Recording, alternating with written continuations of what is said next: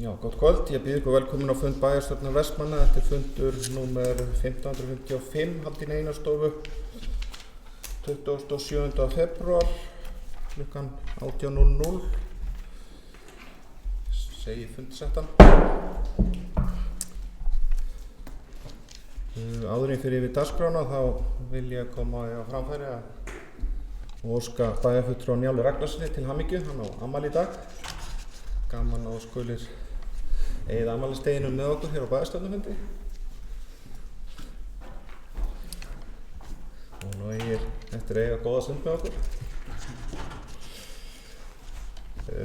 Svo vil ég, það hefur komið fyrir á nokkrum bæjarstjórnarfundum að bæjarfulltrúar segja ekki fullt nafn á bæjarfulltrú. Það er samkvæmt bæjarmálasamþykktinni. Það er blað hér jafnt og síðast með öllum í bæjarstjórn, aðalmenn og varamenn, þannig að það auðveldar einhverjum sem er ekki með fullt nafn á hreinu. En ég ætla að fara þá yfir dagskrána. Það er 12 mál á dagskrá. Dagskráin er eftirfarandi. Það er fyrsta mál, það er umhverfis- og skipulagsráð Vestmanna, það er fundur nr. 318. Annað mál, það er framkvæmda hafnaráð, það er fundur 245. Þriðja mál er fjölskyldu- og tómstundaráð, það er fundur 240. Fjórða mál er bæjarráð Vestmanna, það er fundur 3119. Fimmta mál er umhverfis- og skipulagsráð Vestmanna, það er fundur 319. Sjötta mál er bæjarráð Vestmanna, það er fundur 3120. Sjöunda mál er fjölskyldu- og tómstundaráð, fundur 251. Áttunda mál er framkvæmda hafnaráð Vestmanna, það er fundur 246. Níunda mál er fræðsluráð, það er fundur 326. Svo eru almenn erindi, það er 10. mál, það er umræða samgöngumál, 11. er atvinnumál og 12. er kjarasamningsumboð til handa Sambandi íslenskra sveitarfélaga.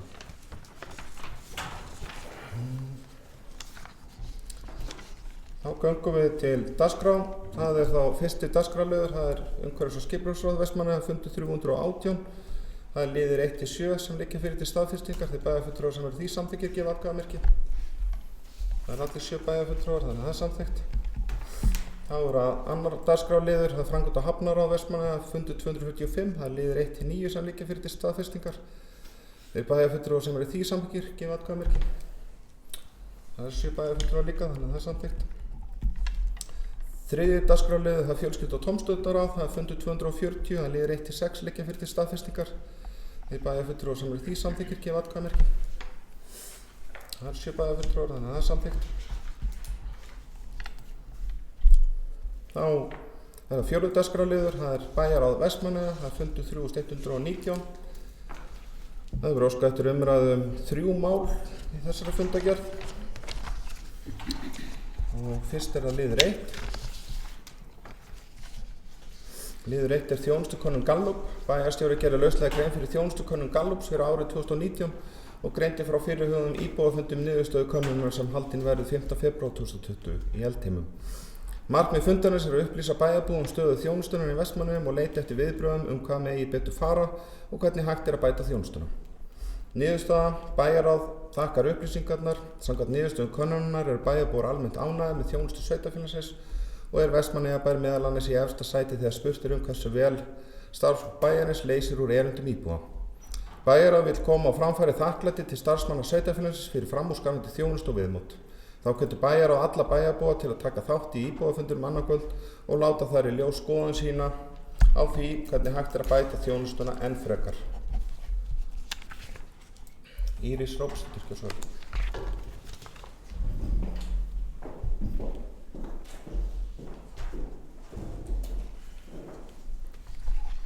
Forseti.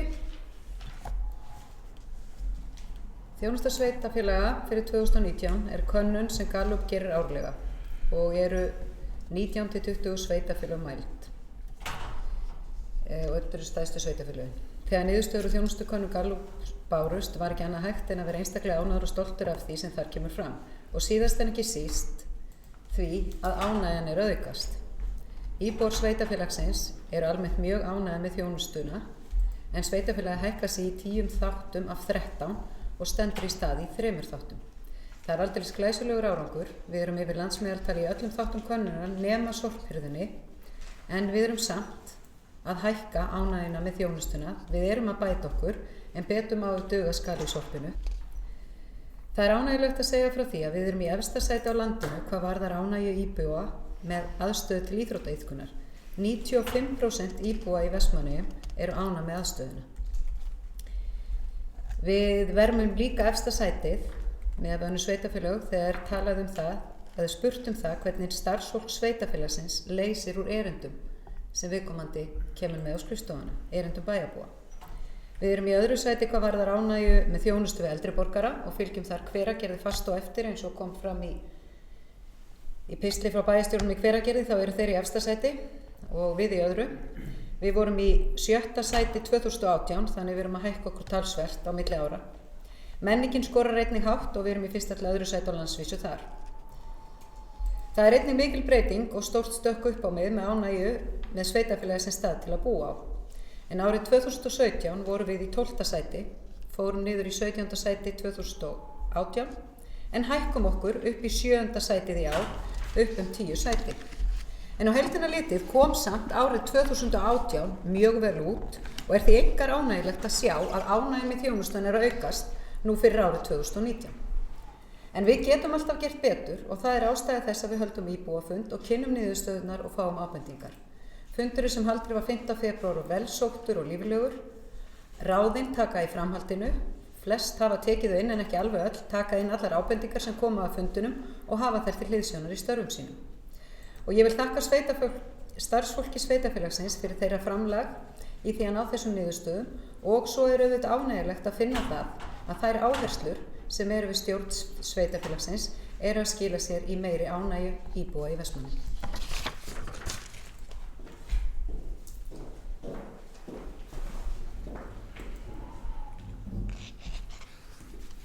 Ég þakka Írisi Róbertsdóttur fyrir þetta. Vilja fleiri bæjarfulltrúar að ræða þennan lið?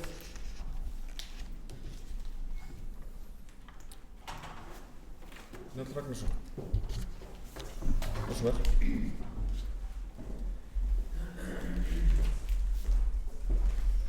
Já, forseti. Það er sannarlega ánægjulegt að sjá þessar niðurstöður úr viðhorfskönnun Gallup þjónustu sveitarfélagsins. Ég held að þetta sé svona ein besta könnun sem ég man eftir að hafa séð þegar ég hef verið að skoða þessa kannanir, þannig að það er gaman að vita það að við erum að gera vel sem sveitarfélagi þjónustu íbúa og að sjálfsögðu viljum við alltaf leita að því sem við getum bætt okkur og gert betur en þessi könnun gefur okkur blæs okkur byr í brjóst og við höldum að sjálfsögðu áfram. Það var mjög ánægjulegt að það var marktæk aukning í 3 flokkum sem að spurt var Við erum í efsta sæti við aðstöðu til íþróttaiðkunar og við erum að gera vel í þjónustu við eldri borgara og við erum að gera vel í þjónustu við barnafjölskyldur og eins og kom fram í máli bæjarstjóra Írisar Róbertsdóttur þá þurfum við að huga að sorpmálunum sem eru náttúrulega alltaf hafa verið í langa tíma erfið fyrir ekki bara Vestmannaeyjar heldur mörg önnur sveitarfélög. Ég held að sé sama hvert er horft, það er alls staðar allir í vandræðum með sorpið en það vonandi horfir nú til betri vegar.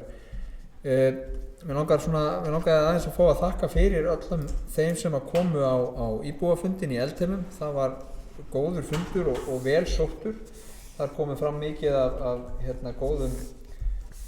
voru mikið góðar og uppbyggilegar umræður og virkilega ánægjulegt að sjá það að fólk kom þangað og sagði sinn hug og við sem sátum á bæjarráðsborðinu við lærðum, minnst okkar ég lærði helling þar meðal annars orðatiltæki sem ég hef ekki heyrt áður en það var mjög skemmtilegt. Mér langar svona að fá að lesa upp niðurstöðu eða bókun frá bæjarstjórn sem ég held að bæjarstjórn geti nú svona komið frá sér sameiginlega ef það er í vilji fyrir því. En þá var það svo hljóðandi með leyfi forseta.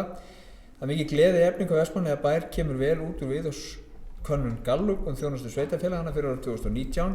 Samkvæmt könnuninni er Vestmannaeyja bær í efsta sæti þegar spurt hversu vel starfsfólk bæjarins leysir úr erindum íbúa, í efsta sæti þegar kemur til aðstöðu til íþróttaiðkunar, í öðru sæti þegar kemur að þjónustu við eldri borgara og menningu og í 3. til 5. sæti yfir þjónustu við barnafjölskyldur. Könnunin kemur glæsilega út fyrir bæinn og almennt eykst ánægja með þjónustu sveitarfélagsins. Bæjarstjórn þakkar starfsfólki sveitarfélagsins fyrir þeirra framlag í þessari niðurstöðu og íbúum fyrir þátttöku á íbúafundi. Það er ánægjulegt að finna það að þær áherslur sem eru í forgrunni við stjórnun sveitarfélagsins eru að skila sér í meiri ánægju íbúa í Eyjum.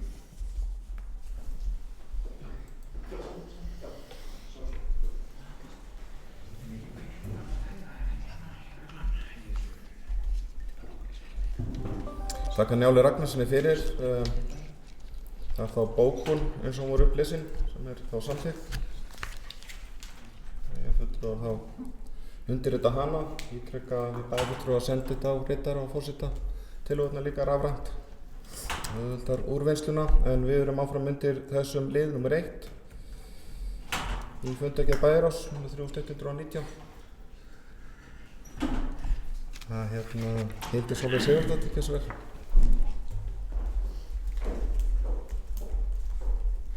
Takk fyrir þetta, forseti Elís Jónsson, bæjarfulltrúar og gestir.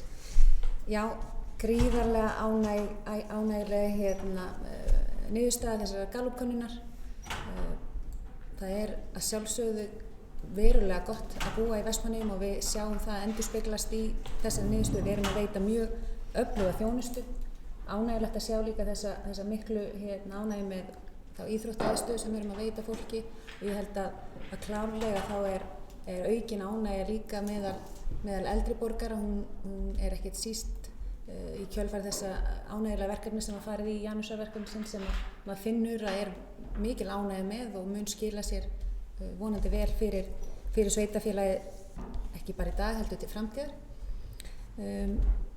Og þetta eins og bæjarstjóri Íris Ókarsdóttir og formaður Bæjarráðs Njáll Ragnarsson hefur komið hérna inn að þá var greiðlega gaman að sitja þennan fund og eiga þetta samtal við íbúa. Og þar komu fram margar hugmyndir og pælingar og gott fyrir fólk að geta komið sínum hugsunum í farsælum farveg. Þannig að ég tek bara undir það sem hefur komið fram hér og við munum taka undir þessa bókun sem hér hefur komið fram. Takk fyrir.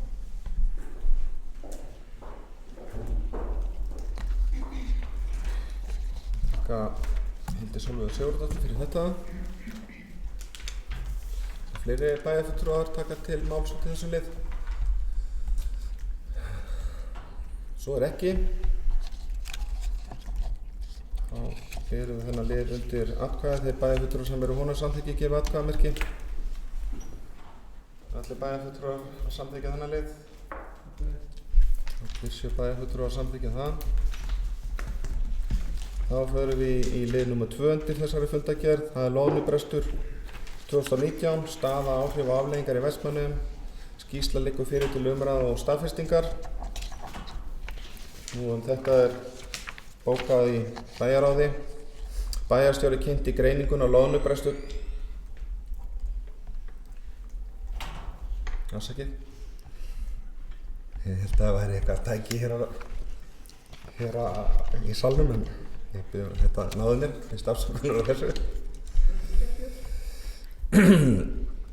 Bæjarstjóri kynnti greininguna á loðnubrestur 2019, staða, áhrif og afleiðingar fyrir Vestmannaeyjar. Vestmannaeyjabær og hagaðilar héldu íbúafund 27. mars eftir að ljóst var að loðnubrestur yrði vert í hana 2019. Á fundunum kom fram að mikilvægt er að hafa í hendi raunveruleg gögn og greiningar og samfélagslega áhrif loðnubrestsins á Vestmannaeyjar. Til þess að átta sig á umfanginu og að hægt sé að bregðast við og kalla eftir aðgerðum ef að það yrði aftur loðnubrestur. Bæjarstjórn ákvað í framhaldinu á fundi sínum 28. mars að láta vinna greininguna. Hrafn Sævarsson var fenginn til þess. Helstu niðurstaður eru þær að loðnubrestur hefur bein áhrif á 350 starfsmenn og er í ígildi 60 ársverka. Tapa á launatekjur í Vestmannaeyjum er að minnst kosti 1000 milljónir.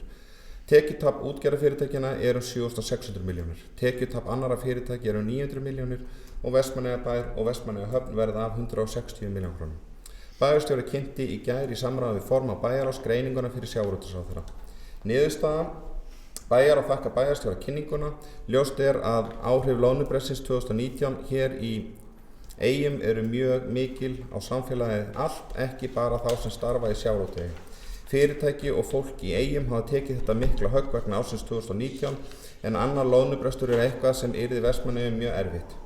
Rúmlega 30% allra veiðiheimilda í loðnu eru hjá fyrirtækjum í Eyjum. Afleiðingar af því eru ekki bara mikið tekjutap samfélagsins alls heldur er mikla líkur á að markaðir tapis vegna verði loðnubrestur annað árið í röð. Loðnubrestur hefði ekki aðeins áhrif á Vestmannaeyjar og þau sveitarfélög sem byggja afkomu sína á sjávarútvegi heldur þjóðarbúið í heild. Það er lykilatriði að stjórnvöld beiti sér fyrir auknum rannsóknum á loðnu, einnig vöktun og leit á loðnu næstu vikur til þess að hægt sé að mæla það magn af loðnu sem er við Ísland og vonandi gefa út kvóta í framhaldinu. Verði ekki gefin út loðnukvóti annað árið í röð mun bæjarráð óska eftir fundi með sjávarútvegsráðherra, sveitarstjórnarráðherra og fjármálaráðherra til að ræða mögulega mótvægisaðgerðir við aflabresti.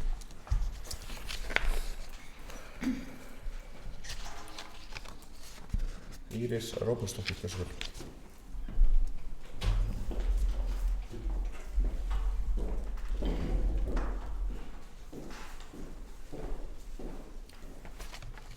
Forseti. Já, við vissum svo sem að þetta hefði gríðarlega mikil áhrif en kannski hefur þetta enn meiri áhrif en mann óraði fyrir þetta þegar við verðum fyrir loðnubresti eins og var í fyrra og munurinn á því að eins og allt stefnir í núna að þetta geti gerst aftur og í fyrra að staðan bara þannig að í fyrra þá var vertíðin undirbúin. Veiðarfærin voru græjuð, allt var gert klárt að því menn voru í starttólunum. En það var náttúrulega ekki neitt, það þurfti ekki að nota það í fyrra. Þannig að þeir sem eru í þessari svokallaðu stóðþjónustu, fyrirtækin sem þjónusta sjávarútveginn, það bara mjög hart í ári hjá þeim og það eru miklar áhyggjur. Og þetta eru bara, þessar tölur eru bara svo, þær eru svo gigantískar. Þetta tæplega 7% af öllum atvinnutekjum í Vestmannaeyjum, heildar atvinnutekjum, sem að í rauninni við verðum af í fyrra. Og þetta með að því alltaf svo skemmtilegt að gera hana samanburð, þetta eru 60 ársverk sem þýðir 1800 ársverk í Reykjavík. Þetta eru tekjuskerðing fyrir sveitarfélagið upp á 160 milljónir en sem þýddi 4,8 milljarða í Reykjavík, 4.800 milljónir rúmar. Og það mikið rætt núna og ég ætla nú alls ekki að gera lítið úr því ástandið í Hafnarfirði í tengslu með álverið. Þetta bara svipuð stærðargráða og við erum jável með stærra hlutfall af okkar tekjum, samfélagið. En þetta alvarlegt og það var nú fundur í hádeginu í dag niðri í þekkingarsetri. Átti að snúast eingöngu loðnu og þar ætlaði leiðangurstjórinn að koma og fræða okkur allt en hann varð veikur en það var hann Guðmundur sem yfir í rauninni uppsjávarsviðinu hjá Hafró sem fræddi okkur bara stöðu uppsjávartegunda sem var mjög gott og það eru ákveðin jákvæð teikn á lofti í ákveðnum tegundum og kom inn á bæði með norsk-íslensku síldina og svona þokkalega með makrílinn en það bjart framundan 21 í loðnunni en við höfum náttúrulega rosalega áhyggjur og ég held að það sé ofboðslega mikilvægt að við sem sveitarfélag notum það plattform og þann kraft sem við getum haft í að halda stjórnvöldum við efnið varðandi það að sinna rannsóknum á loðnu og það þarf að leita og það þarf að vakta loðnuna og það kom skýrt fram á þessum fundi í dag að það eru, þeir náðu ekki að klára svæðin og það í rauninni engin að elta loðnuna og þeir vita bara mjög lítið. Það stanslaust kallað eftir meiri rannsóknum af því að það var í öðru hverju orði sem var svolítið gaman að sjá það sem farið í gegnum í rauninni fyrst íslensku síldina, svo norsk-íslensku, svo makrílinn, svo kolmunan og svo loðnuna. Í loðnunni var langmesta óvissan þegar verið var að tala allt. Menn voru mikið öruggari í hinum tegundum og það að því það vantar grunnrannsóknir í loðnu. Þess vegna held ég að sé óbúslega mikilvægt að við verðum í samstarfi með sveitarfélögum sem eiga svona mikið undir eins og við með framhaldi málsins og við höfum verið að ræða við forsvarsmenn Fjarðabyggðar og á Hornafirði það ef að þessi staða kemur upp hvernig við getum unnið úr því máli og ég veit að formaður bæjarráðs ætlar aðeins að fara yfir það hérna á eftir, en ég held að það sé mjög mikilvægt að við sem bæjarstjórn skoðum það hvernig við getum, að því samtakamátturinn það betra að vera í samfloti með fleirum. Bæjarráð var búin að fela okkur að gera þetta einn, en ég held að bæjarstjórn ætti að huga að því að við víkkum þetta aðeins út og óskum eftir samstarfi við fleiri sveitarfélög. En staðan allan að þannig það rosalega gott að hafa þessa skýrslu, þó hún sé svört og þó hún sé vond og þó það geti stefnt í annan loðnubrest, en hún allavega tæki sem við höfum til að sýna fram á það högg sem þetta samfélag verður fyrir og það hefur engin reynt neitt sem kemur fram þar og það hafa ansi margir bæðir fengið skýrsluna og rýnt hana og við höfum ekki fengið neina gagnrýni á þær forsendur sem settar eru fram. Þannig hún gott gagn fyrir okkur til að hafa í þeirri baráttu sem framöndan.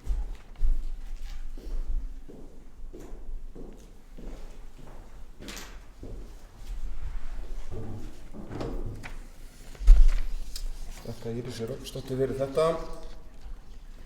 Fleiri bæjarfulltrúar að taka til máls um þessu lið.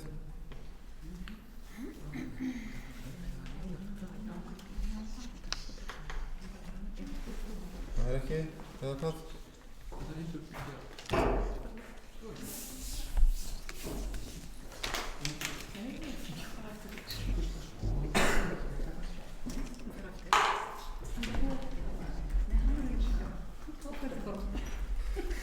Njáll Ragnarsson, gjör svo vel.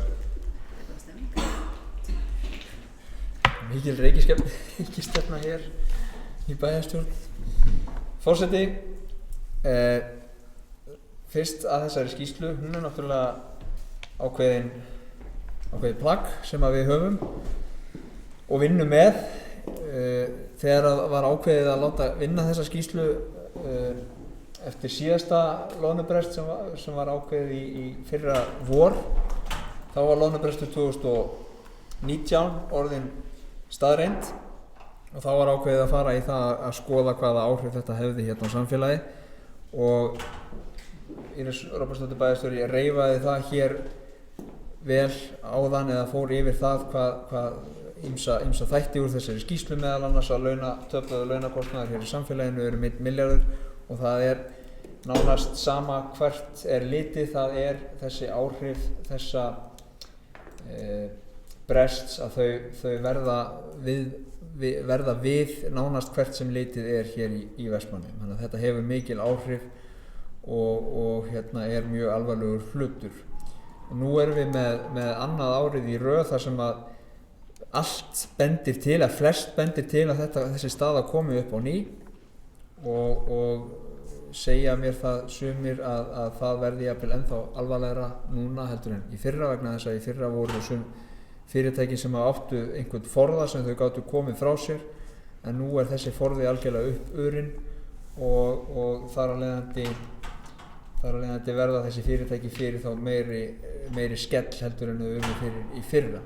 En það gott að við séum nú komið með hendurnar þessa skýrslu og við vitum þá svona hvernig þetta lítur út og við getum þá brugðist við og eins og bæjarstjóri kom inn á hérna áðan þá hef ég nú rætt þessi mál við forseta bæjarstjórnar í Fjarðabyggð og við höfum verið í samskiptum við þau og sömuleiðis Hornfirðinga sem að náttúrulega eru svona samfélög sem að þetta bítur mjög fast á og hvort að það sé hjá þeim vilji til þess að koma með okkur í vegferð gagnvart hinu opinbera, gagnvart ráðuneytinu og ráðherra, bæði sjávarútvegsráðherra og sömuleiðis sveitarstjórnarráðherra.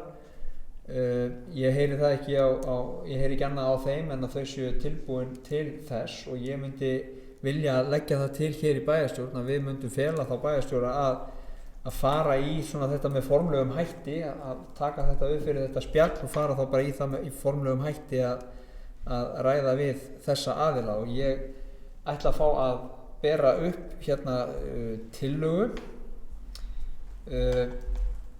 sem að þá svohljóðandi: bæjarstjórn felur bæjarstjóra að óska eftir formlegu samstarfi við Fjarðabyggð og Hornafjörð, sveitarfélagið Hornafjörð, varðandi mótvægisaðgerðir verði ekki gefin út loðnukvóti annað ár í röð.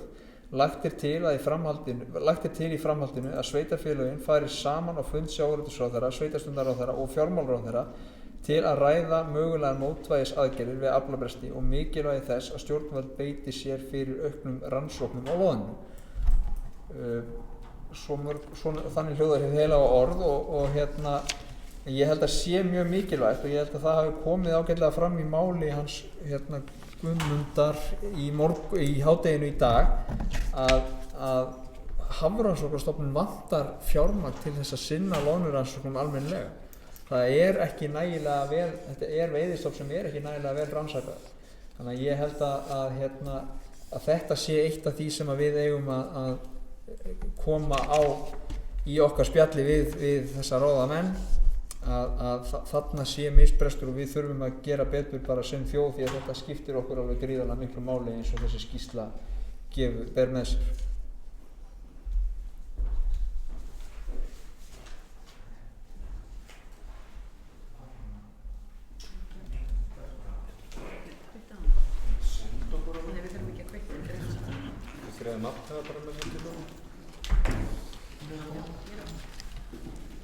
Þakka Njáli Ragnarssoni fyrir þetta. Hann hefur lesið hér upp tillögu. Vilja bæjarfulltrúar ræða þennan lið eða tillöguna. Helga Kristín Kolbeins, hversu vel.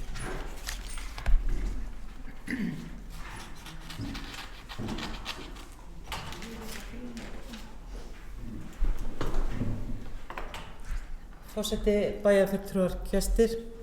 Þetta vissulega mikið alvörumál að standa í þessari stöðu fyrir bæjarfélagið og mótvægisaðgerðir að það, eins og hefur komið fram, það vantar meiri rannsóknir, þannig að mótvægisaðgerðir, þá hljótum við að vera að hugsa að rannsóknir verði auknar.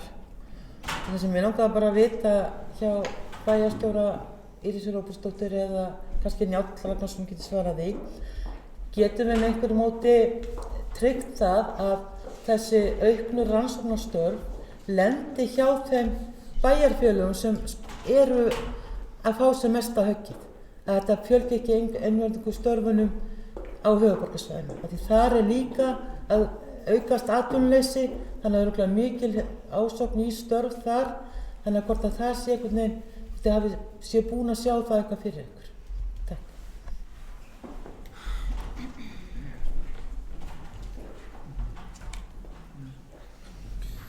Þakka Helgu Kristínu Kolbeins fyrir þetta. Vilja fleiri bæjarfulltrúar, Njáll Ragnarsson. Já.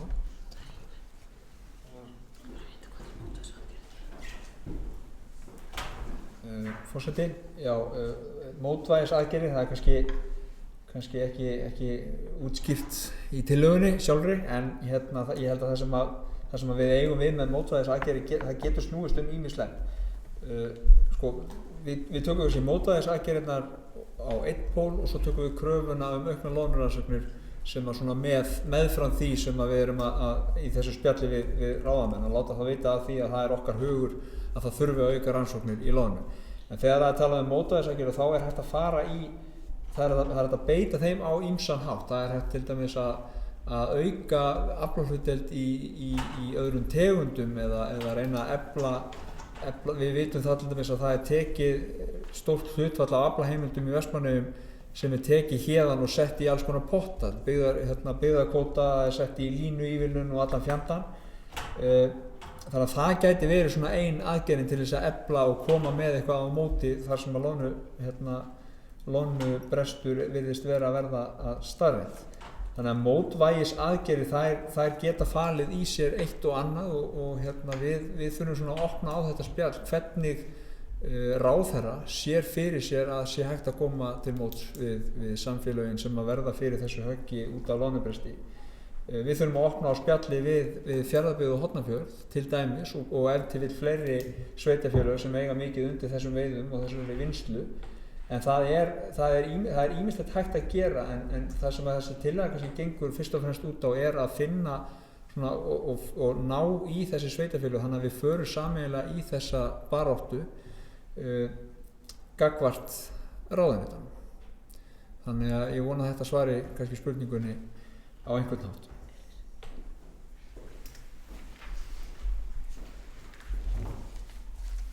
Þakka Njáli Ragnarssoni fyrir þetta andsvar. Íris Róbertsdóttir, hversu vel.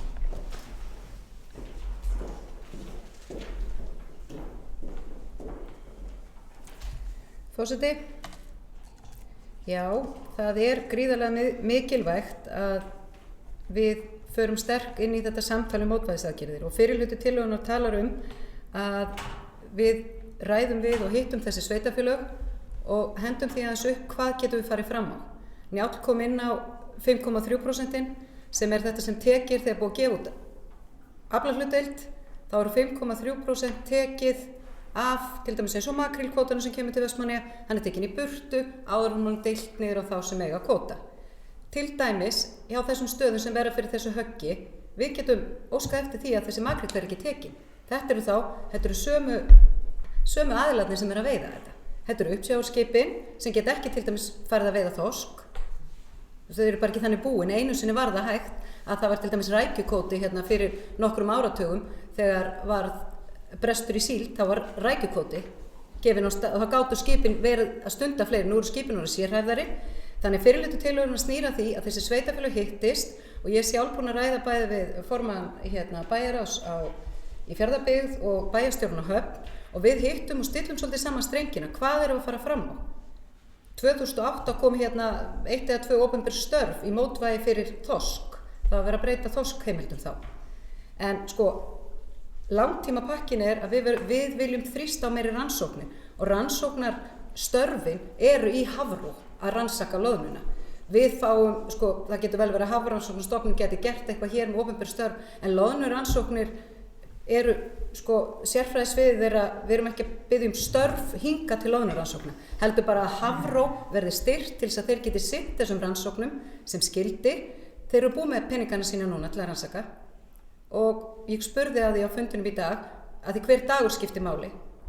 Hvað er ætluð að vera lengi að skilja þessum tillögum aukið fé til þess að geta haldið áfram leitinni og það kemur vonandi á næstu dögum. En tillagan snýr að því að okkur finnst bara óbúslega mikilvægt að bæjarstjórn taki bara ákvörðun það að við viljum fara í samstarf við sveitarfélög.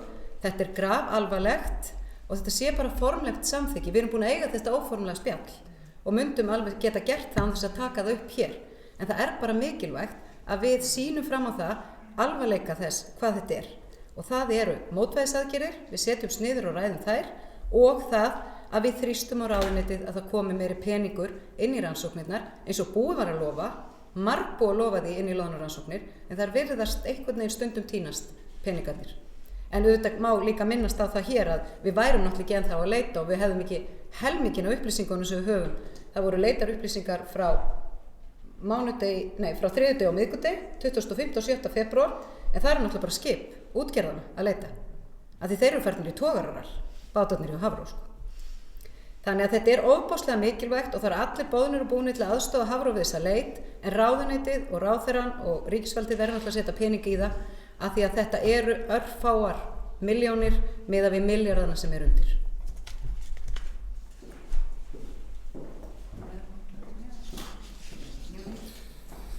Þakka Írisi Róbersdóttur fyrir þetta. Hildur Sólveig Sigurðardóttir gjörðu svo vel.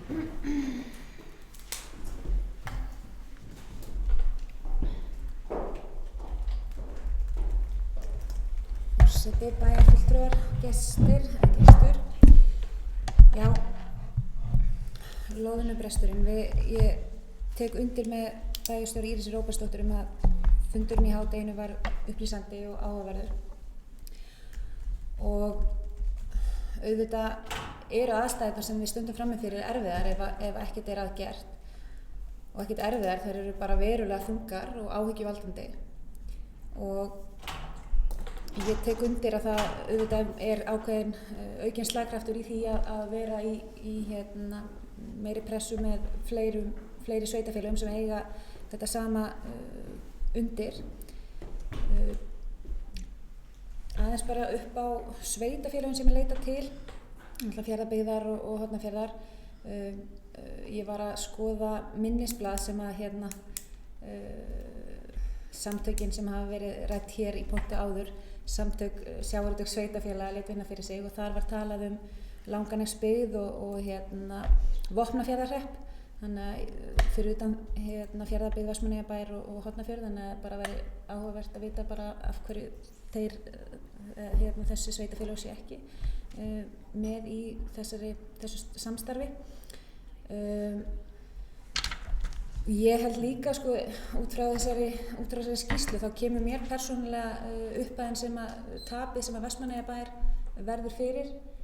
Það kom mér persónulega á óvart, ég held að svo tala yrði mun hærri og auðvitað er þetta náttúrulega áætlanir og ekki alveg hárnákvæm vísindi og eins og áætlanir verða en auðvitað líka ef við skoðum skattasporið og annað þá afleiðingarnar fyrir allt samfélagi gríðarlega miklar ef að þetta heldur áfram sem horfir. Þó svo að ég upplifði það á þessum fundi í hádeginu dag en það væri virkilega þungt hljóð í fólki að þá heyrði maður að það væri allavega ekki öll von úti enn og við auðvitað höldum í hana á meðan að hún lifir. Af því að loðnubrestur 2 ári röð er aðstæður sem verður gríðarlega erfitt og þungbært fyrir atvinnulífið að kljást við. Þannig að fyrir mitt leyti mun ég taka undir þessa bókun og til að aðrir bæjarfulltrúar Sjálfstæðisflokksins geri það en væri samt áhugavert að fá útskýringu á þessu með þessi 2 sveitarfélög. Takk fyrir. Takk Hildi Sólveigu Sigurðardóttur fyrir þetta. Komst því miður ekki á þennan fund í hádeginu, það hefur verið afar gagnlegt að hlýða á þetta en tek undir með þeim bæjarfulltrúum sem hafa tekið til máls. Þetta grafalvarlegt og við þurfum að vera svolítið á tánum og það þarf að rannsaka þetta og kortleggja þannig að því fyrir því betra. Það allavega, þetta að blasa við okkur annað ári í röð þó svo að það mögulega geti orðið einhver rannsóknum kótið eitthvað en það farið að það nú bara 1. mars ef ekki á laugardaginn þannig að þetta nú að verða svona svolítið seint en Njáll Ragnarsson, gjörðu svo vel. Forseti, örstutt ástæðan fyrir því að Fjarðabyggð og Hornafjörður eða sveitarfélagið Hornafjörður eru þarna nefnd sérstaklega náttúrulega bara út af því að þessum pælingum okkar með samtök sjávarútvegssveitarfélaga. Ég held að þetta ekki mörg sveitarfélög sem að loðna unnin. Ef mér skjátlast ekki, þá þetta Akraneskaupstaður, Vestmannaeyjar, sveitarfélagið Hornafjörður, Fjarðabyggð, Vopnafjörður og Langanesbyggð. Ég vona að ég sé ekki að gleyma henni. Þannig að þetta eru þá 7 sveitarfélög og það algjörlega sýnt að við bjóðum fleiri og öllum þeim sveitarfélögum sem vilja taka þátt í þessari vegferð með okkur að borðinu og bara mjög gott að fá þessu varpað fram og ég held að það sé alveg klárt mál að við munum þá bara koma þeim skilaboðum áleiðis að þeir sem vilja koma með okkur í þessa vegferð þeir geta gert það. Sjálfsögðu.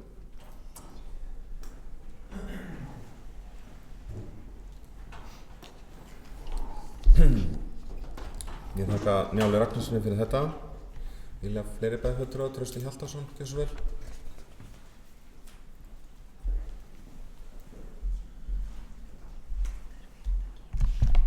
Forseti, bæjarfulltrúar, gestir. Já, við erum öll saman að það hafi verið fínt að fá skýrsluna og við erum líka saman að það kannski fátt sem að kemur á óvart í þessari skýrslu og þetta svona staðfestir það sem við höfum hér áður rætt. Bæjarstjóri talar að það hafi ekki komið fram nein gagnrýni á skýrsluna og að sé almenn ánægja með hana. Kannski bara tek undir með bæjarfulltrúa Hildi Sólveigu Sigurðardóttur að það þarna þessar 160 milljónir sem áhrifin á bæjarsjóð. Ég held að það sé vanáætlað og það var nú kannski svona í umræðinu þegar við tókum fundinn og ræddum þessa skýrslu upp í þekkingarsetri þá voru nú menn kannski svona sammála helst það varðandi þessa skýrslu að ef eitthvað væri þá væri þetta svona vanáætlað margt í þessu. Þannig að ég held að áhrifin á bæjarsjóð séu töluvert meiri, eða ekki ég held bara svona menn í geiranum og þannig að við komum einhvern veginn alltaf að þessu sama í þessari umræðu. Það er þetta með rannsóknirnar og Hafró. Það eru þessi gríðarlega áhrif á okkar samfélag. Auðvitað fínt að fara í þessa vegferð með fleiri sveitafélögum og mér finnst bara vera alveg hárrétt að velja þessi 2 sveitafélag með okkur. Ef að það á að fara eitthvað svona sameiginlega í þetta er auðvitað mjög gott kannski til þess að reyna að þrýsta á að það séu fleiri að þrýsta á að það veri farið frekar rannsóknum sem gríðarlega mikilvægt og þá gott að það séu fleiri með. Varðandi mótvægisaðgerðina þá það auðvitað líkt og kannski hefur komið hér fram, þetta svolítið svona loðið hvað eru mótvægisaðgerðina, hvers konar mótvægisaðgerðir. Bæjarfulltrúi Njáll Ragnarsson nefnir hér auknar kvótaheimildir í öðrum tegundum sem að eru fordæmi fyrir og það kannski svona eina sem truflar mig í þessu með að fara með öðrum að varðandi mótvægisaðgerðina, það truflar mig ekkert varðandi að sækja auknar rannsóknir, heldur við erum svona það sveitafélag sem þetta hefur mest áhrif á. Ég held að sé engum blöðum það að fletta og þetta hefur við erum með mestu aflaheimildina hérna í loðnu og þetta hefur gríðarlega áhrif hér á samfélagið. Þetta einsleitt, atvinnulífið hérna einsleitt og þess vegna eru svona einhvers konar mótvægisaðgerðir, það hægt að fara í fleiri mótvægisaðgerðir heldur en kvótaaukningu og þar af leiðandi kannski fer ekki alveg saman hagsmunir sveitafélaganna þegar verið að tala um mótvægisaðgerðir. Það gæti verið bara svona vangavelta en bara ég styð það heils hugar að fara í þessa vinnu og auðvitað eigum við að ræða það hér að fara með öðrum sveitafélögum. Auðvitað tilefni til þess þó að bæjarstjóra finnst ekki endilega hafi verið að það hefði verið hægt að gera án þess að ræða hér og þannig að ég bara ánægður að hún skyldi hafa metið það þannig að það væri gott að ræða það hér og auðvitað eigum við að gera það. Varðandi hvað við getum gert þá maður sem bæjarfulltrúi auðvitað svolítið hugsi yfir þessu öllu saman. Þetta tengist auðvitað atvinnumálunum sem eru hér síðar á dagskrá og ekki af ástæðulausu þar sem að þetta tengist auðvitað allt saman. Þetta eitt stærsta atvinnumálið okkar, loðnubrestur, sjávarútvegur og þess vegna svo mikilvægt að við reynum að fjölga eggjunum í körfunni og að við séum ekki með svona rosalega mikið undir á svona afmörkuðum stað. Þó að sjávarútvegur verður alltaf okkar stoðstytta þá mikilvægt að við reynum að halda áfram að byggja upp á öðrum stöðum og reynum að sækja fram á öðrum stöðum líka og höldum áfram að efla það sem við höfum og þess vegna held ég að við sem bæjarfulltrúar þurfum alltaf að vera á tánum og hollt fyrir okkur að ræða og ræða alla tillögur og velta við öllum steinum í því en við komum kannski betur inn á það síðar en mótvægisaðgerðir sem bærinn getur farið í einmitt það sem við erum kannski að gera sem eru að fara í halda áfram í framkvæmdum og slá ekki af þar. Við erum að fara að byggja nýja slökkvistöð og það verið að byggja á ísulagsreitnum og sem betur fer þá bæjarfélagið með bolmagn til þess að bregðast við að einhverju leyti við svona áföllum en það hefur komið margoft fram í þessar umræðu að við tökum ekki við mörgum svona höggum án mikils sársauka en vonandi þessi von sem þessi litla von sem til staðar vonandi rætist hún og maður heldur á sjálfsögðu í hana en þó með fyrirvara að illa fari auðvitað.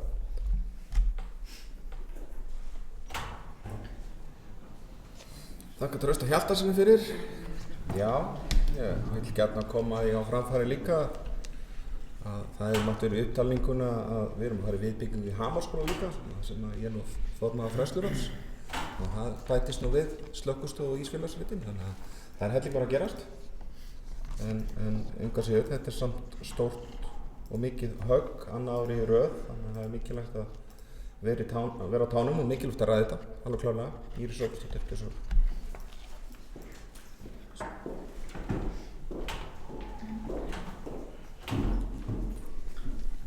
Forseti, já, ég ánægð að heyra það að við erum nokkurn veginn á sömu línu með það að það skiptir máli að við reynum að vinna þetta mál í sameiningu. Mér langar aðeins, ég veit að þetta hefur gríðarlega mikil áhrif hér, við erum með 33% á loðnukvótanum, Fjarðabyggð samt með 27%. Þetta hefur líka gríðarlega mikil áhrif þar.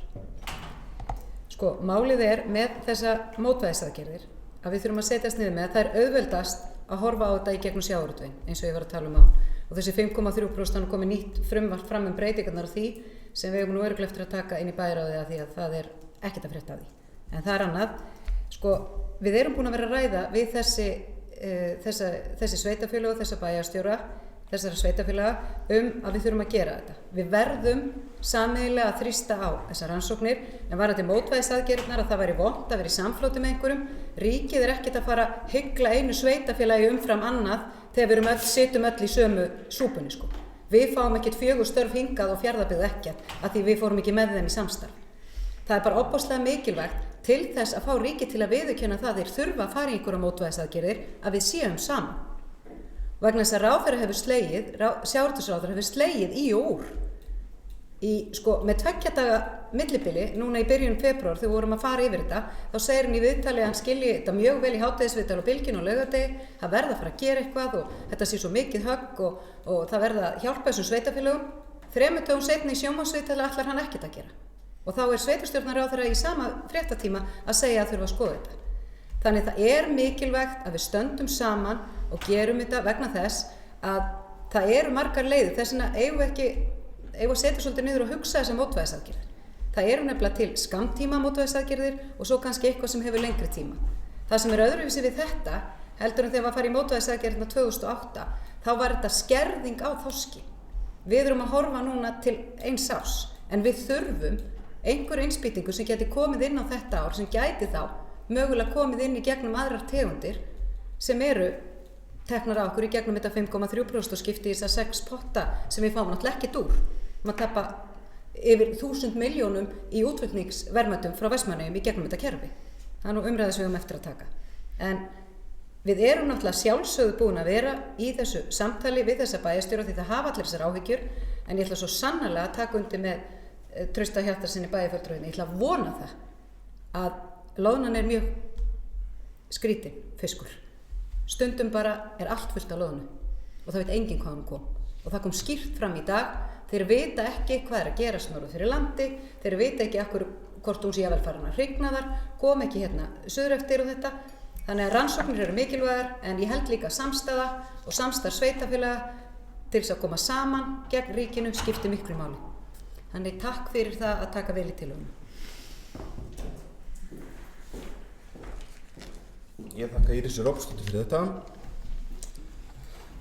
Ætli þetta fari ekki að vera sennilega góð umræða þetta mál. Það ekki fleiri sem gefa allavega merki að taka til máls að sinni, en það var sem sagt þá tillaga. Bæjarstjórn felur bæjarstjóra óska eftir formlegu samstarfi við Fjarðabyggð og Hornafjörð varðandi mótvægisaðgerðir verði ekki gefin út loðnukvóti annað árið í röð. Lagt til í framhaldinu að sveitarfélögin fari saman á fund sjávarútvegsráðherra, sveitarstjórnarráðherra, fjármálaráðherra til að ræða mögulega mótvægisaðgerðir við aflabresti og mikilvægi þess að stjórnvöld beiti sér fyrir auknum rannsóknum á loðnu. Þetta var tillagan, þannig að ef enginn vill taka frekar til máls þá ber ég þessa tillögu upp til atkvæða. Þeir bæjarfulltrúar sem í því samþykki gefa atkvæðamerki. Það allir 7 bæjarfulltrúar, þannig að þessi tillaga samþykkt. Og þar með held ég að við getum lokið þessum lið. Þeir bæjarfulltrúar sem eru þá samþykkir þessum lið sem ég bar hann ekki líka á hann. Það eru líka 7, þannig að tillagan og liður eru samþykktur með 7 atkvæðum. Þá erum við komin undir dagskrárlið númer 4. Það er bæjar á Vestmannaeyja, fundur 3119. Það var einn liður í viðbót, það er liður númer 3. Umræða heilbrigðismál liggur fyrir til umræða og staðfestingar. Og þetta var bókað í ráðinu. Það er staða HSU í Vestmannaeyjum rædd meðal annars sumarlokanir sem enn í gangi. Díana Óskarsdóttir, forstjóri HSU, var á fundinum í gegnum fjarfundarbúnað. Niðurstaða bæjarráð ítrekar mikilvæga þess að þau rými sem eru á sjúkradeild HSU séu opin. Sumarlokanir eru enn í gangi á stofnuninni og ekki virðist vera vilji til þess að opna þau aftur. Í dag eru 19 rúm opin á deildinni en eiga að vera 21. Bæjarráð lýsir áhyggjum af stöðinu og leggur þunga áherslu á að þau rými sem ætluð eru á deildinni séu opin. það var, já, Hildur Sólveig Sigurðardóttir, ekki svo.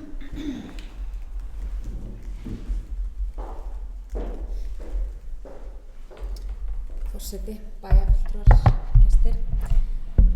Já, þetta er náttúrulega ótrúlegt að það sé ennþá þessi sumarlokun sem þar sem voru 4 rými sem voru lokuð við sumarleyfi á sjúkradeildinni á einingu HSU í Vestmannaeyjum. Og hérna erum við bara, sama hvað menn vilja segja, að upplifa skerðingu á þjónustunni. Og það er sem betur fer þó búið að opna 2 af þessum 4 rýmum, en ég verð að segja það líkt og kom fram í niðurstöðu Bæjarráðs að það var mín tilfinning að það væri engin vilji til þess að fara að opna þessi rými á ný. Og það er að mínu mati algjörlega óboðlegt og bara ólíðandi. Þetta er auðvitað hrein og klár þjónustuskerðing við íbúa og mér skilst að það sé fundur fljótlega með yfirstjórn HSU og það væri óskandi að það væri hægt að tæpa á þessu máli og reyna að koma fólki skilning það að þetta veldur því að þegar að það er fullnýtt og þau rými sem eru til staðar núna að þá þarf að vísa fólki frá og það er bara staðan og ég tel að þrátt fyrir að menn vilji meina að hafa verið ræddar nýtingartölur á rýmunum og annað slíkt að þá held ég að það væri líka bara ágætt að heyra frá yfirmanni hjúkrunar á deildinni og ræða við hana stöðuna og það væri kannski ekkert vitlaust að Bæjarráð fengi hana til fundar. Þannig að já, ég vil bara lýsa yfir vonbrigðum mínum með þetta mál. Takk fyrir.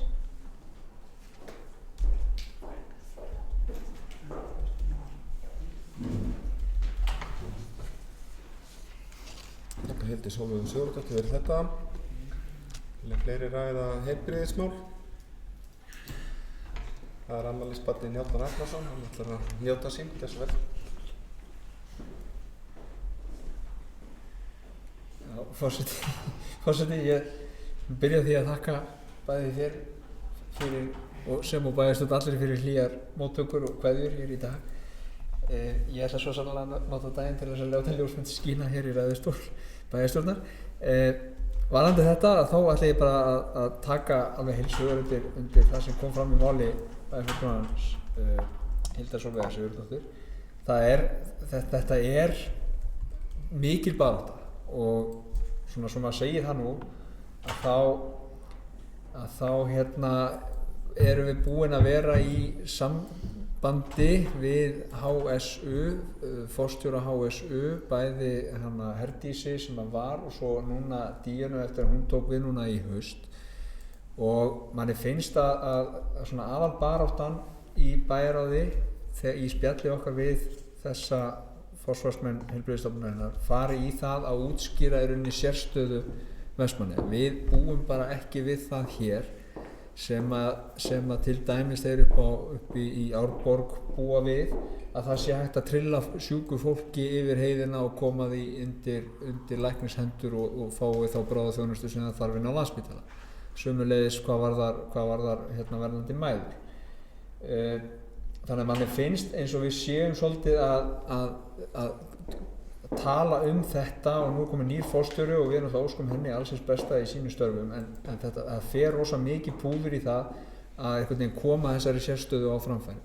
Ég held að við eigum nú, það er nú svona verið að vinna í því að þessi búið að boða bæjarfulltrúa á fund með forstjóra HSU. Ég held að það verði forvitnilegur fundur og góður. Ég tek undir það með Hildi Sólveigu Sigurðardóttur hér áðan að það væri gott að fá hjúkrunarforstjóra og við getum þá rætt við hann sem og hann Hjört sem yfirmaður lækninga ekki rétt og fleiri vegna þess að við erum held ég öll í sömu baráttunni fyrir heilbrigðisstofnunum okkar og þetta varðandi það með að vera að þurfa að standa í þessari baráttu og með þessi sjúkrarými. Ég hreinlega skil ekki af hverju þetta er ekki bara búið að opna þetta aftur alveg upp í topp og því miður að þá læðist að manni sá grunnur að hér sé verið að stofnunin sé einhvern veginn að þetta sé tilfærsla á fjármunum þannig að þeir nýtist betur annar staðar heldur en hér í Vestmannaeyjum og það náttúrulega bara mjög alvarlegt ef að svo þannig að ég bara tek undir heilshugar með bæjarfulltrúanum Hildi Sólveigu Sigurðardóttur. Við höldum áfram að eiga þetta spjall og halda fólki við efni og fylgjast með stöðunni og pressa á að þjónustan hér á heilbrigðisstofnuninni í Vestmannaeyjum verði bætt og að þar sem að sú þjónusta sem að þar að það verði bætt þar úr og þó ekki væri nema bara að það sé nú opna það sem á að vera hér opið. Það nú svona algjör lágmarkskrafa held ég.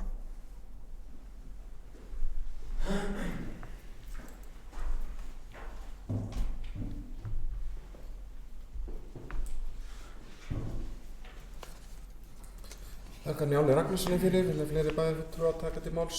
Trausti Hjaltason, Gessur.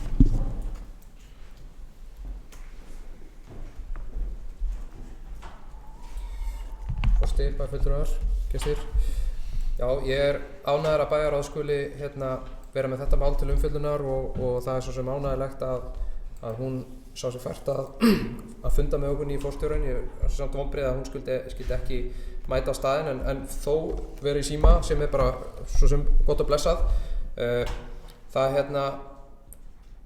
Það rosalega mikilvægt og ég bara skora á bæjarráð að halda þessu máli lifandi reglulega af því að og ég velti líka bara fyrir mér hvort við hefum ekki einhvern veginn við í bæjarstjórninni eða Vestmannaeyjabæjar ekki að koma á einhverju betri tengingu við stofnunina vegna þess að þegar þessar sumarlokanir voru þá voru við, fannst mér frekar illa upplýst málið og kannski of seint og ef við vitum ef að væri einhver svona betri tenging eða ákveðnari tenging til dæmis beint til bæjarstjóra eða annað þá væri við svona meira eða öflugra þrýstiafl, þannig þetta svona bara svona vangaveltur vegna þess að okkur hefur ekki gengið nógu vel með þetta mál og þetta akkúrat það mál sem við eigum núna að vera að leggja einna hvað mesta áherslu á. Það leynt og ljóst verið að toga fjármagn frá okkur inn á Selfoss. Það líka leynt og ljóst verið að toga allt af landsbyggðinni inn á Landspítalann. Ráðamenn nú að vakna svolítið upp við vondan draum að það kannski ekkert rosalega snjallt. Og ég held að Njáll Ragnarsson hafi akkúrat hitt naglann á höfuðið að þetta snýst rosalega mikið það að útskýra fyrir forstjóranum, útskýra fyrir ráðamönnum að við erum eyja og erum með sérstöðu. Og það sé verið að ræða einhverja nýtingatölur og eitthvað, mér vekur óhug við svoleiðis umræðu vegna þess að nýtingatölur mun aldrei koma Vestmannaeyjum vel. Og við búum við sérstöðu og mér finnst að ráðamenn sem eru búin að vera í nokkur ár, sitja í nokkur ár sem ráðamenn, þeir átta sig á því eftir nokkur ár að við höfum bara ýmislegt til okkar máls. Og þegar fólk hefur búið þá skilur það betur hvað við erum að tala og þegar fólk búið að vera að garfa hlutunum í mörg ár, þá skilur fólk hvað við erum að tala Samanber umræða hér sýslumann, samanber umræða hér flug og samgöngur, þetta alltaf að sama, snýst útskýra, við erum eyja, við getum ekki alltaf farið, það ekki þjóðvegur sem opinn alltaf eins og alls staðar annars staðar á landinu, þannig að þetta snýst það og bráðaþjónustan, hún ekki í lagi, það að segja auðvitað fólkið sem að vinna, ég ekki að tala fólkið sem að vinna hér og virkilega öflugt starf sem að sinnir hér bráðaþjónustu heldur, ég að tala þjónustuna sem ekki í boði út af því að vanta fjármagn, ég að tala þjónustu eins og bakvakt á skurðstofu sem að var hér áður, ég að tala sjúkraflugvél sem var hér staðsett áður, það búin að koma núna upp nokkur tilfelli, bara núna síðustu dögum, það sem hefur verið sjúkraflug hér í tvígang sama daginn þar sem að þurfti annars að kalla út flugvélina, það þurfti síðar daginn að kalla út þyrluna sem að þurfti að lenda á mjög skrýtnum stað og það bara alltaf að sýna sig, það búið að sýna sig núna síðustu dögum hvað ástandið graf alvarlegt og það hefur oft verið verið tæft, þetta auðvitað allt voðalega dramatískt, en það er því miður bara tímaspursmál hvenær þetta ástand mun hafa alvarlegar afleiðingar og þetta grafalvarlegt mál og við verðum að halda ráðamönnum við efnið og þess vegna ánægður að bæjarráð skuli vera með til umfjöllunar, skora á bæjarráð jafnvel að efla tenginguna einhvern veginn og halda þessu máli lifandi og nú nýr forstjóri akkurat eins og formaður bæjarráðs talar hér við þurfum að útskýra fyrir þessum nýja forstjóra, hamra á þetta með sérstöðuna og taka umræðuna frá einhverjum nýtingatölum eða annað slíkt og sumarlokanir lokun á skurðstofu byrjaði með sumarlokun, ég vil minna á það og núna og síðan var það allt saman tekið af í kjölfarið, þannig að þetta er því miður eitthvað sem við verðum að bregðast við af krafti og ég skora á líka bæjarstjórnar okkar, framkvæmdastjóra bæjarstjórnar að beita sér á öllum krafti í þessu máli og að mínu viti er þetta eitt af stórum málum sem við höfum verið að beita okkur í þó að þetta sé snúi ekki beint að sveitarfélaginu en við verðum bara að vera okkar þrýstiafl í þessu og beita okkur öllum krafti í þessu.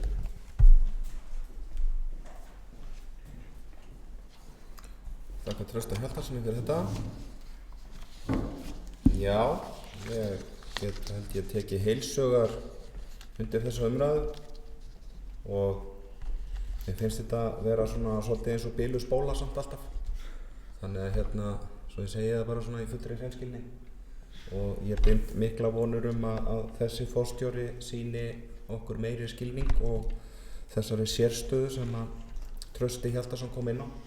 Þetta virðist vera rosa djúpt, allavega síðustu forstjórar að ná þessu en við skulum ekki dæma fyrirfram, við skulum vona það besta og við skulum útskýra eins og Trausti Hjaltarsson segir og svo skulum við meta hvort það beri árangur eða ekki en við getum alltaf sagt að það er smá pressa þannig að ég fagna þessu þarf að koma bara mjög snögglega í lag og vonandi eins og ég segi við erum nú ræðum þetta bara reglulega sjúkraþyrla og fleira ég veit nú ekki hvar það mál er statt vonandi verður hún pröfuð í sumar þannig að en Íris Róbertsdóttir ekki svo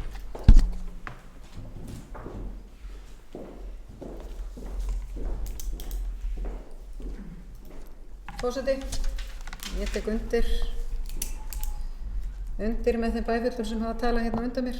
Það að þessi sjúkradeild okkar sem hafa 21 rými sé bara með 19 rými og að forstjórinn segir það bara blákalt að hann ætla ekki að opna þessi 2 sem þrátt fyrir það eru skráð hérna var bara svolítið blauttuska framan í okkur. Það var bara þannig og þá fekk maður þetta, við þurfum að byrja aftur. Og það er bara þetta, það er einhvern veginn, það er ekki skilningur á aðstöðuna hérna og það kom fram og það var rætt á bæjarráðsfundinum að einhverja nýtingatölur af Selfossi og Landspítalanum eiga bara ekki við hér. Og þetta er líka, og það var svona farið svolítið undan í flæmingi með það að það eru þetta þannig að hluti eða þegar verið að reikna út framlag til stofnunarinnar þá eru hjúkrunarrými og rými, sjúkrasvið og allt þetta er allt talið til og við fengum það að minnsta kosti ekki út úr forstjórunum að hún væri að skila fjárveitingunni fyrir þessi 2 rými. Þannig þau eru væntanlega bara fjárveitingin er nýtt annars staðar.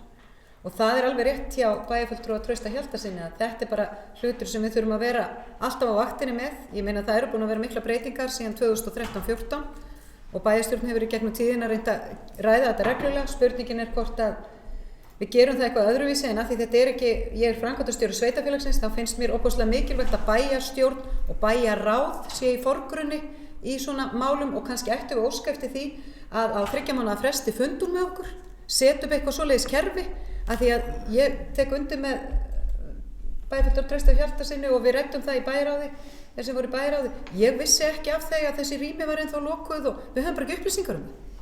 Og þær upplýsingar sem við vorum með voru ekki þar sömu og haldið var fram af forstjóra og svona, þess vegna tek ég líka undir það, ég held að það sé mikilvægt að fá þá sem þekkja til, fagaðilega inn til okkar til að upplýsa okkur og að sjálfsögðu eigum við bara að fara fram á það að forstjórinn fundi bara regla með okkur og ég bara legg það til við formann bæjarráðs að hann bara óski eftir því og ég skal hafa milligöngum og halda utan um það en ég held að bæjarráð ættu bara að funda reglulega með henni, forstjórinn.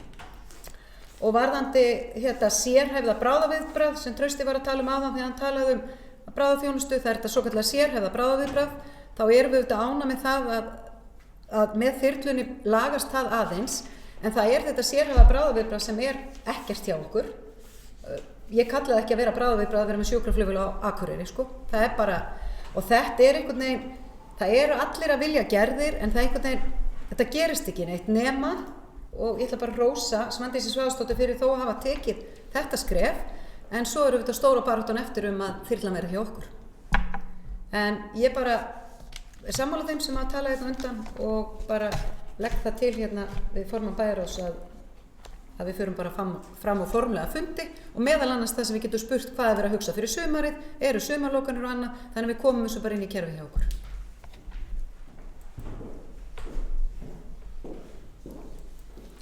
Ég þakka Írisi Róbertsdóttur fyrir þetta. Ég var það ekki að formaður bæjarráðs og afmælisbarn dagsins, Njáll Rækvarsson, komið þessu áleiðis.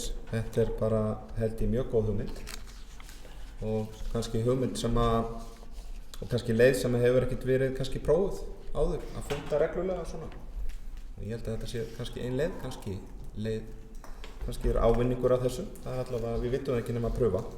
Það er allavega eitthvað sem er ekki nægilega gott og við verðum að leita leiða til þess að bæta það, en vilja að fleiri bæjarfulltrúar taka til máls undir þessu leið. Svo er ekki, þá berum við hann undir atkvæði þegar bæjarfulltrúar sem eru samþykktir þessum þriðja lið gefa atkvæðamerki. Það er allir 7 bæjarfulltrúar, þannig að það er samþykkt. Þá erum við með leiði 4 til 10 í þessari fundagerð sem liggja fyrir til staðfestingar þegar bæjarfulltrúar sem eru því samþykkir gefa atkvæðamerki. Það er jafnframt 7 bæjarfulltrúar sem samþykkja það, þannig að það er samþykkt. Þá förum við í dagskrárlið nr. 5 í útsendinni dagskrá. Það er umhverfis- og skipulagsráð Vestmannaeyja fundur 319. Það hefur ekki verið óskað eftir, heldur koma umræður frá byggingafulltrúa til staðfestingar bæjarstjórnar. Það er liður 1. Það er deiliskipulag H1, skipulagsbreyting, strandvegur 14a liggur fyrir til umræðu og staðfestingar. Þetta er bókað í ráðinu, tekið fyrir breytingartillaga deiliskipulags á hafnarsvæði H1.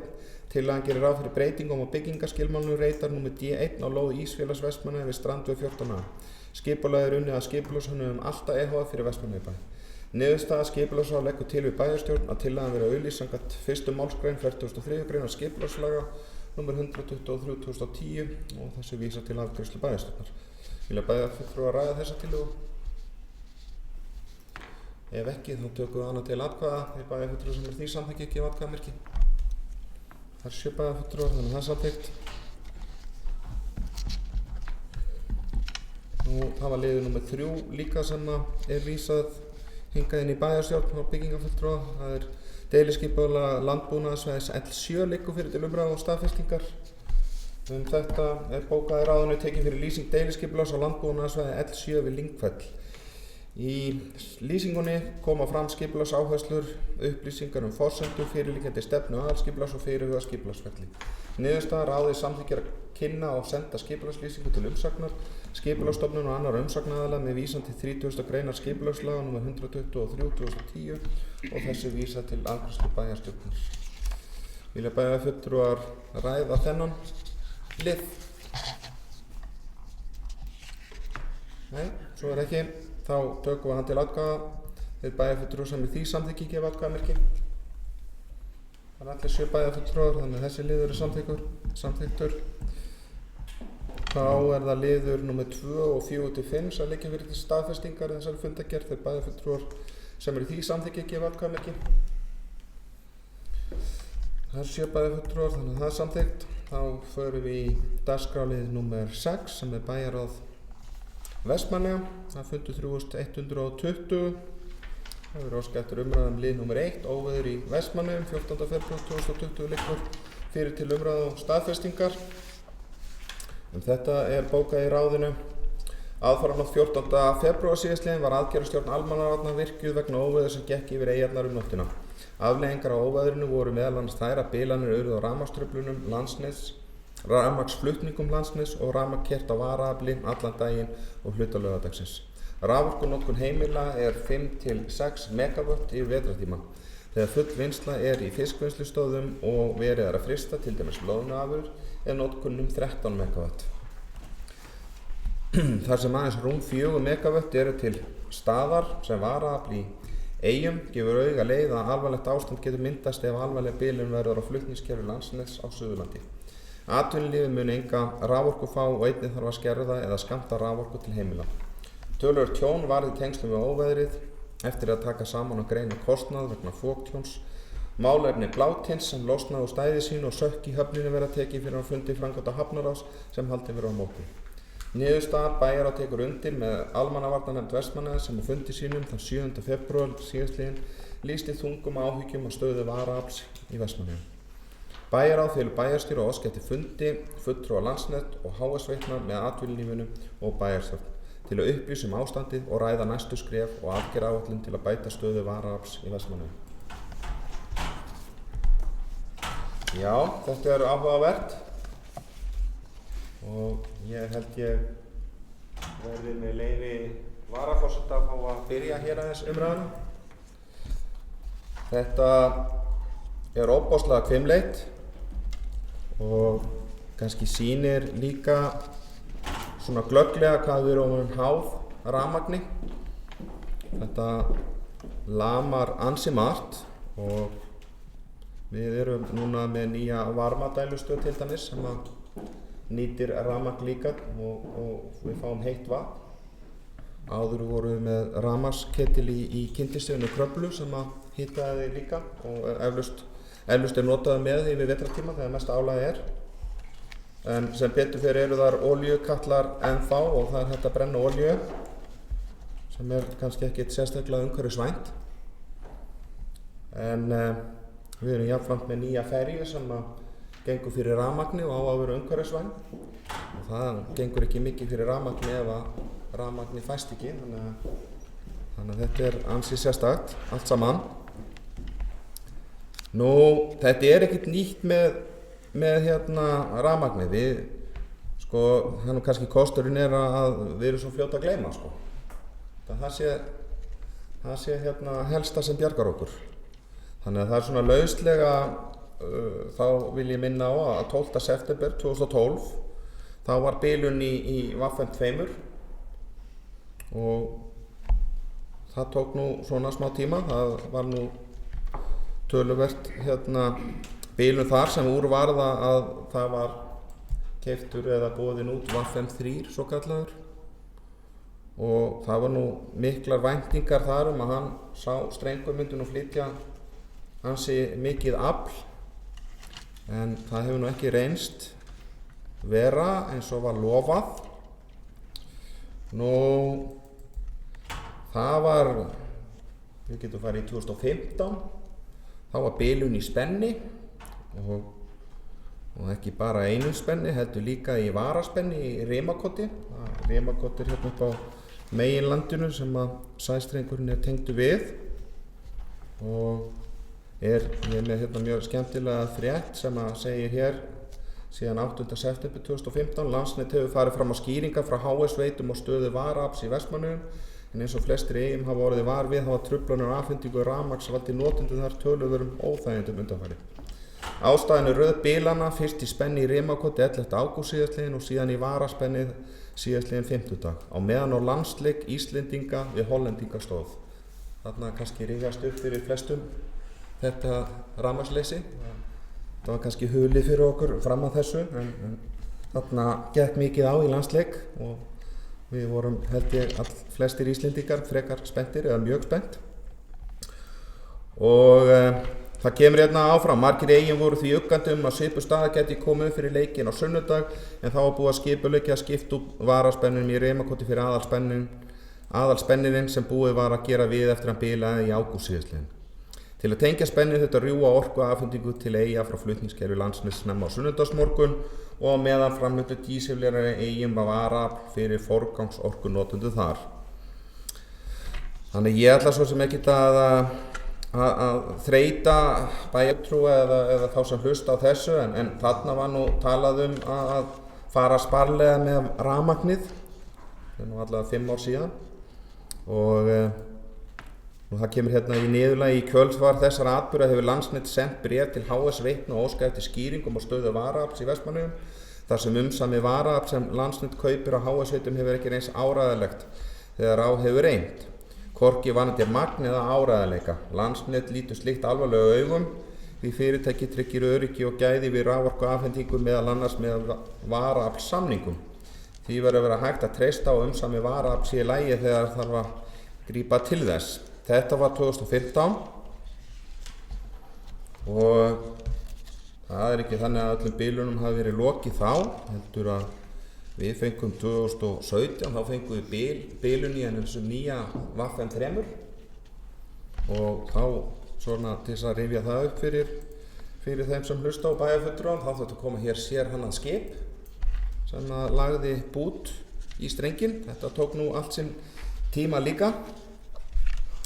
Þannig að við þekkjum þetta og þess vegna segi ég nú kannski, hérna eins og ég sagði í upphafi, þetta er óþolandi. Þess vegna lagði ég mitt að mörkum hérna þegar ný kerfisáætlun Landsnets var auglýst, þá skrifaði Vestmannaeyjabær bréf þar sem var skorað á að fara í að leggja Vaffen 4 eða í það minnst að undirbúa. Mér hefur ekki sýnst að það sé komið inn á áætlun hjá Landsnet en það getur vel verið að mér yfirsjáist eitthvað þar. En það er náttúrulega ekki allt sko. Það er náttúrulega ansi meira sem það er náttúrulega þessi lína að Rimakoti og svo náttúrulega daginn þá fór Hellulína og Hvolsvallarlína út sem var til þess að þurfti að keyra varaaflið. Júlíus Jónsson, forstjóri HS Veitna segir hérna í líka 13. júlí 2018 í bréfi sem hann skrifar til Landsnets þá segir hann hérna eins og vitað þá eru N-1 skilyrði ekki uppfyllt í Eyjum og það verður ekki fyrr en ef þegar Vaffen 4 kemur til sögunar. Í áætluninni segir einhvers staðar að möguleika á Vaffen 4 verði skoðaður sem segir að hann er langt undan í raun. Þangað til hann verður að veruleika verður Landsnet að taka í alvöru á varaaflsmálum í Eyjum. Ástandið í dag er gjörsamlega óviðunandi. Þannig að hér er boltanum varpað á milli og það er náttúrulega þeir sem að verða verst úti, það eru íbúar í Vestmannaeyjum og þeir sem nota rafmagnið. En ég ætla svo sem ekki að þreyta ykkur mikið á þessu en annað en að það að hér stendur í lokin á þessu bréfi HS Veitna með það ásamt sem er á afhendingarstöðum Landsnet sem snúa að HS Veitum má segja að örugg endurnýjanleg orka fyrir þig hljómi ekki sannfærandi í dag eða nánustu framtíð. Þannig að þetta er víða, þetta er ekki bara einn í Vestmannaeyjum, við erum svo sem gleymum ekki því sem var í janúar, þá voru sveitarfélög sem urðu illa úti og einhvern veginn virðist nú vera að menn sé að skera niður peninga, þrátt fyrir það voru menn í mikla uppbyggingu á öðrum landshlutum sem frestaðist. Þannig að Landsnet hefði átt að hafa ágætis peninga til þess að fara í uppbyggingu hér. Ég fagna því reyndar að þó svo að þetta hljómi sem einhverjar formúlur eða hulið fyrir svona venjulegum leikmanni en þá fagnaði því sem kemur fram í kerfisáætluninni að þá að fara að byggja upp nýtt tengivirki sem heitir Lækjartún og svo að byggja það línu líka. Það er þarna fyrir ofan Hvolsvöll og tengist Búrfelli og því. Þannig að það mun að sjálfsögðu bæta orkuafhendingu og kannski taka einhverja flöskuhálsa sem eru að við getum ekki fengið allt þetta afl en ég held að það séu allir rosalega ánægðir með það að í þessum mengunarmálum og það sé komið ný ferja sem keyri á rafmagni þannig ég get ekki ímyndað mér annað en að íslenska ríkið myndu reyna að tryggja það að það sé næg orka og við getum svo tekið seinna umræðan fiskimjöls og vestböðunar og fleira en ég get eiginlega ekki beðið eftir þessu fundi sem verður að mig minnir á þriðjudaginn til helgi. En ég vildi allavega svona koma þessu á leiðis. En Íris Róbertsdóttir, hún hefur óskað eftir orðin líka, gjörðu svo vel.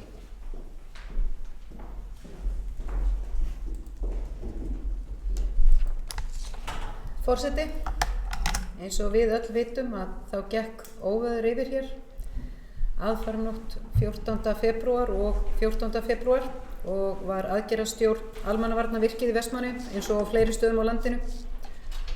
Og þar gerðist það sem að við höfðum áhyggjur af, afhending á rafmagni til Vestmannaeyja klikkaði.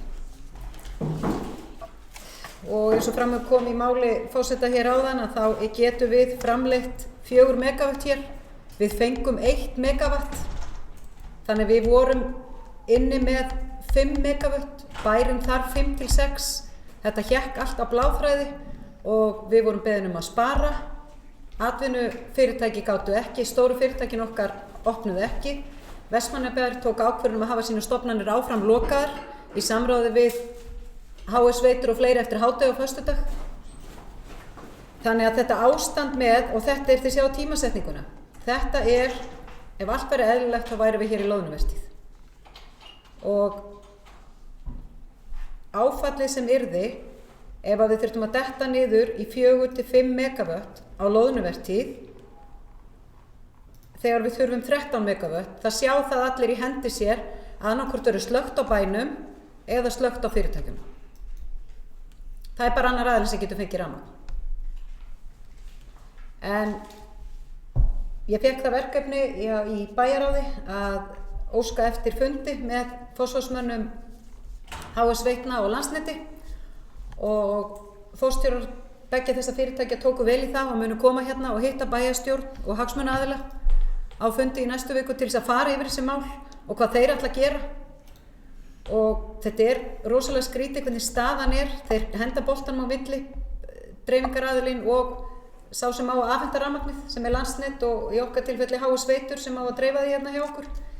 Og það eins gerðist fyrir norðan að það ber engin ábyrgð en samkvæmt lögum á Landsnet að bera ábyrgð á varaaflinu eða leysa það með einhverjum samningum við dreifingaraðilann. Og það virðist vera nægt fé inn í Landsneti að því ekki hafa þeir lagt línu í 10 ár sko. En þeir eru alltaf að fá framkvæmdafé að því það alltaf verið að segja þeir að byggja upp innviðina en það gengur bara rosalega hægt þannig að það verður gaman að fá einhverju skýringar á því hver ástæðan og svo eins og fram hefur komið í fréttum þá hafa aðilar verið að leggja til að kaupa sér sjálfur varaafl og vilja tengja umfram orku inn á kerfið sem að ekki hefur menn henda því líka á milli hver á að borga tenginguna. Þannig að þetta ástand náttúrulega bara númer 1, 2 og 3 graf alvarlegt og að við verðum að fá einhverju upplýsingur það hvað þessir aðilar ætla sér að gera og hvernig þeir ætla að leysa málið því við getum ekki staðið í því að lenda aftur í þessu sem við lendum núna í kringum 14. febrúar þar sem við vorum rafmagnslaus í 36 tíma þar sem við keyrðum bara á varaafli. Þetta bara með öllu óboðlegt eins og sagt og við verðum bara að fá einhver aðgerða áætlun frá þeim á þessum fundi og ég ætla rétt að vona að þeir geri það en varðandi VAFM4 sem var náttúrulega ekki í framkvæmdaráætlun þegar Landsnet var með áætlunina sína og ég veit ekki til þess að þessi komin inn á framkvæmdaráætlun en ég var samt að heyra það að þeir væru að undirbúa útboðsgögn þá hlýtur hún að fara að koma inn á framkvæmdaráætlun en þetta tekur langan tíma og meðan þarf að tryggja að það sé nægt varaafl hér í Eyjum til þess að bakka upp það sem við þurfum. Og það mun þessi fundur snúast og ég á ekki vona öðru en að allir bæjarfulltrúar komi á þann fund. Því þetta alveg svo var talað hér áðan með heilbrigðismálin. Þetta líka risastórt mál fyrir Vestmannaeyjar að hér sé næg orka til þess að við getum bæði lifað og starfað.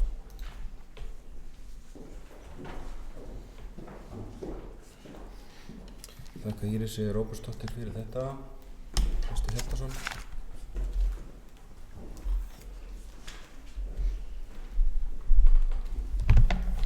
Forseti, bæjarfulltrúar, gestir.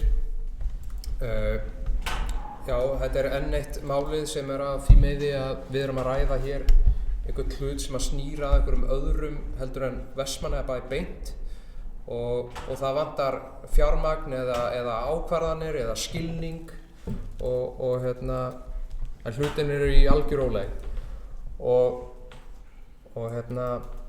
fínar umræður og það akkúrat málið hvað ef það hefði nú verið bara bullandi loðnuvertíð og það hefði þurft að slökkva á bænum til þess að keyra allt niður fyrir neðan Strandveg og það hefði líklega ekki dugað til og það hefði allt farið í klessu. Við hefðum verið hérna með sko hundruður milljóna af verðmætum sem að og það var allt undir og heilvertíð og við værum bara hérna rafmagnslaus út af því að menn voru ekki alveg búnir að hugsa að hvernig væri nú hægt að bjarga þessu. Þetta er auðvitað alveg óboðleg staða hjá þessum stóru öflugu fyrirtækjum sem eru búin að leggja hér í miklar fjárfestingar meðal annars varmadælustöð og nýtt spennuvirki og annað og að þetta skuli ekki verið í lagi. Maður á auðvitað svolítið bágt með að skilja þetta allt saman þar sem maður er algjör leikmaður í þessum fræðum. Maður hefur heyrt svona ýmsar útskýringar að þetta sé að áhættan sé meðal annars upp á Suðurlandinu, þar sé strengur sem getur farið í sundur og þá sé allt í skralli og að það sé að bila upp í Landeyjasandi rétt fyrir ofan og það þurfi lítið til þess að það fari úr lagi.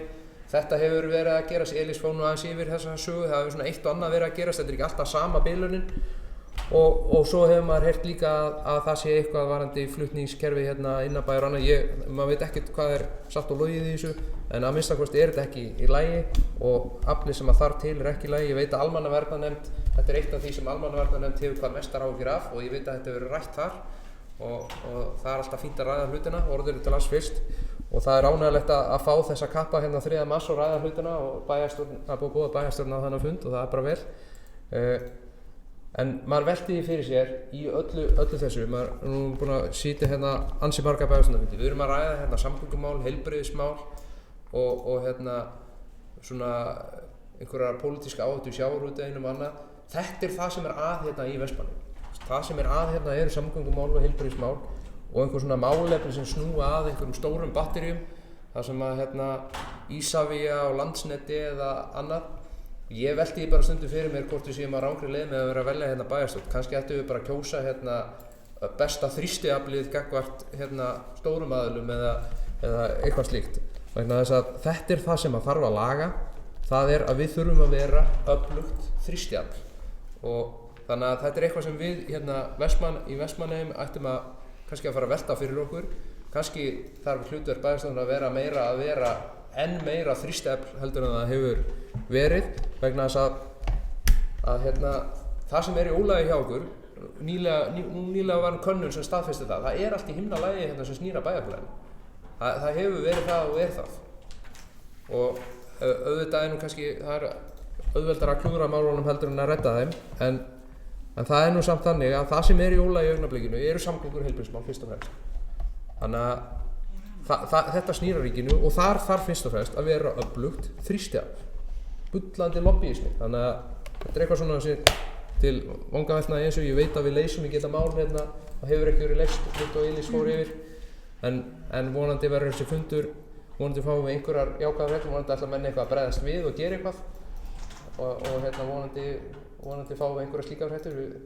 Það er kannski hægt að taka stöðuna aftur eftir þann fund og taka máluna aftur upp þá.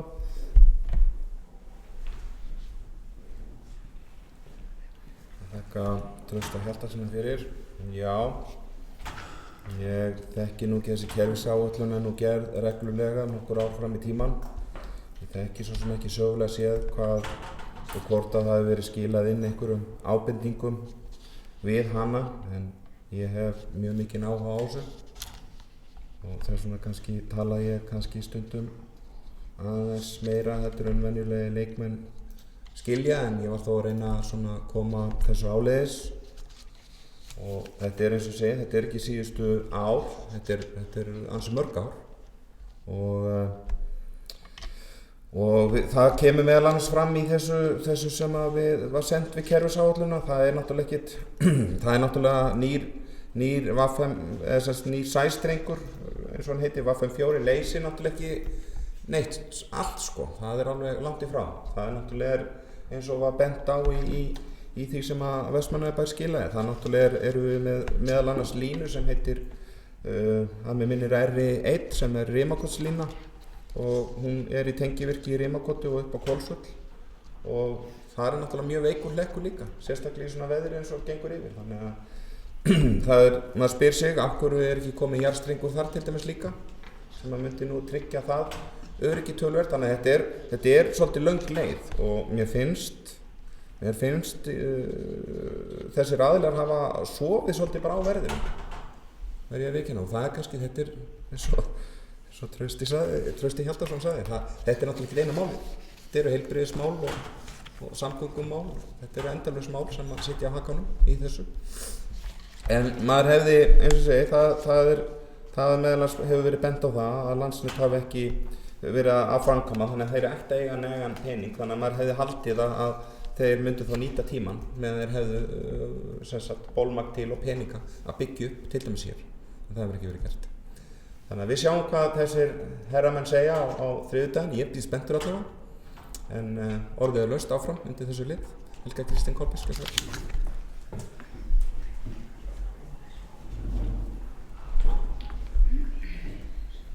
Forseti, bæjarfulltrúar, ég tek heilshugar undir orð þeirra sem hafa talað, en ég bara bendi á það árið 2020, ekki 1920, og það bara sjálfsagt bara mál að við séum með rafmagn. Við erum búin að tala sérstöðu okkar sem Eyjamenn og auðvitað á að vera rafmagn hérna. Að fara út í einhverja svona tæknilega atriði, hvað eitthvað sé flókið eða eitthvað, það er bara ekki okkar að hafa ágjörð á því. Það ríkisvaldið sem á að skaffa okkur þetta og það er bara þeirra að sinna því. Takk. Þakka Helgu Kristínu Kolbeinsdóttir fyrir þetta. Vilja fleiri ræða þetta mál? Hildur Sólveig Sigurðardóttir, ekki svo vel.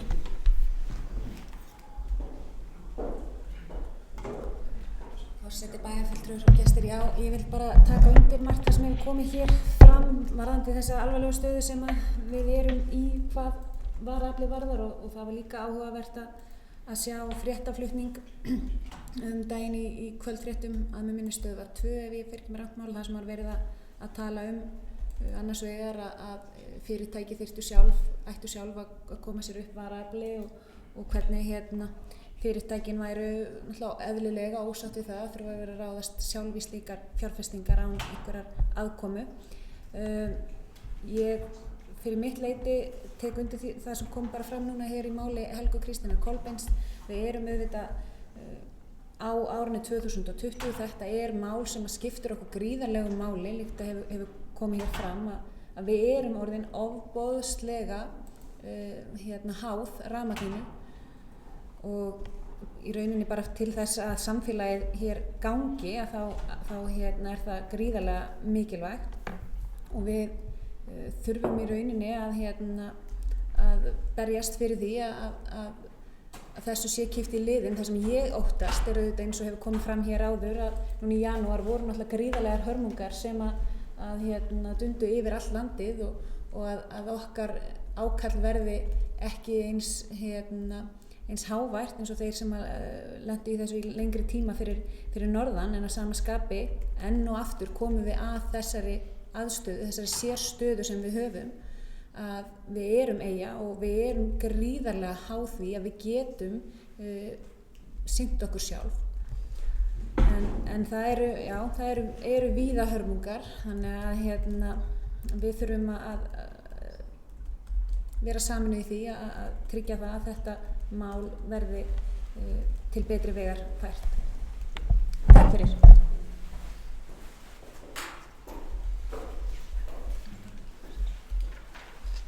Já, ég þakka Hildi Sólveigu Sigurðardóttur fyrir þetta. Það eru fleiri sem vilja ræða þetta mál. Íris Róbert.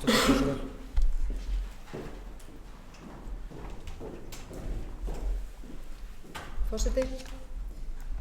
Já, bara aðeins aftur varðandi það að það eru bara mjög mörg fyrirtæki og aðilar sem eru af forgangsorku. Forgangsorka þýðir það að þú átt alltaf af orku. Það verður tryggt varaafl ef þú ert að kaupa forgangsorku. Þeir sem eru að kaupa forgangsorku, varaafli í Vestmannaeyjum ekki nægt til að tryggja þessa forgangsorku. Og mig langar svolítið að spyrja því við erum svo heppin að það eru 2 bæjarfulltrúar sem voru bæjarfulltrúar að minnsta kosti annar 2015 og 2017 voru þau að minnsta kosti komið orðin 2. Hvað var gert þegar þessar rafmagnstruflanir voru miklu og þá var verið að ræða mjög mikið varaafli á þetta? Fóruð þið í einhverja fundi, var þrýst á eitthvað, var rætt við Landsnet eða HS Veitur? Þannig að við getum kannski tekið boltan svolítið þar ef þetta samtal hefur verið byrjað.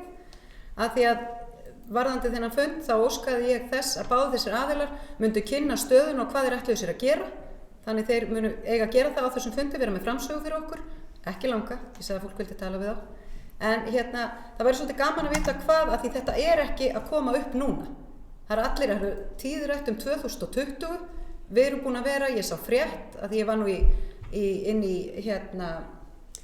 þarna óveðursnóttina með almannavarnanefnd, að þá vorum við að frétta gömlum fréttum. Það var frá 27. mars 1992. 83% varafl var þá til staðar í Vestmannaeyjum. Og það var vegna þess að þá áttu stöðvarnar, vélar, allar, fyrir sig. Það var 83% af því sem Vestmannaeyjabær þurfti þá til að halda öllu gangandi var til staðar sem varafl. Við erum mikið verð sett í dag.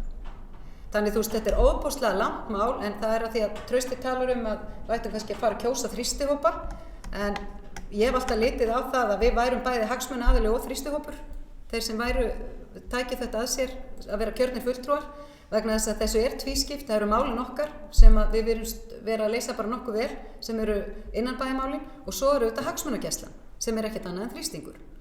Og mér finnst þetta varðandi raforkuna vera alveg gríðarlega stórt mál, og ég held að það væri gott að vita hvað búið að gera, því þetta mál ekkert nýtt. Og við erum búin að lenda í alvarlegum rafmagnstruflunum. Það ekki bara Vatn 4 sem leiðin hérna yfir, það líka leiðin niður að Vatn 4. Það bara ein leið. Og það þess vegna sem við erum að lenda í þessum vandræðum, þegar strengurinn nær ekki að flytja nema 1 megavatt núna. Ef hann hefði ekki getað flutt neitt, þá hefði þurft að slökkva á hlutabænum. En það var verið að slá út nokkrum hverfum til þess að halda bænum inni. Annars hefði allt dottið út og við hefðum ekki komið þessu inn í gagnið aftur. Þannig ástandi var mjög alvarlegt og það búið að vera það lengi. Þess vegna myndi ég óska eftir því að þeir bæjarfulltrúar sem voru í bæjarstjórn á þessum tíma gætu upplýst okkur svolítið hvernig þessu umræða var þá. Já, ég þakka Írisi Róbsdóttur fyrir, vil einhverju bæjarfulltrúar að þetta Trausti Hjaltason. Forseti bæjarfulltrúar Gestir. Til þess að svara bæjarstjórunum með þessa spurningu bara beint, og sjálfsögðu var þetta rætt við þessa aðila á þessum tíma, og svörin sem að fengust þá var að það væri verið að vinna í þessu öll saman. Auðvitað á þessum tíma var verið að byggja spennustöð og tilstóð að byggja varmadælustöð, sem voru svona svolítið svör við að þá myndi ástandið lagast að einhverju leyti, og að það væri stæði til að endurnýja hitt og þetta, og svona menn lofuðu svolítið upp í erminn á sér. Málið var tekið upp og rætt í bæjarráði og bókað, það hægt að fletta því upp. Ég man til dæmis eftir þessari bilun í Rímakoti og þessum fræga landsleik, ég man að málið var tekið upp þá og rætt, þannig að sjálfsögðu var þetta rætt. Þetta var svona svolítið á svipuðum nótum og svolítið svipar aðgerðir og eru núna. Og það það sem að svíður í þessu öllu saman, að þetta svolítið eins og Elí sagði, við erum svolítið eins og biluð plata, alltaf að ræða sömu hlutina í svolítið sömu málunum. Og þetta sem ég sagði áðan með þrýstafli, að sjálfsögðu gerum við grein fyrir því að við bæjarfulltrúar og bæjarstjóri erum þrýstafl, og við erum kosin til þess að vera í hagsmunagæslu og eigum að vera eitt sterkasta þrýstaflið í bænum. En það sem kannski ég var nú aðeins að hreyfa við umræðinu og reyna að fá smá umræðu þetta, vegna þess að ég held við getum öll verið sammála að það sem helst í ólagi það sem að snýr að þessum málum sem snúa að því að við séum þrýstiafl og séum í hagsmunagæslu. Og það svo mikilvægt að við séum, að þeir sem séu að leiða bæinn séu þá að leggja áherslu númer 1, 2 og 3 á þessi mál, og þess vegna eru þessi mál auðvitað alltaf reglulega hér til umræðu, en kannski punkturinn minn var meira hvort við að leggja enn meiri áherslu á þessi mál, og hvort að við getum einhvern veginn reynt að koma okkur framar í röðinni og koma okkur nær hlutunum. Auðvitað bæjarstjóri alltaf í bestri stöðu til þess að gera það, og auðvitað hefur margt áunnist, gríðarlega margt áunnist. Við erum nú til dæmis, besta dæmið nú að við tókum rekstur Herjólfs hér yfir til Vestmannaeyja, þannig kannski svona besta nýlega dæmið í þessu. En kannski eitt bara þessu tengt, að því við vorum að ræða hér loðnuna og hvað ef það hefði hér verið loðnuvertíð þegar rafmagnið hefði farið. Það má heldur ekki gleyma því gagnvart ríkinu og að því að það var að tala að ríkið ætti að bera ábyrgð á því að hér væri rafmagn og verið að tala forgangsrafmagn að loðunan og að því vorum að ræða hér skýrslu líka áðan að sá sem mesti hagsmunaaðilinn í þessu öllu saman ríkið. Það hann sem að fær langt mest út úr því að það sé hér loðna og það hann sem að ríkið sem tapar mest á því að það skuli hér ekki finnast neinn loðna vegna þess að ríkið tekur langt stærsta hluta af kökunni. Það var nú meðal annars það sem kom fram í skýrslunni og eitthvað sem við höfum að halda á lofti í umræðinu að það ríkisvaldið sem að verður fyrir stóru höggi við þetta allt saman og þess heldur ætti ríkið að leggja áherslu á að hafa þessa hluti í lagi hér í einum stærsta útgerðarbæ landsins, þó að rafmagn sé að sjálfsögðu mikilvægt allstaðar, en þetta forgangsrafmagn og af því að ég starfa niður á bryggju þá get ég votta það að það lá niður vinnsla á meðan að þessu stóð og það þurfti að slökkva á stórum vélum sem voru að keyra meðal annars bara hluti sem að snúa framleiðslu og öðru, þannig að þetta var ekkert grín og við erum ekkert að tala um þetta hér eitthvað til þess að reyna að blása málum upp. Það var bara þannig að vinnsla lá niður út af rafmagnsleysi. Þó að þetta hafi allt hangið inni hér í bænum þá var það nú samt þannig og við fyrirtæki voru beðin að spara rafmagn líkt og bæjarstjóri kom hér inn áðan.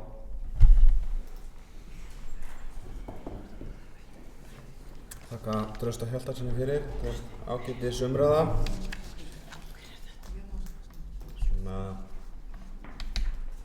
Það rétt svona, það búið að biðja orði líka en það nú kannski aðeins að vekja máls á því líka að við erum líka veik fyrir ef að vatnsleiðslan okkar færi líka þá erum við ekki í góðum málum. Hún að vísu nokkuð nýleg en það geta komið fyrir bilanir þar líka og annað slíkt, þannig að þetta svolítið umfangsmikið þannig að við þurfum að vera svolítið vakandi. En Jónas Sigríður Guðmundsdóttir, ekki svo.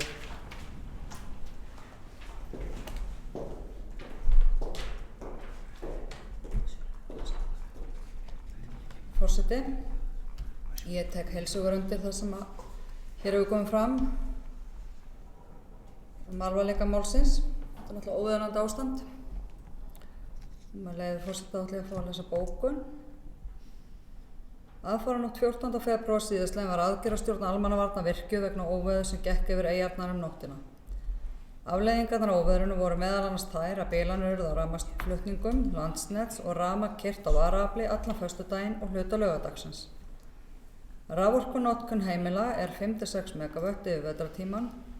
Þegar full vinnsla í fiskvinnslustöðvunum og verið að frysta til dæmis loðnuafurðir notkunin 13 megavött.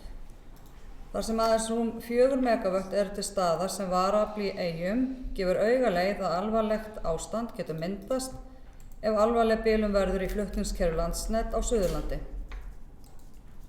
Atvinnulífið mun enga raforku fá og einnig þarf að skerða eða skammta raforku til heimila.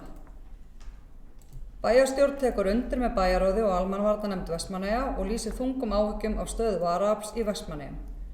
Fundur verður haldinn í næstu viku með fulltrúum Landsnets og HS Veitna með atvinnulífinu og bæjarstjórn til að upplýsa ástandið og ræða næstu skref og aðgerðaráætlun til að bæta stöðu varaafls í Vestmannaeyjum.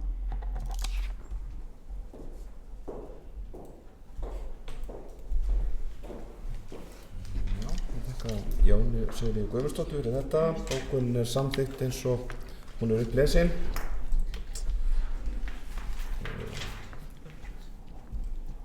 Erum við þá ekki að klára þetta mál? Hildur Sólveig Sigurðardóttir, gjörðu svo vel.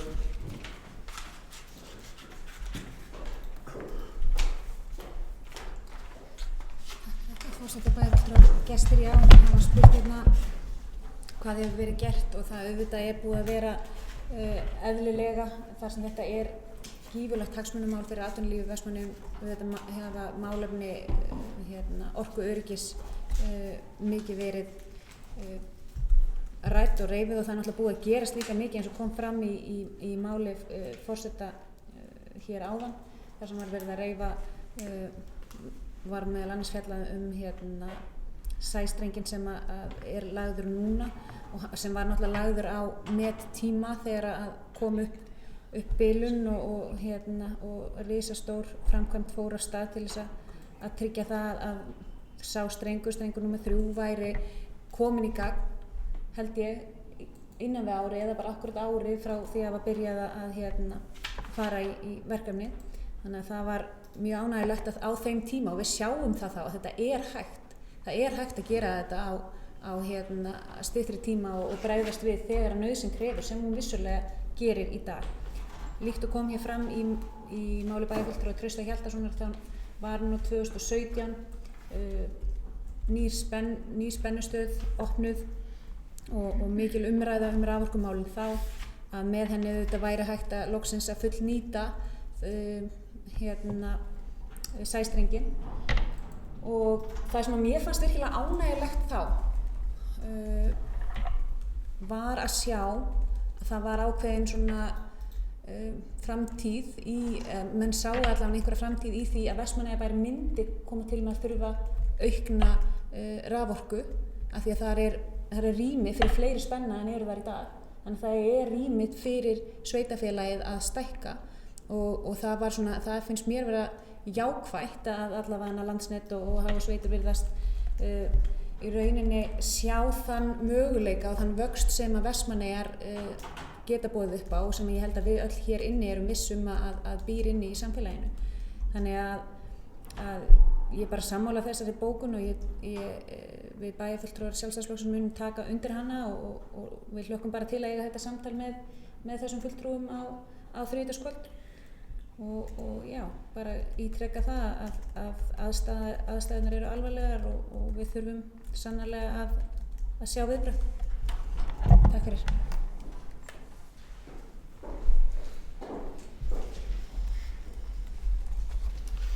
Takk að Hildi Sólveig Sigurðardóttir fyrir þetta.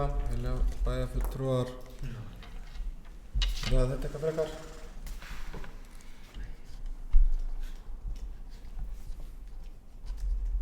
Svo er ekki, þá tökum við þennan lið til atkvæða. Til bæjarfulltrúar sem því samþykkið gefið mér atkvæðamerki. Þess að leyfa hér gestum og þeir sem að fylgjast með okkur, þá er komin hvatning á forseta bæjarstjórnar að taka matarhlé. Hann ætlar ekki að verða við því alveg strax, en það verður von bráðar. Þá verður bæjarfulltrúar að taka sig saman að gera einhverja tillögu. Tillögum að vera í matarhlé, en skulum komast hjá því. Það eru liðir 2-8 sem liggja fyrir til staðfestingar að þessari fundargerð bæjarráðs Vestmannaeyja 3120 þeir bæjarfulltrúar sem eru því samþykki gefa atkvæðamerki. Það er allir bæjarfulltrúar, þannig að það er samþykkt. Þá göngum við í dagskrárlið númer 7. Það er fjölskyldu- og tómstundaráð, það fundur 241. Það er liðir 1-2 sem liggja fyrir til staðfestingar þeir bæjarfulltrúar sem eru því samþykki gefa atkvæðamerki. Það eru 7 bæjarfulltrúar. Það er samþykkt og ætla ég að gleðja bæjarfulltrúa á því að ég ætla að taka fundarhlé. Og það er 19:51.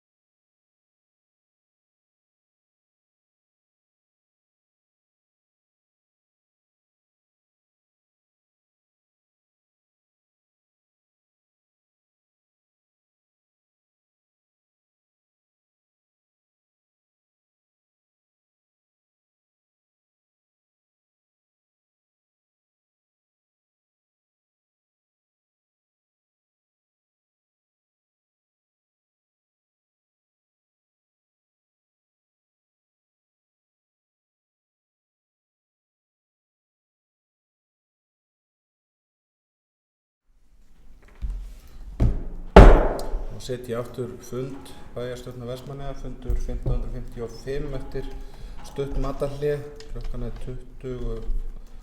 Við erum komin í dagskrárlínu númer 8. Það fundargerð framkvæmd á Hafnarás Vestmannaeyja, fundur 246. Nú óskað eftir umræðu þar 2 liði. Fyrir liðurinn liður númer 5, það skildingavegur 4, kaup á húsnæði liggur fyrir til umræðu og staðfestingar. Þetta bókað í ráðinu. Fyrir liggur kauptilboð í húseignina skildingavegur 4. Það fasteignamatnsnúmer 218 4527. Tilboðsfjárhæð 30 milljón króna og gert með fyrirvara samþykki framkvæmd á Hafnarás og Bæjarráðs. Niðurstaða ráði samþykki fyrirliggjandi kaup og óskar eftir því við bæjarráð að veitt verði fjárveiting sem mætt verði með eigin fé Vestmannaeyjahafnar.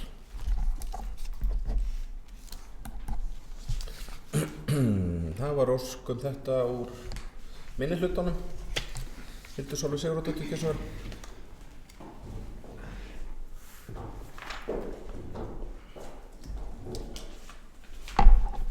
Forseti, bæjarfulltrúar og gestir, takk fyrir þetta. Já, ástæðan fyrir ég óskaði eftir umræðum þannig lið er að því að fyrir þetta vildi ég forvitnast það sem að það var fundur í bæjarráði deginum áður af hverju þetta mál hafi til dæmis ekki komið til umfjöllunar á þeim fundi. Ég lít þannig á ef ég sé að samþykkja og í rauninni greiða atkvæði með þessum lið þá sé ég að taka ákvörðun með þessum og samþykkja þessa niðurstöðu án þess að ég hafi kynnt mér málið inn í bæjarráði eða þar tekin ákvörðun inn í bæjarráði eins og vísað til í bókuninni. Þannig að ég vildi bara svona aðeins forvitnast þessa leið og hvort það kannski eðlilegast væri þá að fresta málinu eða vildi allavega svona aðeins fá meiri upplýsingar þennan lið af því eins og ég segi, ég gerir ráð fyrir því ef að ég væri að samþykkja leiðina þá væri ég að samþykkja málið. Takk fyrir. Já, ég þakka Hildi Sólveigu Sigurðardóttur fyrir þetta. Ágætis ábending. Fyrir mitt leyti erum við þá bara, eða allavega ég væri þá að samþykkja bara þessa ráði leggur til en bæjarráð á svo náttúrulega eftir að fjalla málið, þannig að það bara hálfu sigur unnin. En ég sit ekki í bæjarráði nema sem varamaður, þannig að það einhverjir aðrir sem að koma líklega til með að fjalla þetta. En áhugavert, Íris Ómarsdóttir, kjörstjórn.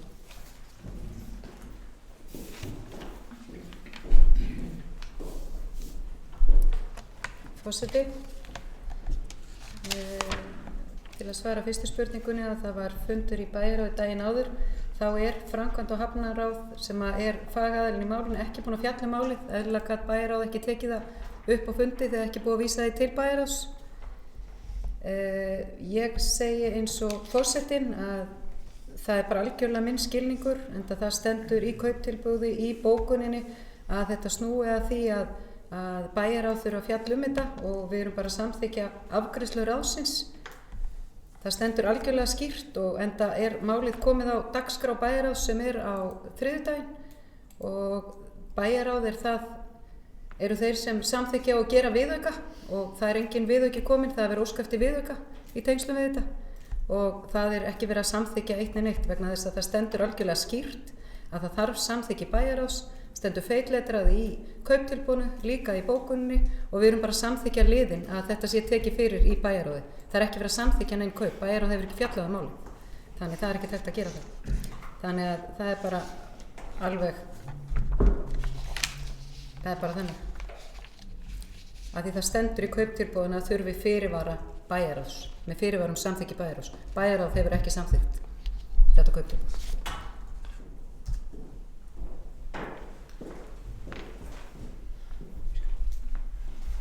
Já, ég þakka Íris Ómarsdóttur fyrir þetta.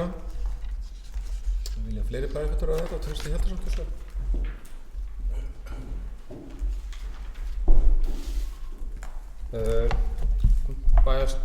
Forseti, bæjarfulltrúar. þetta kemur óvart að við getum ekki klárað þetta mál hér. Þetta nú kannski ekkert eitthvað stórmál og þetta hefur verið rætt bæði í stjórn Herjólfs og inn í fagráðinu og ég hef nú kynnt mér aðeins þær umræður og ég skil hvað hefur verið að fara með þessum kaupum. Þetta hefði verið eðlilegast að bæjarráð hefði bara einfaldlega fjallað málið áður en þessi fundur hér átti sér stað, en auðvitað bæjarstjórn hefur allar sömu heimildir og bæjarráð og þarf alltaf að samþykkja allt endanlega hér.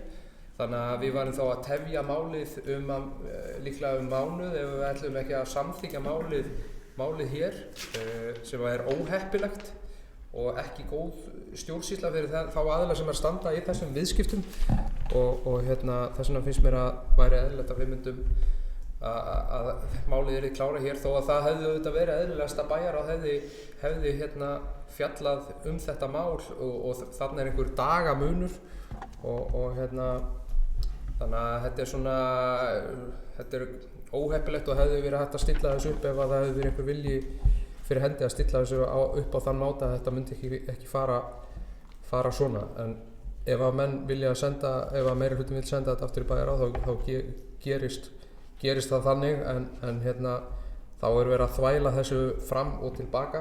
Ég myndi samt halda að þegar standi með fyrirvara samþykki bæjarráðs að þá sé það svona ergo bæjarstjórn, þó að það hefði eiginlega átt að standa eða bæjarstjórnar og bæjarstjórnar, vegna þess að bæjarstjórn þarf alltaf að staðfesta það sem með samþykki bæjarráðs. Þannig að þess vegna ágætt svo sem að taka bara umræðu þennan lið og það ágætt að fá hreint hvað við erum hér að samþykkja.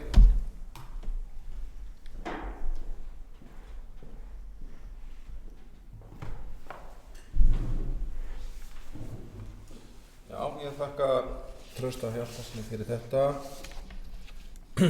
Ég lít svo á að ef að við tökum jákvætt í þetta hér í þessari umræðu og bæjarráð tekur jákvætt í þetta eftir helgi, þá myndi ég nú halda að þetta væri komið í höfn. Það fyrirvararnir voru þessi 2, þannig að við hljótum þá öll að samþykkja þetta allavega í það minnsta á næsta fundi. Ég veit ekki hvað bæjarfulltrúar vilja gera í því, auðvitað þetta væntanlega að koma einhverja tillögu slíkt, en Íris Ósk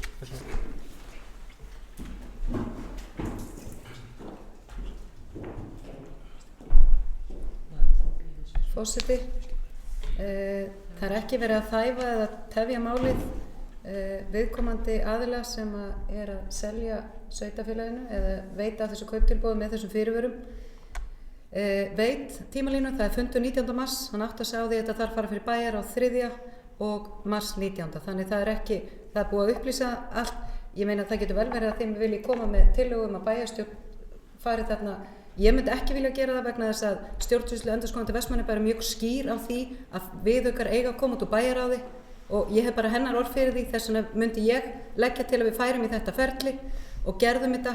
Bæjarráð tækið og bæjarstjórn staðfestir þetta svo endanlega 19. mars og viðkomandi aðili sem hinum endanum í þessu kauptilboði veit þennan feril og átt að segja á því.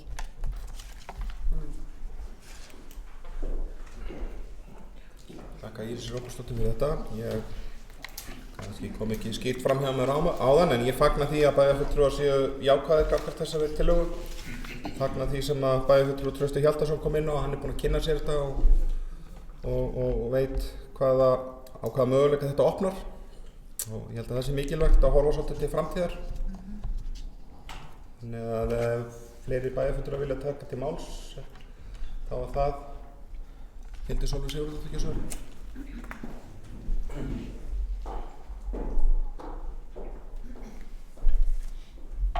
Forseti, bæjarfulltrúar og gestir. Ég ætla kannski bara beina því til formanns bæjarráðs og bæjarstjóra að væntanlega hefur þetta mál verið búið að ræðast af hálfu meirihlutans áður en að þetta kemur þarna inn til framkvæmda hafnaráðs. Þannig að því við erum svo hrifin af öllum þessum óformlega spjalli að þá hefði kannski verið ágætt bara að fá að heyra af því í óformlegu spjalli hérna deginum áður og þá hefðu við kannski alveg getað sleppt þessari umræðu hér. Takk fyrir.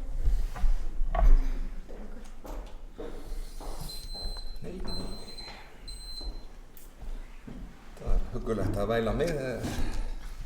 Svona er þetta. Þetta gleymast líka. Ég þakka Hildi Sólveigu Sigurðardóttur fyrir þetta. Ég get ekki annað heyrt en við séum nú bara nokkuð á beinu brautinni með þetta mál. Þannig að ég vona því að bæjarráð taki fljótt og vel þetta mál fyrir. Vilja fleiri bæjarfulltrúar að ræða það. Það sé ágætt að verða við tilmælum stjórnsýsluendurskoðanda að hafa þetta allt saman í réttu ferli.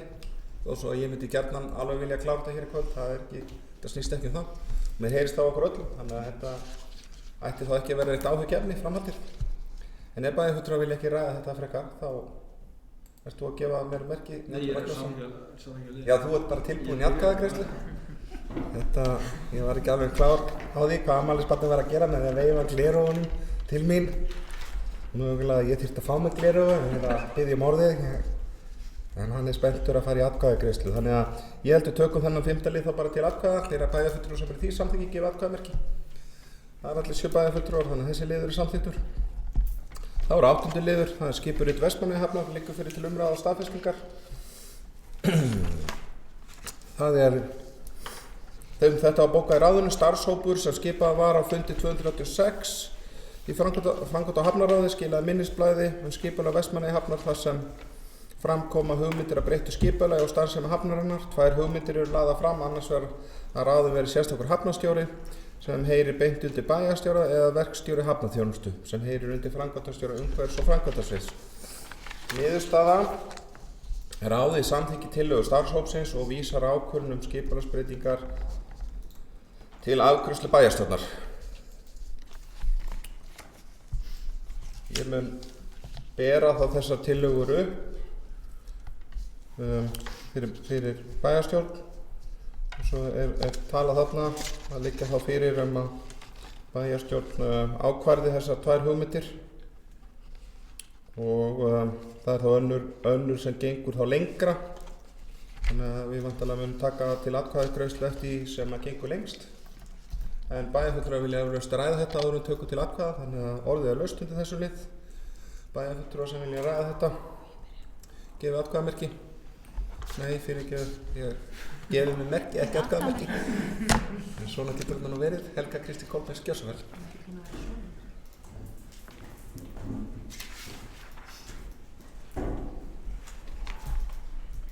Forseti, bæjarfulltrúar. Já, ég vil þakka nefndarmönnum fyrir þá vinnu sem þeir eru búin að leggja í þetta. En mér finnst svolítið óþægilegt að ráðið það biður þá að skila áliti þessum hóp. Ekki tillögu, heldur áliti. Og þeir eru beðnir það líki sem vinnuhóp að meta kosti og galla þess að ráða hafnarstjóra. Þetta skila 2 tillögum A og B, annars vegar að ráða verkstjóra og hins vegar hafnarstjóra. Þetta er svona sem við svolítið rætt þegar að kannski það vantar skýrari ramma frá okkur, hvað við erum að ætlast til þess að hvaða vinnu fólk er að leggja í. Og mér finnst við vil bara ræða það við beðum álit, það skila tillögum. Það beðum að skoða kost og galla hafnarstjóra og það komið með breytingar og skipur. Þannig að þetta var bara svona punktar sem ég vildi koma inn á. Að við séum kannski að fá að þeir sem eru kosnir í nefndir fyrir bæinn að þeir skoði vel eða fái nánari skilgreininga á því hvað við erum að biðja þá að vinna. Það er ekki fleira. Þannig að kannski ég myndi vilja bregðast aðeins við þessu. En enn og aftur þakka vinnuna. Já, ég þakka Helgu Kristínu Kolbeins fyrir þetta. Ég er hér með minnisblaðið og þetta var samdóma álit undirritara. Þannig að það eru allavega sem voru í vinnuhópnum voru sammála að leggja þetta fram en þetta er þarft að ræða. Vilja fleiri bæjarfulltrúar að ræða þetta?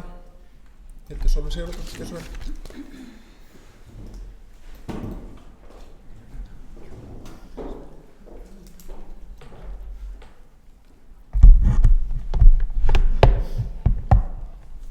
forseti, bæjarfulltrúar, gestir.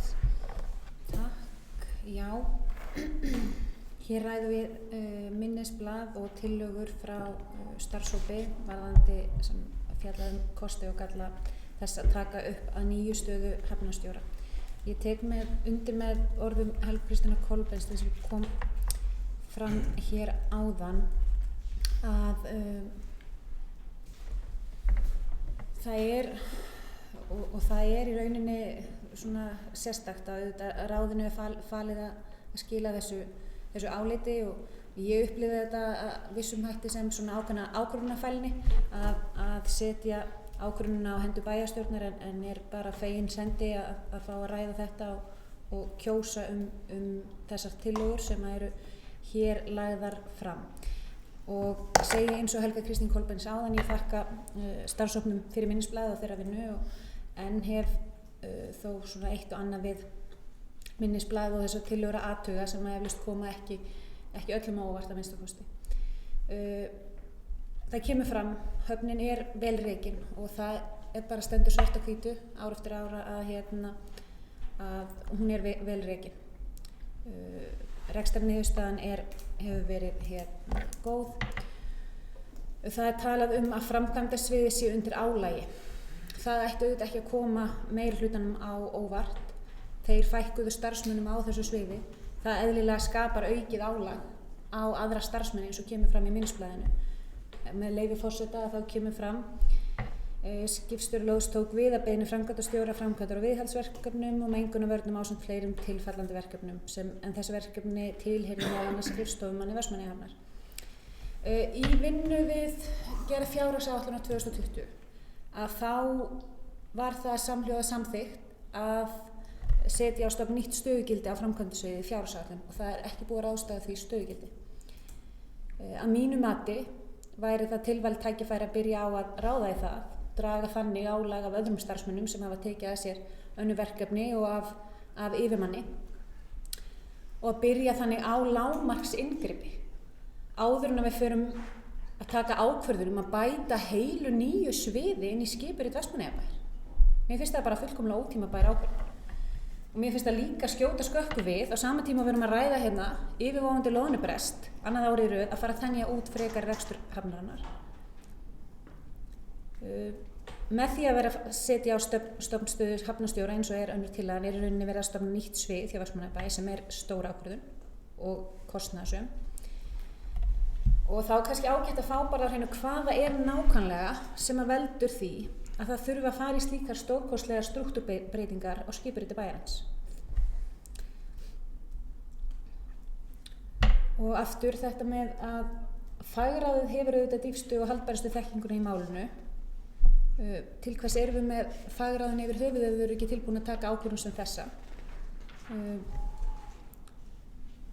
Og eins og kom fram í minnisblaðinu að það er þörf á að skerpa á starfslýsingum og verkskiptingu. Og með leyfi forseta stendur orðrétt nauðsynlegt að skerpa hlutverkum hvers og eins með skýrari starfslýsingum og að mínu mati þetta vandamál sem hægt að leysa án þess að bara fara að henda í þau peningum.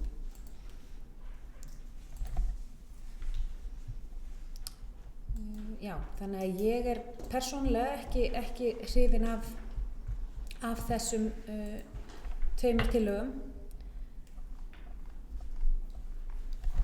Læt þetta duga í bili.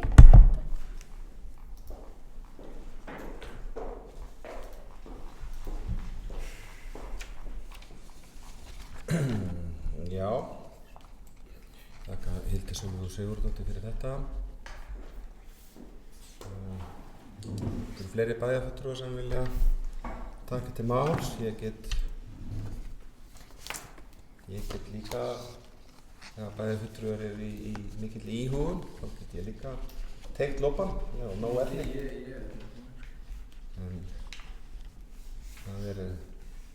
Ég bíð eftir að Njáll Ragnarsson veifi gleraugunum aftur. Gjörðu svo vel.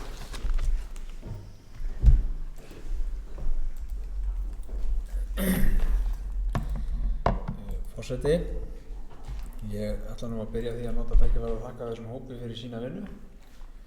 Ég heyri það á þeim fulltrúum sem ég hef þar rætt við að það er búið að vera fínustu umræður og fínustu vinnan þarna í þessum hópi hafa gengið vel.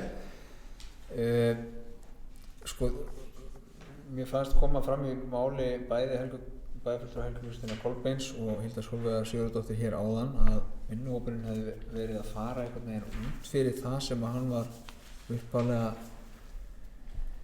skipaður til og var vísað þar til að hann hefði ekkert átt að fjalla skipuritið ef ég heyrði þetta rétt, en ég ætla nú að fá með leyfi forseta að lesa upp úr fundargerð framkvæmda Hafnarráðs frá því 5. júlí 2019 þegar þessi hópur var skipaður.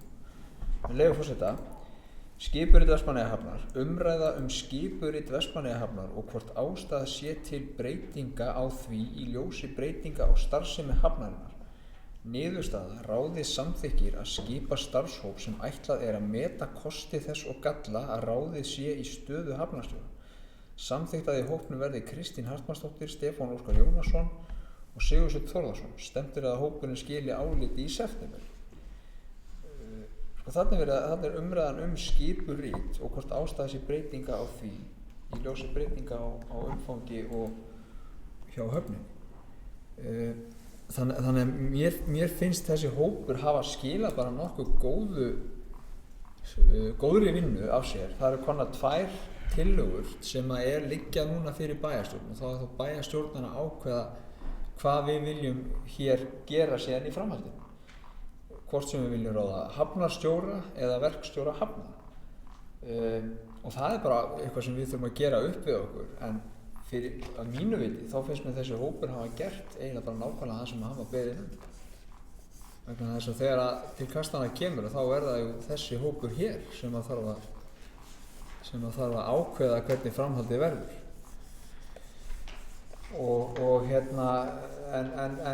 Svona allan horfir þetta við mér og mér finnst bara mjög fína þessar tillögur sem hafa komið fram og þær eru áhugaverðar.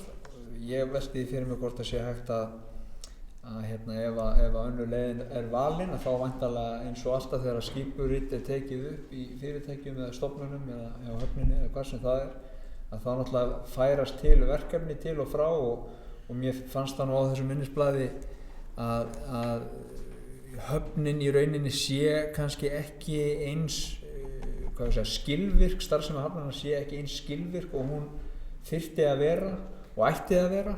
Við erum með stóra löndunarhöfn hér sem gefur mikið magn afla á land, við erum með marga hafnarstarfsmenn við hafnavörslu og hafnarvigtun og svo framvegis og ef að það þarf að gera þessar breytingar sem hópurinn leggur til að þá að sjálfsögðu þurfum við að bregðast við því og það þarf hins vegar ekkert að kosta einhver ósköp ef að það er hægt að gera svona skipulagsbreytingar og það er kannski það sem við þurfum að fara í og fá framkvæmda Hafnarráð með okkur að gera að skoða hvernig hægt sé að breyta þessu vinnufyrirkomulagi í framhaldinu.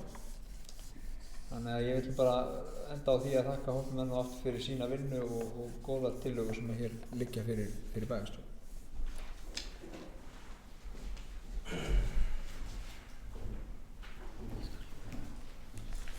Já, ég þakka Njáli Ragnarssoni fyrir og ég ætla að nýta tækifæri líka að koma á framfæri þakklæti til hópsins og þeirra vinnu sem þau hafa lagt í þetta. Ég held að þetta sé fínt innlegg í þetta. En Trausti Hjaltason, já. Ég var ekki búinn að byrja. Nei, ok. Þá hingra ég allavega að Silji viðbót, leyfi ykkur að nýta tækifæri í sópsáttökja.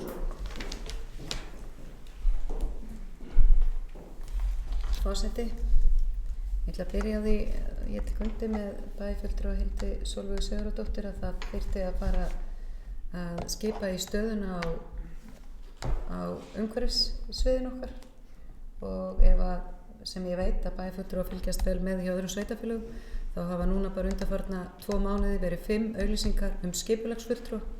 Öll sveitarfélög verið að taka þetta í sundur og það var nú ástæðan fyrir að við settum þetta inn, að við þyrftum að skipta bygginga og skipulagsfulltrúa upp og ég á nú bara vona því að ráðið taki þetta fljótlega inn og ákveðið að auglýsa í þessa stöðu, en að minnsta kosti held ég að við þurfum að fara að klára það ef að við ætlum að fá einhverja að hæfa inn í þetta, vera ekki lang síðasta sveitafélagi til að klára það sem að það er fjármagn fyrir hendi. Á fundi bæjarstjórnar þann 11. júlí var til umræðu skipan starfshóps skipurita stjórnun Vestmannaeyjahafnar. Í umræðum nefndu fulltrúar minnihlutans að ekki væri þörf á því að endurskoða þá stjórnskipan sem á höfninni því ekki hefðu borist formlega kvartanir.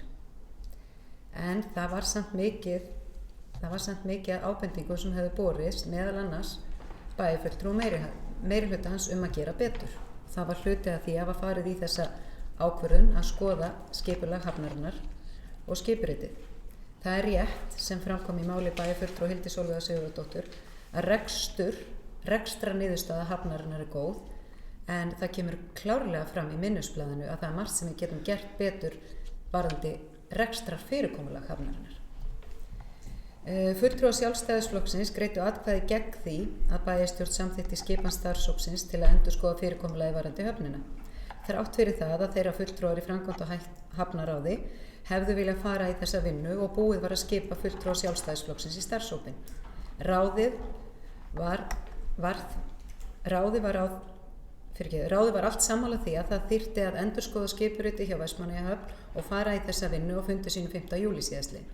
Meirihluti bæjarstjórnar og framkvæmd og hafnaráð voru sammála að í þessa vinnu skyldi farið sem við erum nú að tala og ræða þetta minnisblað, en fulltrúar Sjálfstæðisflokksins voru á móti endurskoðunni, fulltrúar þeirra í bæjarstjórn. Og nefndu Fjarðabyggðar hafnir máli sínu til stuðnings í bókun og í ræðu, og að þegar verið var að ræða skipan starfshópsins. Mig langar að spyrja fulltrúa Sjálfstæðisflokksins sem nefna höfnina til sögunar í bókun sinni frá 11. júlí síðastliðinn með leyfi forseta. Engar formlega kvartanir hafa borist vegna þess að ekki sé til staðar hafnarstjóri í sveitafélaginu og því erfitt að sjá hvaða ástæður liggja að baki því að það sé nú til skoðunar að endurvekja stöðugildi á sama tíma og tilhneiging hjá öðrum sveitafélögum, til dæmis nýveri hjá Fjarðabyggðar höfn sem er næststærsta höfn landsins að leggja niður embættið. Tilvitnun lýkur. Mig langar að spyrja bæjarfulltrúana hvort þeir viti af hverju skipulaginu var breytt og hvernig þessum málum er háttað varðandi skipulag hjá Fjarðabyggðarhöfnum. Var staða hafnarstjóra bara lögð niður, kom ekki til staðinn? Hvernig er skipuritið í Fjarðabyggð? Og hvaða önnur sveitafélög hafa verið að leggja niður embætti hafnarstjóra? En snúum okkur nú að minnisblaði starfshópsins. Niðurstaðan er skýr. Það vantar eitt stöðugild á höfnina. Báðar tillögur þessa þverpólitíska starfshóp fela það í sér að bæta við stöðugild á höfnina vegna þess að það vantar utanumhald og stjórnun meðal annars. Tillögurnar eru tvær, önnur hafnarstjóra og hin verkstjóra á höfninni. Og það eru stór verkefni á höfninni, það er mjög stórt verkefni framundan til að halda utanum sem er framkvæmd stórskipakants sem skiptir sveitafélagið okkar gríðarlega miklu máli. Og það er búið að vera að tala það verkefni frá því 1990. 2014 tók Vestmannaeyjar bara ákvörðun það að sækja ekkert inn í hafnabótasjóð og inn í samgönguáætlun í neinar hafnarframkvæmdir að því fókusinn var á stórskipakantinn. En okkur hefur ekki ennþá tekist að koma honum inn, ekki í rannsóknarhlutann einu sinni, þannig að við þurfum að halda áfram í því og það er hluti af þessu þrýstingsverkefni sem að bæjarfulltrúi Trausti Hjaltason nefndi hérna áðan og ég mun fara yfir undir samgöngumálum hér á eftir. En staða hafnarinnar er góð. Í rauninni skuld bæjarsjóðs við höfnina 2018 var 600 milljónir. Eigið fé hafnarinnar er 1,7 milljarður. Þannig að ég held að höfnin, það sé alveg hægt að skoða ákveðnar breytingar á höfninni. En ég væri bara, með verðum að ræða og væri mjög til í það að heyra svona hvernig menn sjá þetta fyrir sér þegar að vísa til sveitafélag sem hafa gert þessar breytingar, hvernig menn sjá fyrir sér hvað hefur verið gert þar, hvert voru verkefnin og hvernig þetta tengist því sem við erum með hjá okkur. Þakka Írisi Róbsdóttur fyrir þetta. Vilja fleiri bæjarfulltrúar Trausti Hjaltason?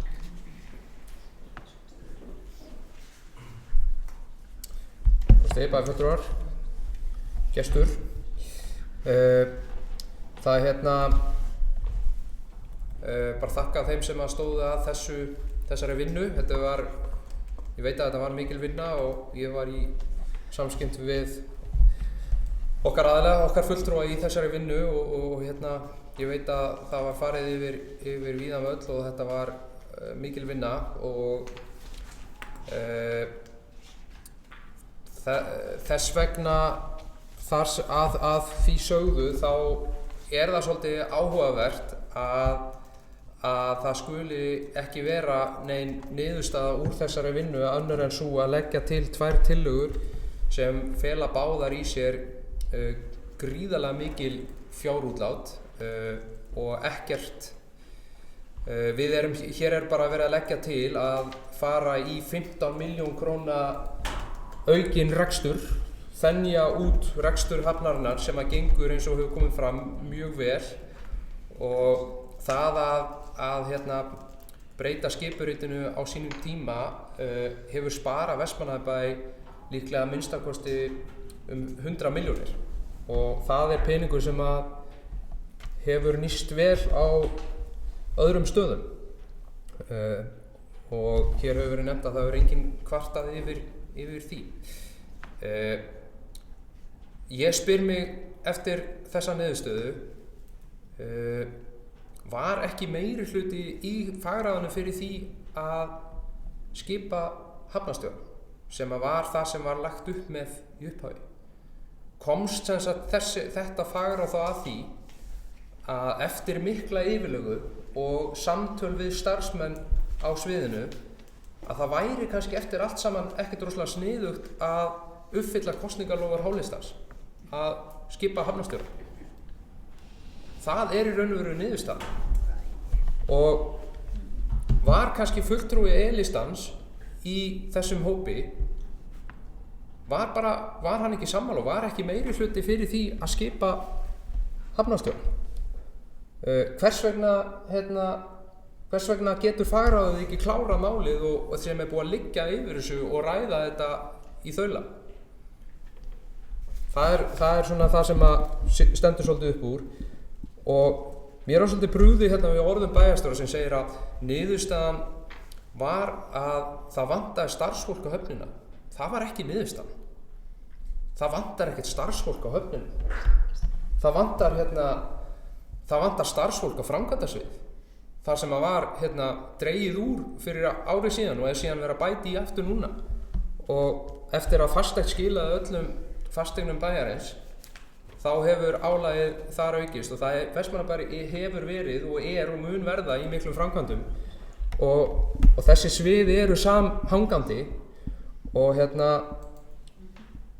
ég bara ekki sammála heldur forseta bæjarstjórnar sem að segir að það sé full að hér séum við að fara að greiða atkvæði annarkvort að taka ákvörðun aðra hvora tillöguna.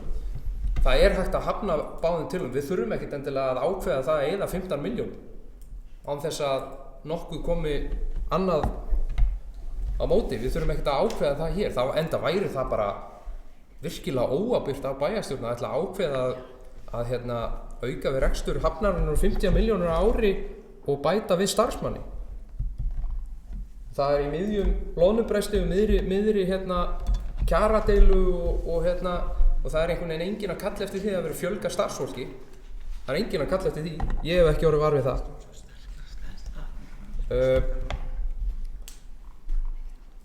Varðandi starfslýsingarnar, það partur af jafnlaunavottunar vinnunni að fara í starfslýsingar og það verður gert og þá ekki bara ástæða til þess að bíða eftir því að það verður gert og þá ekki, ég get alveg tekið til það full ástæða til þess að fara í þá vinnu og það margt í þessari yfirferð hjá hópnum sem er gott og það eru margar fínar ábendingar þarna og sem full ástæða til að skoða lengur, þannig að mér finnst við ekkert þurfa að vera að drífa okkur í að samþykkja eða 15 milljónum í starf og vera að bæta í rekstur hafnarinnar sem í fullkomnu lagi og virkilega vel rekin og byrja að hrósa sviðinu bara fyrir að hafa rekið höfnina vel öll þessi ár.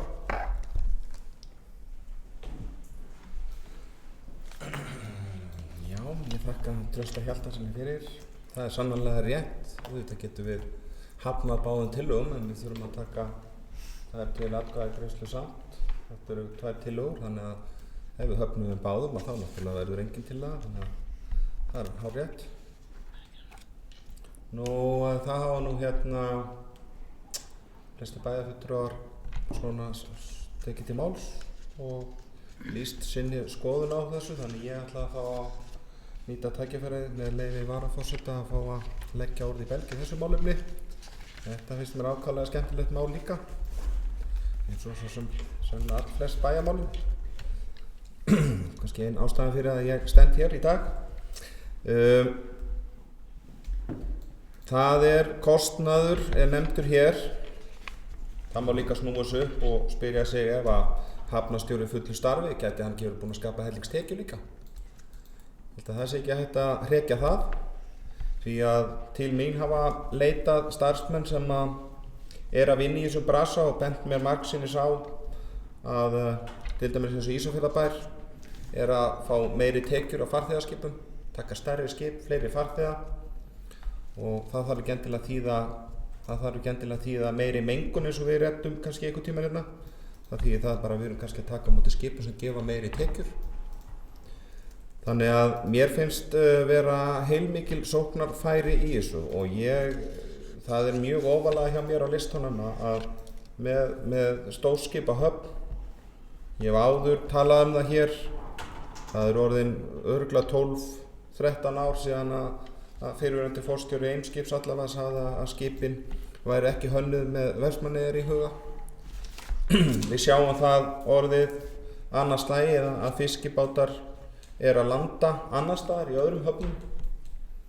Ég hef engan sérstakann áhuga á því, ég hef frekar meiri áhuga á því að þeir landi hér og við getum þá flutt fiskinn út frá skipum sem geta lagst hér að og verið með aðstöðu fyrir það. Þannig að mér finnst þetta eitt stóra málið, finnst mér að við þurfum að gera betur.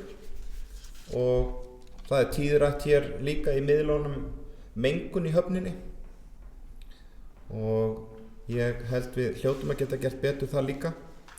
Og fyrir mitt leyti snýst þetta náttúrulega líka að veita þjónustu, alveg eins og Vestmannaeyjabær að gera að veita þjónustu til íbúa.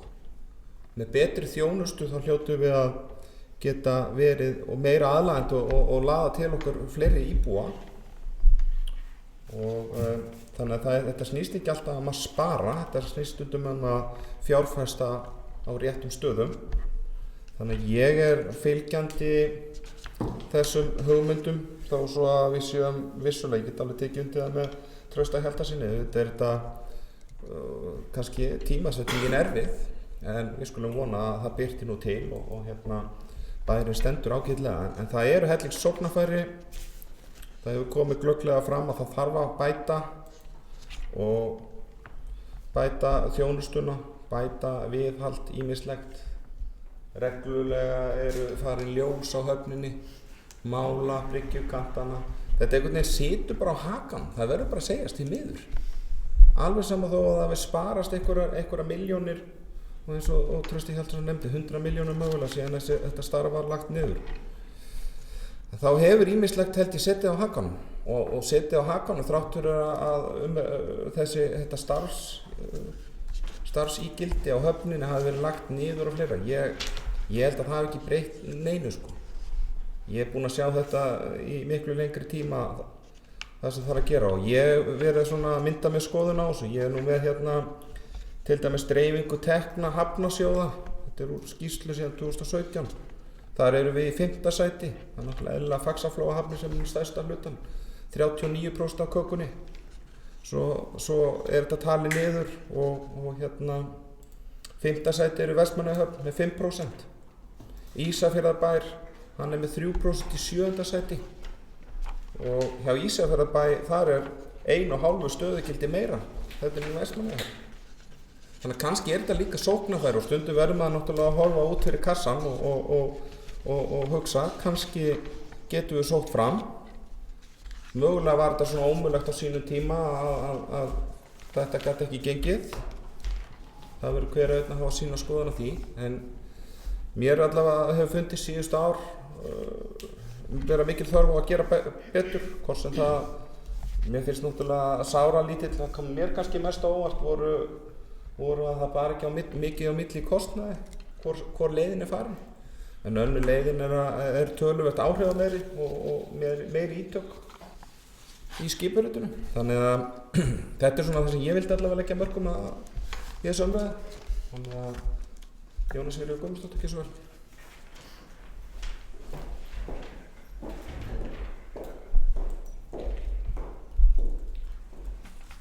Forseti, ég vil nú bara byrja á því að þakka hópnum fyrir mikil og vel unnum störf. Nú hefur verið skoðað skipulag og öll umgjörð hafnarinnar og í ljós kemur að mikið álag er á stjórnendum og þeir eru á ofhlaðinni verkefnum. Og eins og bæjarfulltrúi Trausti Hjaltason kom inn á, þá eru náttúrulega þessar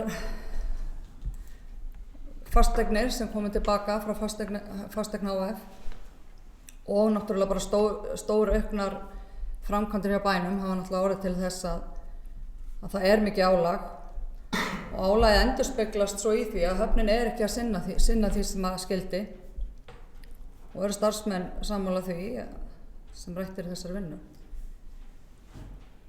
Verkefni hafnarinnar eru mjög brýn og það er bara mjög mikilvægt að stjórnendur ná að hafa góða yfirsýn yfir þau. Og það virðist bara, það er þetta bara 10-15% stöðugildi sem hafnaverður, það er bara hafnarstjóri, það er bara, ég tel það bara ekki vera nú bara ásættanlegt.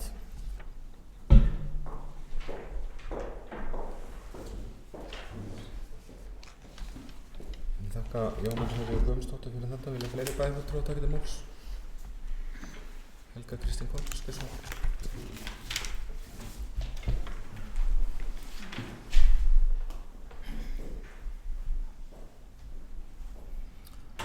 Við erum búin forseti, bæjarfulltrúar, gestir, að við erum búin að ræða í kvöld að það eru tvísýnar horfur í sambandi við lánu veðurnar.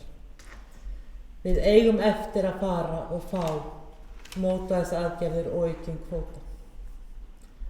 Við vitum líka að það eru óvissu tímar í sambandi við aðra atvinnuþátttöku hérna í eyjum.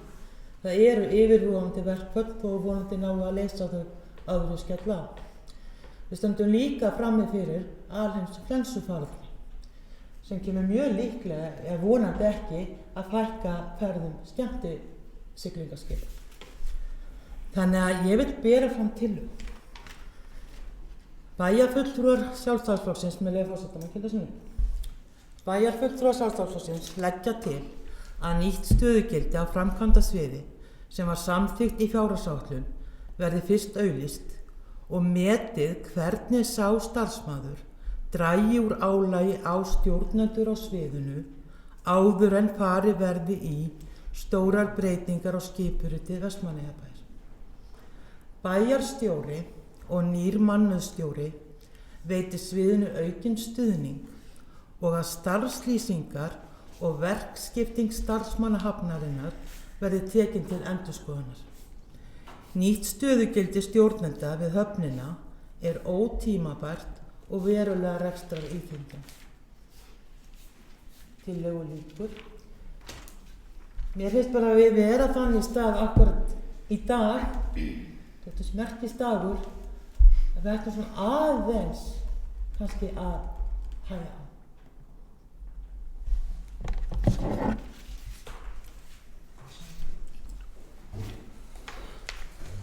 Já, ég þakka Helgu Kristínu Kolbeinsdóttur fyrir.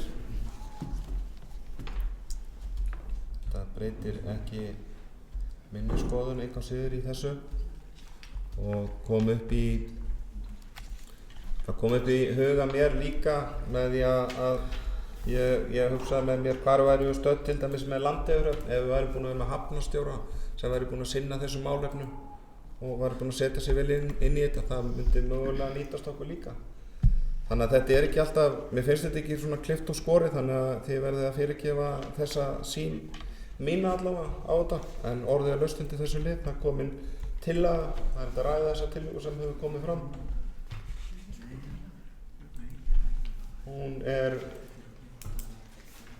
Hún er þannig að hún klippir í burtu þær tillögur sem liggja fyrir. Hún er að hafna þessum tillögum, þannig að hún gengur lengst, myndi ég segja. Þannig að við væntanlega þurfum að taka hana fyrst til atkvæðagreiðslu og ganga okkur svo niður stigann. En Njáll Ragnarsson, gjörðu svo vel.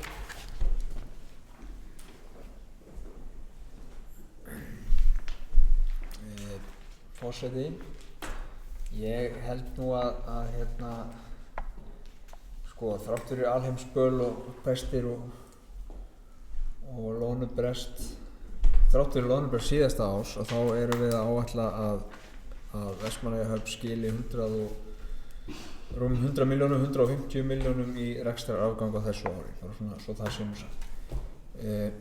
Ég, sko, eftir mín samtöl við þá sem að starfa þarna mér á Höfn, Hafnarverði og fleiri og fulltrúa í þessum hópi og fulltrúa í ráðinu og þá sem hafa verið þarna í gegnum tíðina, að þá held ég að það sé bara, ég ætla að meta þannig að það sé í rauninni bara svolítið bara komin svolítið þörf á það að við förum að hugsa þetta mál að taka þarna upp einhvers konar, breyta þarna einhvers konar verklagi, annarkvort með því að taka upp hafnarstjóra eða með því að fá þarna yfir verkstjóra hafnar. Sko, staðan sem er talað var að verið veitt fjármagn inn í fjárhagsáætlun. Það er allt önnur staða. Það lýtur að því að það er verið að skipta upp byggingafulltrúa og skipulagsfulltrúa og það er gert með lagabreytingu frá Alþingi. Þess vegna eru, ég maður ekki hvað mörg 7 sveitarfélög sem eru núna að auglýsa eftir hvort það var öðru hvoru, skipulagsfulltrúa eða byggingafulltrúa annarkvort. Þannig að það eru 7 sveitarfélög sem eru að auglýsa eftir því og þetta náttúrulega kemur bara í kjölfarið á þessar lagabreytingu. Þannig að það sem fór inn í fjárhagsáætlun, að sú staða að það snýr alfarið að skipulags- og byggingamálum. En síðan erum við með höfnina og höfnin er einfaldlega þannig að þar og eftir samtöl þarna í þessum hópi að þá kemur það í ljós að það þarf að bregðast einhvern veginn við til þess að auka skilvirkni í vinnunni í kringum höfnina. Hafnarstjórinn í dag er of hlaðinn verkefnum. Hann er yfir þessu sviði framkvæmda og framkvæmdasviðinu, framkvæmda hafnarsviði eða hvað, umhverfissviði framkvæmda umhverfissviði. Verkefnin eru bara ærin og höfnin einhvern veginn sem var komið á sínum tíma, 10% staða, var sett inn á þetta og með þess að hefur fólk hér í þessum ræðustól hreykt sér af því að það hafi ekki kostað neitt en maður velti þá fyrir sér sanngirninni bara á því að bæta þessu verkefni á þess að umbuna manninu fyrir það. En það er nú önnur, látum það nú líka milli hluta. Það sem ég er að reyna að segja í mjög löngu máli er ég bara sé fyrir mér að nú sé bara komin tími til þess að við förum og klárum þetta mál og við göngum undir atkvæði þessar tillögur hér og að ráðum bót á því ástandi sem er hérna niður á Höfn. Og eins og kom fram í máli forseta bæjarstjórnar áðan að þá er ekkert útsett með það að hafnarstjóri geti ekki aflað höfninni tekna, fái hann næði og svigrúm og tíma til þess að sinna því, þá getur það gerst. Og svo ítreka ég líka það sem kom fram í málu mínu hér í upphafi, það er að segja fyrr í kvöld, að hafnarstjóri, að hann er að sko, já, einmitt. Ég ítreka það. Það hvarf úr hausnum á mér sem ég sagði þér fyrir kvöld. En þetta er skrítið maður. Heyrðu, já, þá þetta duga. Ég bið bæjarfulltrúa Njáll Ragnarsson afsökunar á því að hafa tekið hann úr jafnvægi þegar ég sýndi honum gula spjaldið að 2 mínútur væru eftir.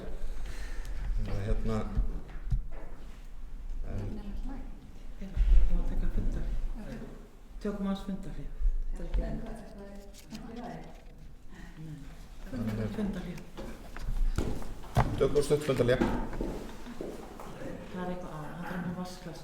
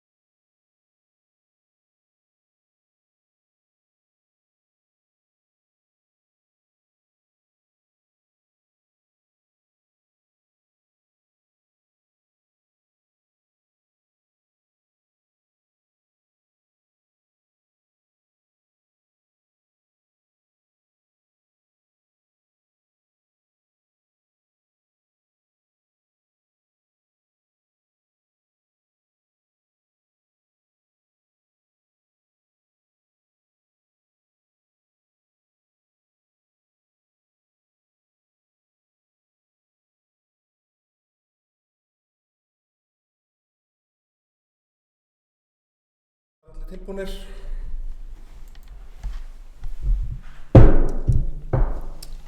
Set hér aftur fund 21.08 og get staðfest að allir bæjarfulltrúar eru hér í góðum gír. Við ætlum að taka upp þráðinn þar sem frá var horfið undir 8. dagskrárlið, það framkvæmda hafnaráð Vestmannaeyja fundur 246. Við vorum í lið númer 8 sem er skipurit Vestmannaeyja hafnar. Við erum búin að ræða þetta töluvert. Þeir eru örugglega að slaga í klukkutíma fljótlega. Það er komið tillaga önnur að sem gengur lengst. Við vorum að ræða þessa tillögu sem að bæjarfulltrúi Helga Kristín Kolbeins bar upp, þar sem að lagt til að fresta þessu. Það sem ég ætlaði að segja og er að rifjast upp hér fyrir mér áður við vorum í fundarhlið var það að það er sannarlega rétt að eins og hefur komið fram hjá bæjarfulltrúum að það er verið að uppfylla lagalega skyldu með að skipta upp byggingafulltrúa og það er svona vandséð kannski hvernig það stöðugildi nýtist þá í þessu, en það sem ég hef kannski svolítið áhyggjur af er og við ræddum það einna fyrir á fundinum að þegar vorum að segja að út af loðnunni og það væri mikilvægt að við værum þá að gera eitthvað á meðan, framkvæma og slíkt og það var komið inn á meðal annars 2 framkvæmdir eins og slökkvistöð og viðbyggingu í Hamarsskóla og þar mæðir náttúrulega svolítið mikið á núverandi hafnarstjóra og framkvæmdastjóra sviðsins. Hann leikur þar lykilhlutverk og mér er svolítið annt það í þessum framkvæmdum að þær séu mjög vel heppnaðar og mér finnst ég er mjög ánægður með það að það skuli vera búið að skipa verkefnastjórn í þessum verkefnum og svo er það bæjarráð sem er þá bygginganefndin og það verður klárlega mikið álag. Það kemur alveg glöggt fram í þessum gögnum. Það er mikið álag nú þegar og það mun ekki minnka. Þannig að mér finnst þetta breytir ekki minni skoðun í þessu máli. En við getum, það er hægt að ræða þessa tillögu eða bæjarfulltrúar vilja frá Hildur Sólveig Sigurðardóttir.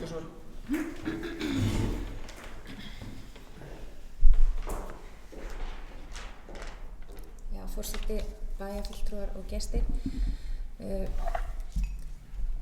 Við fengum í minnihlutanum áskorun frá bæjarstjóra að fara að ræða málefni Fjarðabyggðarhafnar og annarra hafna og ég ætla bara ekki að eyða þeim dýrmæta tíma sem ég hef til að ræða þetta mál og takmarkaða tíma sem ég hef til þess að fara að ræða málefni annarra hafna en skal með glöðu geði gera það við annað tækifæri þar sem ég er ekki bundin tíma takmörkunum.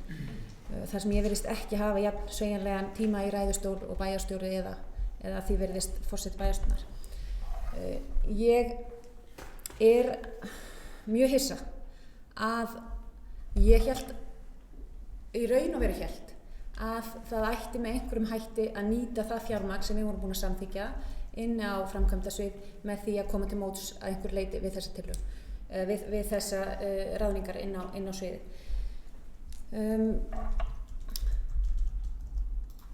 Tíð rætt lagalega skyldu varðandi þetta hlut að skipta þessu embætti upp, allt í góðu ef það er lagaleg skylda en í máli forseta kemur fram að það sé vandséð hvernig þetta stöðugildi komi til með að nýta stofnuninni. Það kemur bara fram í minnisblaði frá starfshópnum að það álag sem skapaðist við það að þessi meirihluti fækkaði starfsmönnum á sviðinu jók álag á stjórnanda og aðra starfsmenn. Það kemur bara glögglega fram í þessu minnisblaði, nema ég sé bara þá að lesa hlutina öðruvísi, en það, að mínu mati kemur það fram.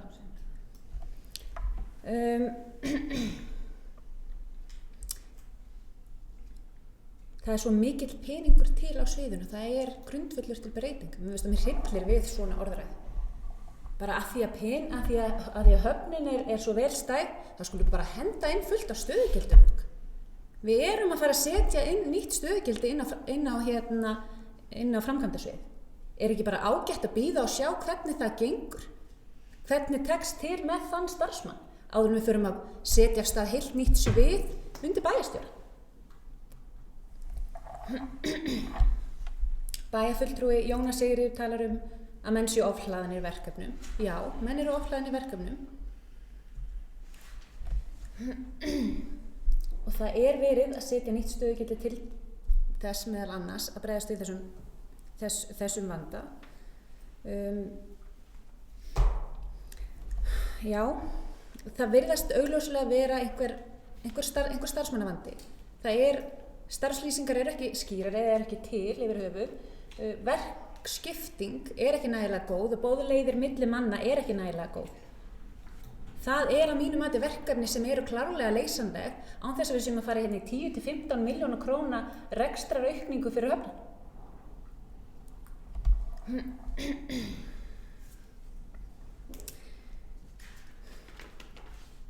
Og eins og ég segi, þetta virðist vera eitthvað vandamál eins og ég er búin að fara inn á varðandi starfslýsingar og við lögum ekki vandamál eins og ég sagði áðan bara með því að kasta peningum í það. Slíkt gera bara vinstrimenn. En það er þá kannski sú opinberun sem við sjáum hér.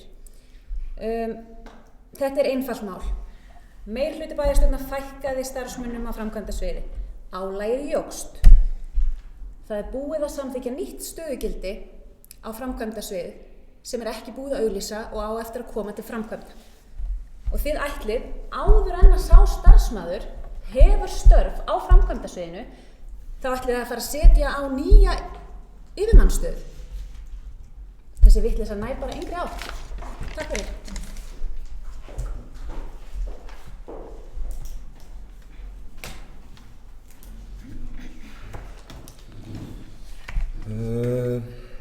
Ég þakka bæjarfulltrúa Hildi Sólveigu Sigurðardóttur fyrir. Það kom hérna fram, það er bara hollt að þessi ágreiningur, skoðanágreiningur á milli okkar og við sjáum þetta mismunandi sjónarhorn. Ég fagna því svo sem og ætla ekki að vera í einu orðaskaki hér í ræðupúlti en ég sagði það jafnframt áðan að mér finnst þetta ekkert vera nýtt á höfninni. Þetta er á miklu lengri sögu heldur en að frá því eitthvað starfa lagt niður á sviðinu sko, sem snera viðhaldi fasteigna. Það er því miður bara mín skoðun og það sem ég var að meina með hinu stöðugildinu sem er þá þessi skipulagsfulltrúi, þá er hann ekki að nýtast. Ég held að starfskraftar núverandi hafnar eða starfshlutfall núverandi hafnarstjóra, það komið fram að það sé mjög lítið, nýtist bara vel í þeim verkefni sem eru framöndan. Það er mín skoðun, slökkvistöð og viðbyggingu í Hamraskóla. Þannig að en ég ætla ekki að hafa þetta lengra, það vilja fleiri taka til máls. Njáll Ragnarsson, gjörðu svo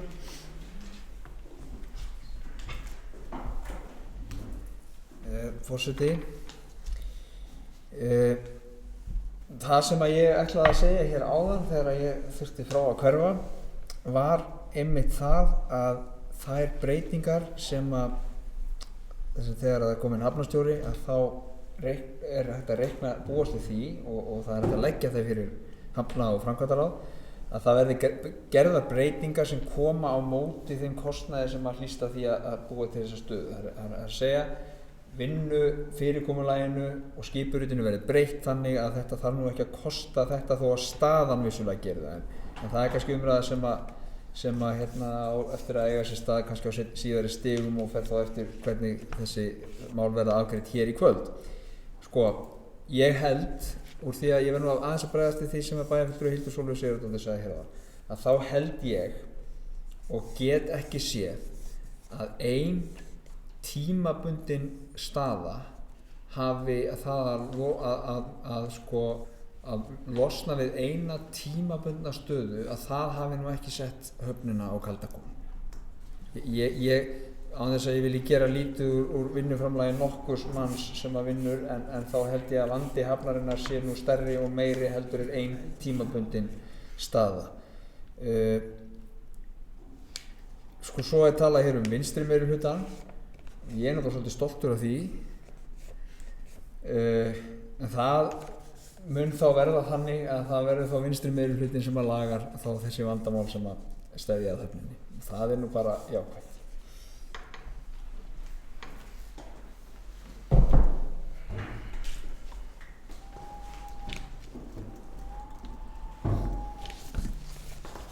Ég þakka Njáli Ragnarssoni fyrir. Íris Róbertsdóttir, hvers vegna?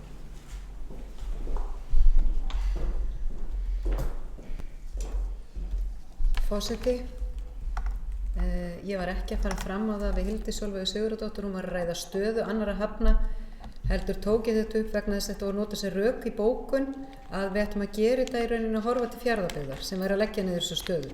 Og mér langar bara fyrst að bæjarfulltrúinn vill ekki nota sinn tíma til að svara því, þá langar mér að benda á það sem verið að tala breytingun á muni. Ég spurði hvort þessi staða hefði horfið. Í Fjarðabyggð er staðan þannig að því það var verið að vísa til þess að við ættum að gera þetta eins og þau eru ekki með þessu stöðu, þau eru að leggja hana niður, að það eru 6 svið og 5 sviðsstjórar og það er til svið sem heitir framkvæmdasvið, það er svið sem heitir umhverfis- og skipulagssvið og svo til hafnasvið. Á þessum 3, það eru 2 sviðsstjórar og 1 verkefnastjóri hafna. Bæjarstjórinn varð gerður að hafnastjóra með tilfærslu á verkefnum en sviðin eru 6. Við erum með 1 einstakling í þessum 3 stöðugildum sem Fjarðabyggð er með. Þau eru með sér undir framkvæmdirnar, þau eru með umhverfis- og skipulagssviðið sér og hafnasviðið er sér hjá þeim þó þau séu ekki með hafnastjóra. Það er samt sér svið.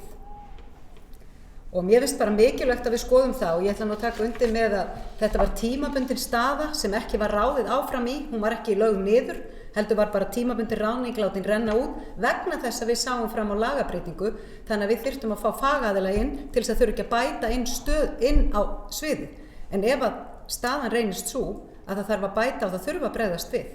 Það var talað hérna áðan að sveitarfélagið þyrfti að bregðast við varandi framkvæmdir og vonandi bara tekur ráðið þetta upp fljótlega að þessi staða verði auglýst, það þarf náttúrulega að fara í gegnum það. En inn í þessu minnisblaði hjá hópnum fyrir framkvæmd og hafnara þá er byggingafulltrúi eða skipulagsfulltrúi ekki inn í þessum pælingum. Það er verið að tala um hafnarstarfsmenn og stjórnandan sem er framkvæmdastjórinn. Þannig það var ekki sérstaklega verið að máta bygginga- og skipulagsfulltrúan inn í þetta. En ég held bara að við ættum að fara kannski að huga því, ég ætla ekki að hafa þetta lengra, ég er nú með talsvert meira hérna viðbót en þessi umræður er löng og við kannski að snúa okkur að þessum tillögum.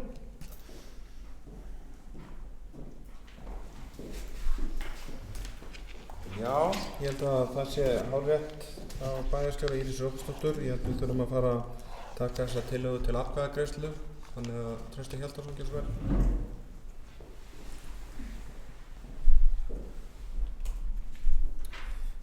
Bæjarfulltrúar, við þurfum ekki að fara að taka þessi tillögu til afgreiðslu vegna þess að við höfum nægan tíma til að ræða þetta og það ber að virða hér tíma bæjarfulltrúa til þess að nota hér tíma sinn. Varðandi, það er ýmislegt sem að þarf að koma hér fram og meirihlutin hefur svolítið opinberað sig í þessari umræðu. Það er alveg ljóst, núna skil ég hvers vegna það var svona mikið hjartans mál fyrir Hálistan að lofa því að það er tekin upp staða hafnastjóra. Ef að hafnastjóri á að græja það að fá meiri tekjur, hann á að græja mengun í höfninni, hann á að græja Landeyjahöfn og hann á að græja skipulagið og verklagið. Ef að hann á að græja þetta allt saman, þá skal ég endilega borga 15 milljónum fyrir það. Ekkert mál. En ég bara hef ekki svona mikla trú á því að þetta verði allt græjað með einum hafnastjóra. Njáll Ragnarsson bæjarfulltrúi hitti naglann á höfuðið hérna áðan vegna þess að hann sagði að það þarf að breyta einhvers konar verklagi. Það er akkúrat það sem þarf að gera og það er akkúrat það sem kemur fram í þessari samantekt og hann sagði líka að það þurfa að auka skilvirkni. Það er það sem þarf að gera. Það er það sem kom út af þessari vinnu og ég er alveg vissum að það er ástæðan fyrir því að fulltrúi Eyjalistans og Hálistans sem sátu í þessum hópi gátu ekki komið sér saman um það að skipa hafnastjóra, heldur hafa aðra tillögu með og láta bæjarstjórn ákveða þetta. En þess að það var hik á þessu. Það fór ekki alveg eins og var lagt upp með í byrjun.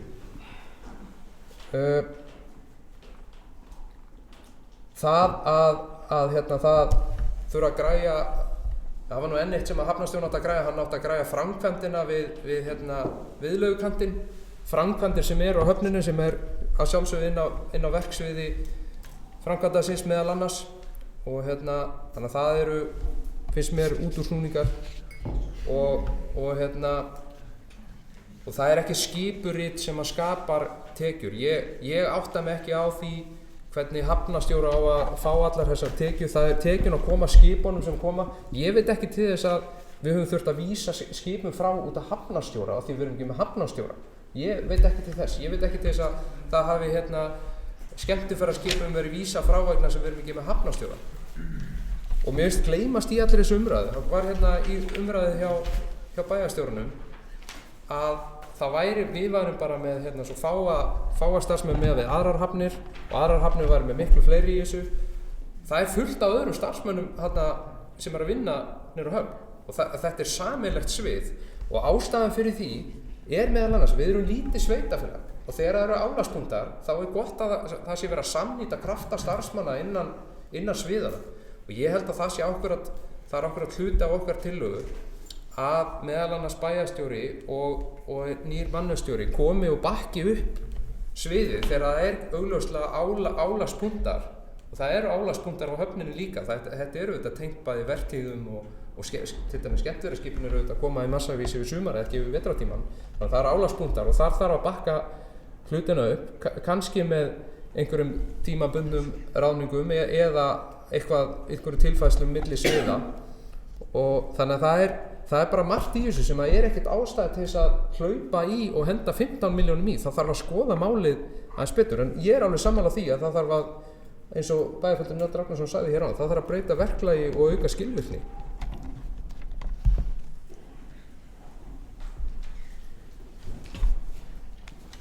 Þakka Trausta Hjaltarsson hér er. Já, sjálfsögum með að bæjarfulltrúar nýta hér tímann sem þeir hafa. Það var nú ekki þannig sem þetta var meint. En hins vegar ef það er enginn sem vill tjá sig þá held ég að og allir búin að uppfylla tímarammann sem þeir hafa þá tökum við þetta til atkvæðagreiðslu. Það er allir rólegir ennþá en kannski vilja fleiri bæjarfulltrúar ræða þessa tillögu. Það heyrist mér nefnilega ekki. Þetta var akkúrat sú tilfinning sem ég hafði að við varum að nálgast þennan punkt. Þannig að það er tillaga sem hér var borin upp áðan sem við þurfum að afgreiða fyrst. Var hún komin á tölvupósti Helga Kristín Kolbeins? Já, ok. Er þið með hana útprentaða nokkuð eða? Nei. Þá er ekki betur en ég lesa mig. Með hana þarna? Já. Það er tillaga bæjarfulltrúar Sjálfstæðisflokksins leggja til að nýtt stöðugildi og framkvæmdasvið sem var samþykkt í fjárhagsáætlun verði fyrst auglýst og metið hvernig sá starfsmaður dragur álag og stjórnendur á sviðinu áður en farið verði stóra breytingar á skipuriti Vestmannaeyjabæjar. Bæjarstjóri og nýr mannastjóri veiti sviðinu aukinn stuðning og að starfslýsingar og verkskipting starfsmanna hafnarinnar verði tekið til endurskoðunar. Nýtt stöðugildi stjórnenda við höfnina er ótímabært og verulega rekstrar íþyngjandi. Þannig hljómar þessi tillaga sem við ætlum að taka hér til atkvæðagreiðslu. Þeir bæjarfulltrúar sem eru því samþykkir gefa atkvæðamerki. Það eru 3 bæjarfulltrúar sem að samþykkja þessa tillögu. Bæjarfulltrúar sem eru á móti gefa atkvæðamerki. Það eru 4 bæjarfulltrúar. 5 tröstingar. Nei, ég var nú með datt út. Það fleirast en það. Hér er eitt það er lykilatriði ástundu og svolítið gaman líka og hér er bæjarfulltrúi sem er að reyna á forseta bæjarstjórnar hvort hann hafi náð að telja rétt. En það eru samtals 7 bæjarfulltrúar sem hafa núna greitt atkvæði og ég er svo vanur að vera móti.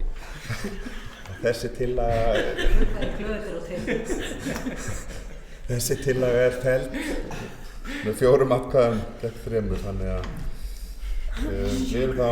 við erum þá komin aftur í upphafi þar sem við vorum áðan og fyrir fundinum liggja 2 tillögur og Það á ég að vera með hérna einhvers staðar.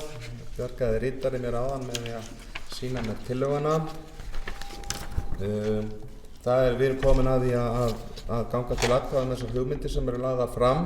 Það er annars vegar ráðinn verið sérstakur hafnarstjóri sem heyrir beint undir bæjarstjóra og verkstjóra hafnarþjónustu sem heyrir undir framkvæmdastjóra umhverfis- og framkvæmdasviðs. Það er mitt mat að það er hérna tillaga sem gengur lengra sem er þá að ráðinn verið sérstakur hafnarstjóri sem heyrir beint undir bæjarstjóra sem að ég ætla að taka nú til atkvæðagreiðslu. Þeir bæjarfulltrúar sem eru í því samþykki gefa atkvæðamerki. Það eru 4 bæjarfulltrúar sem að samþykkja það. Bæjarfulltrúar sem eru á móti gefa atkvæðamerki. Það eru 3 á móti og þessi tillaga er samþykkt. Já, það mun allt saman gerast. Bæjarfulltrúar Njáll Ragnarsson, gjörðu svo vel.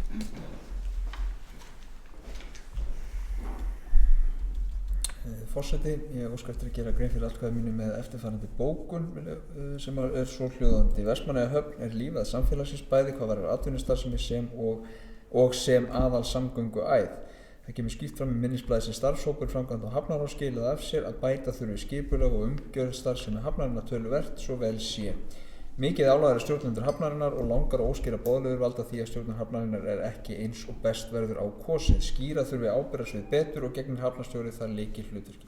Meirihluti E&H-lista leggur til að staða hafnarstjóri verði endurvakin. Í framhaldinu þurfi framkvæmd á hafnaráð að skoða þau drög að skipulagi hafnarinnar sem liggja fyrir og skoða hvort hægt verði að hagræða með tilfærslum verkefnum á móti. Þakka Njáli Ragnarssoni fyrir, Hildur Sólveig Sigurðardóttir, gjörðu svo vel.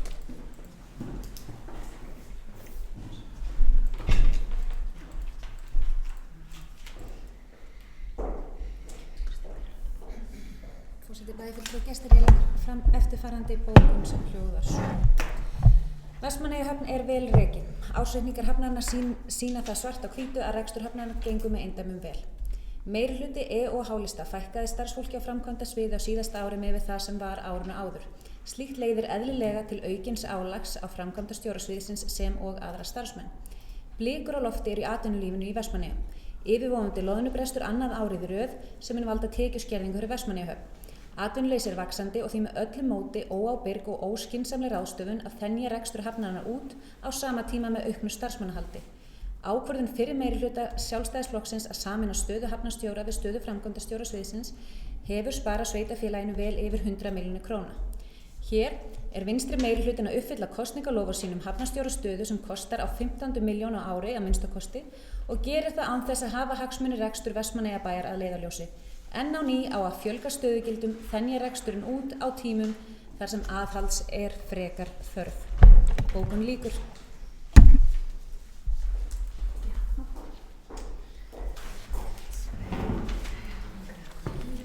Þakka bæjarfulltrúa Hildur Sólveig Sigurðardóttir fyrir þetta. Ég tel að með atkvæðagreiðslu að við höfum afgreitt tillögu sem að lá fyrir séum við búin að afgreiða þennan lið. Ef enginn bæjarfulltrúi mótmæli því þá er það þannig. Þannig að við höfum lokið og afgreitt lið númer 8 með þeirri niðurstöðu að það er samþykkt.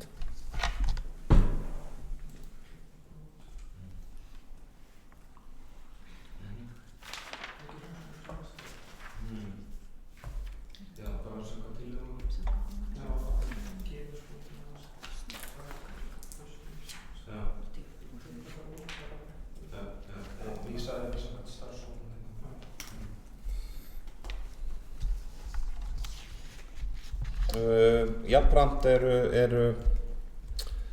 eru bókanirnar samþykktar eins og þær voru upplesnar hér áðan, bæði frá bæjarfulltrúa Njáli Ragnarssoni og Hildur Sólveig Sigurðardóttir. Bara bókanirnar séu samþykktar. Já, þær eru komnar hér allavega önnur þeirra og ég gerir ráð fyrir að hinn sé á leiðinni líka. Þannig að ég haldi mér hér við. Eftir stendur í þessum 8. dagskrárlið að klára liði 1-4, 6-7 og 9 sem liggja fyrir til staðfestingar hér. Já. Það er Trausti Hjaltason, gjörðu svo vel. Forseti bæjarfulltrúa að fá að gera hér grein fyrir atkvæði mínu einnig. Ég greiði hér atkvæði á móti seinni tillögunni sem að snýst að ráða í nýtt stöðugildi upp á 15 milljónir sem við komum fram. Það hins vegar vonbrigði að heyra síðan eftir að búið að greiða atkvæði að það eigi í raun og veru að gera eitthvað fleira og eitthvað annað sem að hefði verið fínt að hefði komið fram í umræðinni vegna þess að þá hefðu atkvæðin mögulega farið öðruvísi.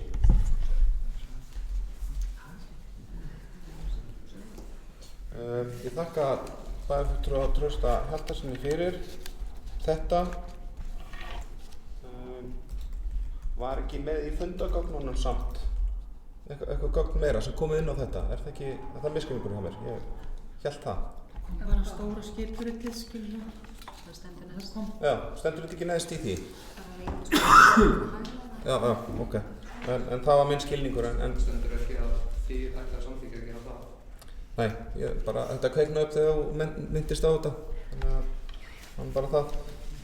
En ég þakka Trausta Hjaltasyni fyrir þetta og bókunin er samþykkt, eða, já, viltu fá út að bóka skriflega eða? Nei. Já.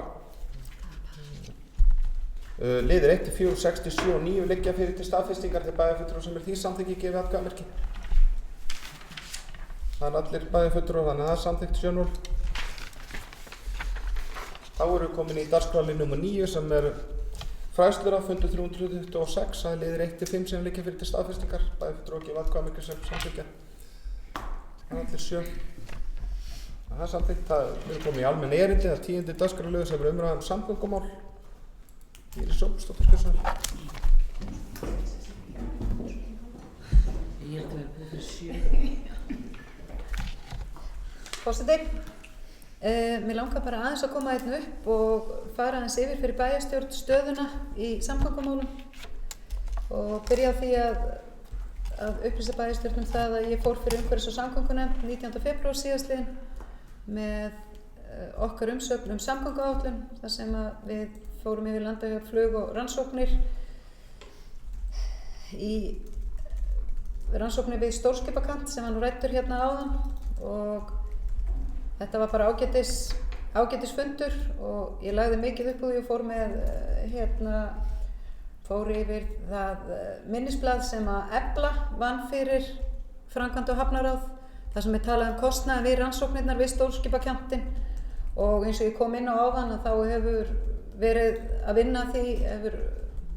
verið að vinna að því að koma þessu inn á minnstakosti að við fáum fjármagn í rannsóknir síðan 2014 og enn lengra aftur eins og ég ætla nú ekki að lengja fundi með því að rekja hér að þetta var líka tekið fyrir á kjörtímabilinu 2010 til 2014 og allavega aftur til 1990 en við veitum náttúrulega ekki hvað kemur út úr því en það var vel tekið í þetta erindi en ég lagði þyngstu áhersluna á það að menn myndu halda inni fjárveitingunum fyrir dýpkun og við tókum svolítið á því í umsóknunum okkar og bara að fólk átti að segja á því þó þessi vetur væri svo hann væri að þá væri það ekki kannski endilega komið til með að vera og ég er bara svo ég komið því að áður ég fer yfir þetta ég er ósammála Trausta Hjaltasyni því að það gangi ekkert í samgöngum það er mikið búið að gerast það er mikið búið að gerast á þessu ári okkur er búið að vera að takast að eyða út dýpkunargluggum hann kom inn á áðan okkur gengi ekkert með heilbrigðismál í samgöngumálunum sem mál við erum að taka hænuskref í samgöngumálunum það hefur ýmislegt gerst og bara fyrir einhverjum 3 árum þá voru fargjöldin jöfnuð það er verið að taka hænuskref en okkur hefur ekkert tekist í heilbrigðismálunum það hefur ekkert gengið þar en okkur er að ganga pínulítið í samgöngumálunum en ég hafði samband við framkvæmdastjóra Herjólfs og lagði fyrir hann nokkrar spurningar sem ég ætla aðeins að fara yfir fyrir bæjarstjórn til upplýsingar að farþegafjöldi frá því að Herjólfur OHF tók við núna mánaðamótin mars-apríl 2019 er komið vel yfir 320.000 fram að áramótum, ég gat ekki fengið yfirtölur og menn eru bara mjög ánægðir með það ég bað hann að taka saman hversu marga ferðir Herjólfur væri búinn að sigla í Landahöfn í desember, janúar og febrúar núna og í desember er þetta 18 heilir dagar og 5 hálfir þannig það var í raun og verið að fara í 23 daga í Landeyjahöfn og síðasti dagurinn í mánuðum var 30. desember. Í janúar var farið í Landeyjahöfn annað hvort allan daginn eða hlut úr degi í 11 daga og svo var meira sér farin aukaferð 3. janúar eins og bæjarfulltrúum er kunnugt eftir 13. Og í febrúar er búið að fara 12 daga annað hvort að öllu leyti eða hluta til Landeyjahöfnar. Ef við horfum til sömu mánaða 2018 og 2019 þá var engin ferð í janúar, engin í febrúar og ég held ég sé að fara rétt með að það sé ein sem að fara í desember. Þannig þetta er gríðarlega mikil breyting. Og það náttúrulega, það sem er stærsta málið er að höfnin er opin hvað varðar dýpi. Við erum líka búin að hafa dýpkunarskip allan tíman. 2018 haustið missum við dýpkunarskip í 15. nóvember og það kemur ekki skip hérna fyrir að byrja að reyna að baxla og opna höfnina fyrir í mars. Þannig að þetta eru gríðarlega miklar framfarir. Og þetta er í fyrsta skiptið sem höfnin er opin á þessum ástíma. Þannig því bara ber að fagna og það er árangur. Það gengur vel að bóka fyrir sumarið og það er mikil ánægja með að það var opnað fyrr. Þeir eru farnir að opna talsvert fyrr en gert var áður, það er mikil ánægja með það. Og samkvæmt upplýsingum frá fulltrúa og Vegagerðarinnar gert ráð fyrir að Herjólfur 3 fari úr Þurrkví miðja næstu viku. Og í beinu framhaldi verði farið í yfirferð og öryggiskerfum, brunakerfum og stefnt að því að verklok verði þá í vikunni þar á eftir. Vel hefur gengið með botnlokana og veðurfarið hefur verið ágætt. Og eins og ég fór yfir áðan þá eru bara aðstæður við Landeyjahöfn bara í rauninni ótrúlegar. Það var mæling í gær og við erum með ennþá langt yfir 7 metra í hafnaminninu. Það er orðið grunnt á nokkrum stöðum inn í höfninni og auðvitað þarf að huga að rifinu, en staðan er þannig að skipið er að það er stætt í Færeyjum, það er 2 góða daga til að komast hingað og höfnin er bara á góðum stað, þannig að við höfum ekki áhyggjur, hún er ekkert að lokast, en það er komin tíma á að hreinsa þarna til. Þannig að þetta er svolítið svona, já, þetta er mjög jákvætt. En uppsetningin á rafhleðslubúnaðinum hefur dregist mun meira en von var á, en erlendu framleiðendur hafa komið í tvígang til landsins eins og þið kannski vitið. Og annar turninn er kominn inn eftir smá bilun, en rafhleðsluturnin í Landeyjahöfn er ekki tilbúinn og það er beðið eftir sérfræðingum til að ljúka því. Þeir eru væntanlegir á laugardaginn og munu til að setja kojurnar frá fast og munu hefja uppsetningu á sunnudagskvöld vinna á nóttunni og þetta eru 32 kojur eins og áður hefur komið fram í farþegarýminu á 4. hæð. Og þetta kojurnar eiga að koma til Eyja í dag og morgun, var svona stemmingin yfir þessu. En annars gengur bara vel, menn láta vel af sér. Það er búið ákveða Herjólfur 4 fari í slipp í Hafnarfirði þann 4. maí og þá er bæði eftir páska, fermingar og blakmót og gert er ráð fyrir að ferjan verði fullklár í rekstur að nýju fyrir fótboltamótin sem er þá í byrjun júní og er að ræða þessa árs ábyrgðarskoðun. Þetta var svona það sem ég vildi hlaupa yfir varðandi samgöngumála. Og svo eitt að lokum. Næstu viku, 4. mars, verður samgönguráðherra hér með fund, framsóknarfund, en hann er samgönguráðherra, þannig ég hvet alla bæjarfulltrúa til að mæta.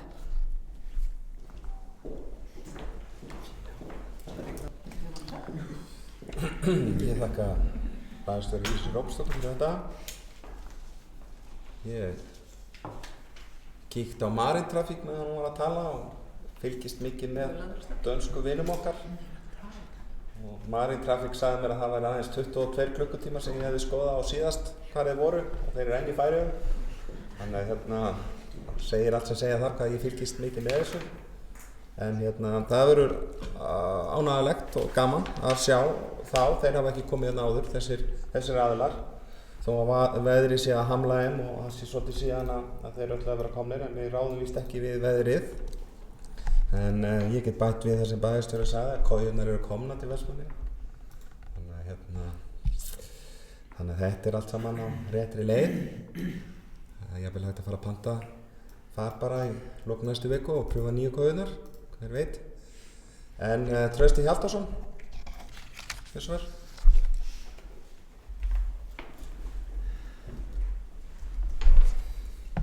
Forseti bæjarfulltrúar, gestir. Já, bara þakka kærlega fyrir þessa yfirferð bæjarstjóra í þessum afar brýna og títtrætta lið.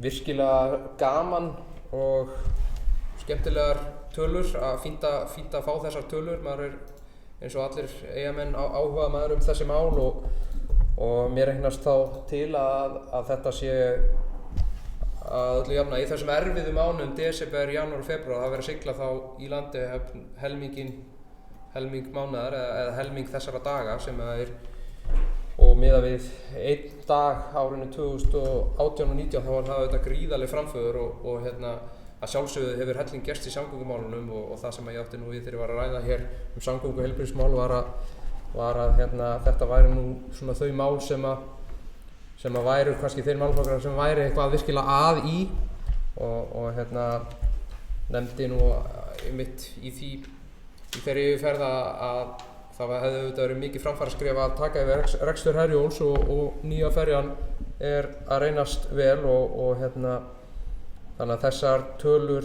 svona bakka það að minnsta kosti upp og vekja vonum að við getum haldið áfram að fjölga dögum í landi vonandi verður framhaldið betra og ná menn betri tökum á þessu. Það auðvitað framför þetta með dýpkunina en maður vill auðvitað alltaf meira og við þurfum alltaf að halda áfram að hamra járnið og það þarf bara að vera endalaust að pönkast í þessum málum og þess vegna bara fínt að við fjöllum hér þetta og fáum þessar upplýsingar og loksins kójunar að koma, gaman að heyra það og við fögnum því auðvitað þó fyrr hefur verið en það að minnsta kosti eitthvað þannig að þetta eru hænuskref eins og bæjarstjóri nefnir og hefur verið það hingað til og verður það áfram þannig að á meðan hænuskrefin áfram en ekki aftur í bak þá erum við á réttri leið og vonandi verða þau bara enn fleiri og við sjáum vonandi bara eitt stærsta sumar hérna í Vestmannaeyjum framundan ef allt fer sem horfir.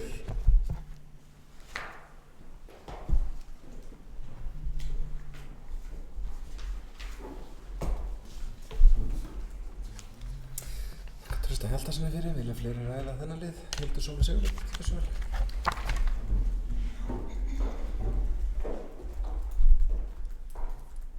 Forseti, bæjarfulltrúar og gestir, já, ég þakka þessa yfirferð sem bæjarstjóri tók hérna áðan og verulega ánægjulegt eins og hefur komið fram í fjölmiðlum líka að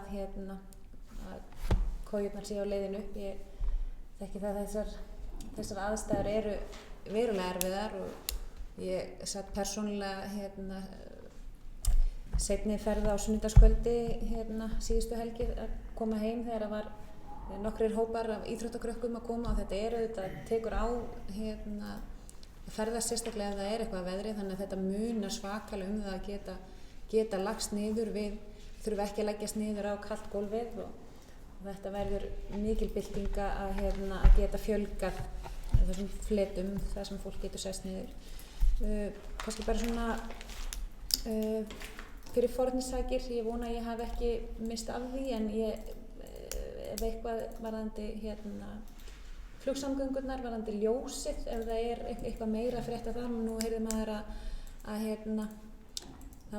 allavega menn voru stór orðir varðandi þær aðstæður sem væru og hvernig hljóðið væri í fluginu, hvort það væri orðið mikil skerðing út af þessu ljósi á flugsamgöngum og kannski ef að bæjarstjóri getur svona aðeins uppfrætt okkur þá stöðu þá væri ég þakklát.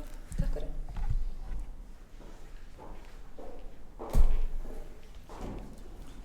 Ég þakka Hildu Sólveig Sigurðardóttir fyrir þetta. Íris Róbersdóttir, gjörðu svo vel.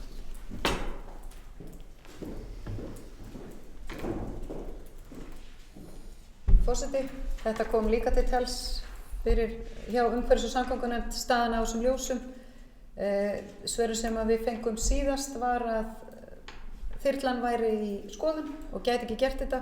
En ég veit ekki alveg við hverja við munum ræða núna vegna þess að þann Ingólfur sem við höfum verið í sambandi við ekki lengur starfsmaður í Isavia. Það eru breytingar hjá Isavia þannig að ég þekki ekki hver tekur við hans hlutverki. En við höfum bara verið í sambandi með að ýta á eftir þessu og svörin sem við fengum bara að þyrlan væri í stóru skoðun. En þetta náttúrulega bara ömurlegt. Það er bara núna fyrir þessu mánuði að þá komu þeir inn í sjúkraflug og tóku sér bessaleyfi að því þeir töldu að væri neyðarástand og lentu á brautinni þráttur að mega það ekki að því aðflugsljósum voru ekki í lagi. Þannig við erum að lenda í þessu hvað eftir annað, þetta er alvarlegt, en eins og ég segi, ég bara skil þetta ekki. Ég skil ekki þetta Isavia batteri. En við erum alltaf að ýta á eftir þessu og þeir eru að gera það líka hjá öllum, en það virðist bara ekkert gerast, því miður.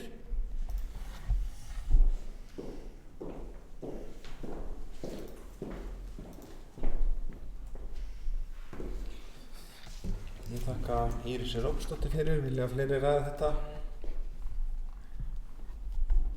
Ég tel mig vera búin að altala mig Isavia allavega á fyrirfundum. Ég ætla ekki að leggja orð í belg hér þetta blessaða ljós enn einu sinni. Það er ekki fleiri bæjarfulltrúar sem ætla að tjá sig undir þessu lið, þannig að þá ljúkum við honum og förum í lið nr. 11 sem er atvinnumál. Það var ósk það, ekki satt og minnihluta að ræða atvinnumál.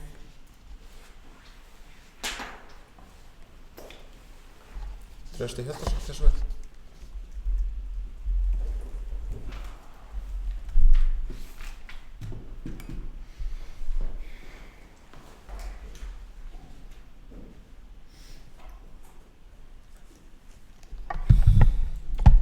Já, atvinnumál. Við höfum nú áður verið með þau til umræðu og er ágætt að við tökum þau upp. Ég vildi nú kannski fá bara bæði kannski umræður og upplýsingar svona gangmála. Við erum með ýmislegt í gangi í atvinnumálunum. Það er ýmislegt að gerast í atvinnulífinu í bænum. Til að mynda settum við hér í gang 2 hópa sem að tengjast þessum málaflokki. Annars vegar bara verið að fara yfir útbúa atvinnustefnu fyrir bæinn og hópur sem er í því og ef maður rétt á eru allir sem eru í þeim hópi eru hluti af bæjarfulltrúunum.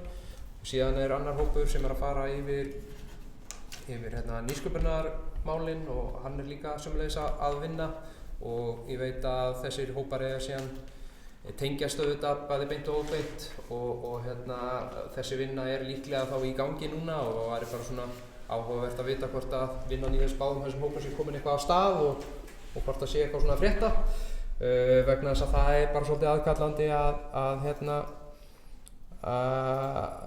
aðkallandi að við séum með þetta í umræðinni og ef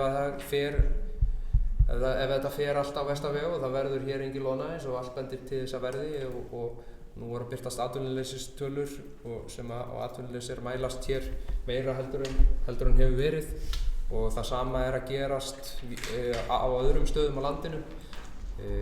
Þannig að og það eru svona erfiðar kjaradeilur þó að þær snúi auðvitað þær teygja anga sína hingað líka og það eru lausir kjarasamningar eðlilega hér eins og annars staðar. En það er að sjálfsögðu eitthvað sem að er alltaf, það er alltaf ofta minnstakosti lausir kjarasamningar en það er svona eins og það er svona blikur á lofti í atvinnumálunum og við erum svolítið finnst mér í þeirri stöðu að við erum svolítið á krossgötum í atvinnumálunum almennt bæði hérna í Vestmannaeyjum og bara á Íslandi bara einfaldlega út af tæknibreytingum og annað og þetta kemur auðvitað bara vel við okkur hérna í atvinnulífinu og þess vegna er bara mikilvægt að við sem erum kjörnir fulltrúar ræðum þetta og veltum við steinum og ef það er einhverja lausnir í sjónmáli að reyna að fylgja þeim eftir og þess vegna er gott að þessir hópar séu að störfum og þannig að ef að kannski bæjarstjórinn nú líklega best til þess fallin að svara fyrir það hvort þessir hópar séu komnir á stað. Hún hefur nú væntanlega upplýsingar það.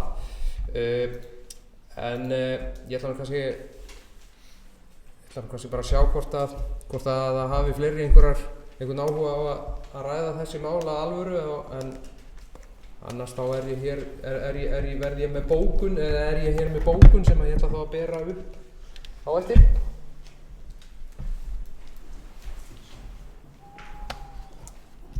Þakka Trausta Hjaltasyni fyrir. Það ekki víst að hann sé einn á báti. Það bara, held ég spurning hver ætlar að taka til máls næst. Það snúist mest það. Íris Róbsdóttir, sver.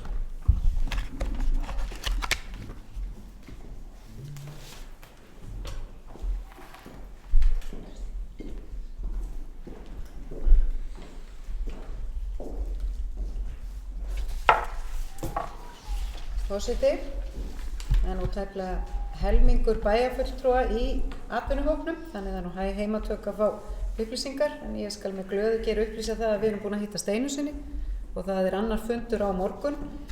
Hópurinn atvinnustefnuna, það algjörlega skýrt hvað hann á að gera og hvernig hann á að skila. Hann á að skila í haust og það erum við búin að taka í bæjarráði og samþykkja í bæjarstjórn. Þannig að það er svo sem ekkert meira það að segja. Það hefur ekki komin inn tillaga það að reyna að flýta þeirri vinnu, heldur hún ekki hugsuð sem endilega mótvægisaðgerð við loðnubresti. Trausti Hjartarson, bæjarfulltrúi, ég að svara þér, þannig að viltu hlusta. Hún ekki hugsuð sem mótvægisaðgerð við loðnubresti, heldur sem framtíðar stefna fyrir atvinnulífið hérna. Þannig að við settum okkur tímaramma og það hefur ekki verið talað neina breytingar á honum, en það næstu fundur á morgun. Varðandi hópinn þriðju hæðina í fiskiðinni, þá eru þeir búnir að taka 2 fundi sá hópur og hefur bara gengið vel, mikið af hugmyndum og mikið í gangi. Hef ég eftir Angatýr sem situr þar sem ritari og heldur utanum starf hópsins og hópurinn reiknar með að koma allir hérna til Eyja og halda fund hérna 11. mars. Þannig að það er bara spennandi að sjá. Þeir eru á mikið knappari tímaramma, þeir eru bara með febrúar-mars, þannig þeir munu skila í lok mars og það er ekkert sem ég hef í höndunum núna sem bendir til þess að það verði ekki. En mér langar að hnykkja aðeins á því að nú í vikunni komu fréttir af því að Nýsköpunarmiðstöð Íslands væri að loka. Og það náttúrulega nýsköpun hluti af því sem við viljum vera að gera á þriðju hæðinni. Og eftir maður var búin að fá aðeins, því ég þekki nú Nýsköpunarmiðstöð svolítið, ég satt í 4 eða 5 ár í stjórn átaks til atvinnusköpunar og var talsvert þarna inni í Nýsköpunarmiðstöð. Og ég veit alveg hvurslags verkefni hafa verið að koma þaðan út, mörg frábær, en Þórdís segist ætla sér að styrkja landsbyggðina, ráðherra nýsköpunarmála. Þó svo hún sé að fara þessa leið, ætla sér að nota 350 milljónir áfram í einhver verkefni sem í gangi og annað. En þarna verð ég bara að segja eins og að við verum bara að líta á þetta sem tækifæri. Fyrir það fyrsta þá þurfum við að tryggja það að FabLabið, starfsmaður FabLabs í Vestmannaeyjum starfsmaður Nýsköpunarmiðstöðvar. Hann eini starfsmaður FabLabs-miðjan á Íslandi sem starfsmaður Nýsköpunarmiðstöðvar. Við þurfum að tryggja það að við höldum því fjármagni hérna í Eyjum. Við þurfum líka að horfa til þess að nú liggja þarna ákveðnir fjármunir sem eru til nýsköpunar á lausu. Og það búið að halda því fram að það að styrkja landsbyggðina. Þannig þarna liggja tækifæri, þess vegna hópurinn okkar, þriðju hæða hópurinn, að skila algjörlega frábærum tímum. Þannig við eigum að nýta okkur þetta og vinna í tengslu við það. Og svo náttúrulega erum við búin að fara aðeins yfir loðnubrestin og mótvægisaðgerðirnar, en mótvægisaðgerðirnar sem snúa að sveitarfélaginu er líka búið að koma inn á. Við verðum að halda okkar striki, við verðum að fara í þessa framkvæmdir sem við ætlum okkur að gera. En svo það þriðji þátturinn, við viljum auðvitað á þriðju hæðinni, við viljum vonandi kemur út úr þess að skapa störf sem skapa störf. Þú veist, það beautyið við svona nýsköpunarumhverfi, að þú býr til eitthvað og býr til eitthvað áfram. En hitt eru þessi störf og staðsetningar sem við erum alltaf að baxla við og við náttúrulega tókum í bæjarráði og ályktuðum það eins og stjórn SAS að við vorum ekki eins og vorum ána með að það væri búið að gera skýrslu, að sjávarútvegs- og landbúnaðarráðherra væri búin að gera skýrslu eflingu starfsemi stofnana á landsbyggðinni í hans ráðuneyti fram til ársins 2025, þá í niðurstöðurnar eru ekki eins spennandi. Því þar bara talað 3 landshluta, Austurland, Norðurland og Vestfirði. Þar ekki minnst á að þurfa að styrkja Suðurland. Og staðan bara þannig nú í þinginum að þingmaður Norðvestur að fara yfir það hvar verður hlutfallslega fæst störf á landinu með við höfðatölu og það var í Norðvestur og næst í Suðurlandi, fæst opinber störf. Þannig að við eigum alveg líka sóknarfæri þarna og ég trúi ekki öðrum, þetta sé bara mistök hér á ráðherranum, hafa gleymt landshlutanum. Ég ætla bara ekki að ætla honum annað, hafa gleymt heilum landshluta alveg svo landslutasamtökin, SAS er náttúrulega búið að kalla eftir því að ráðherrann komi á fund og geri grein fyrir því hvernig þessi staða er. Þannig að við þurfum bara enn og aftur að halda vöku okkar og fylgjast með, en ég sé ákveðin tækifæri í því að hópurinn þriðju hæðina eigi að skila í lok mars í ljósi frétta af nýsköpunarmiðstöð og því sem framundan með nýrri stefnu ráðherra í þeim málaflokki.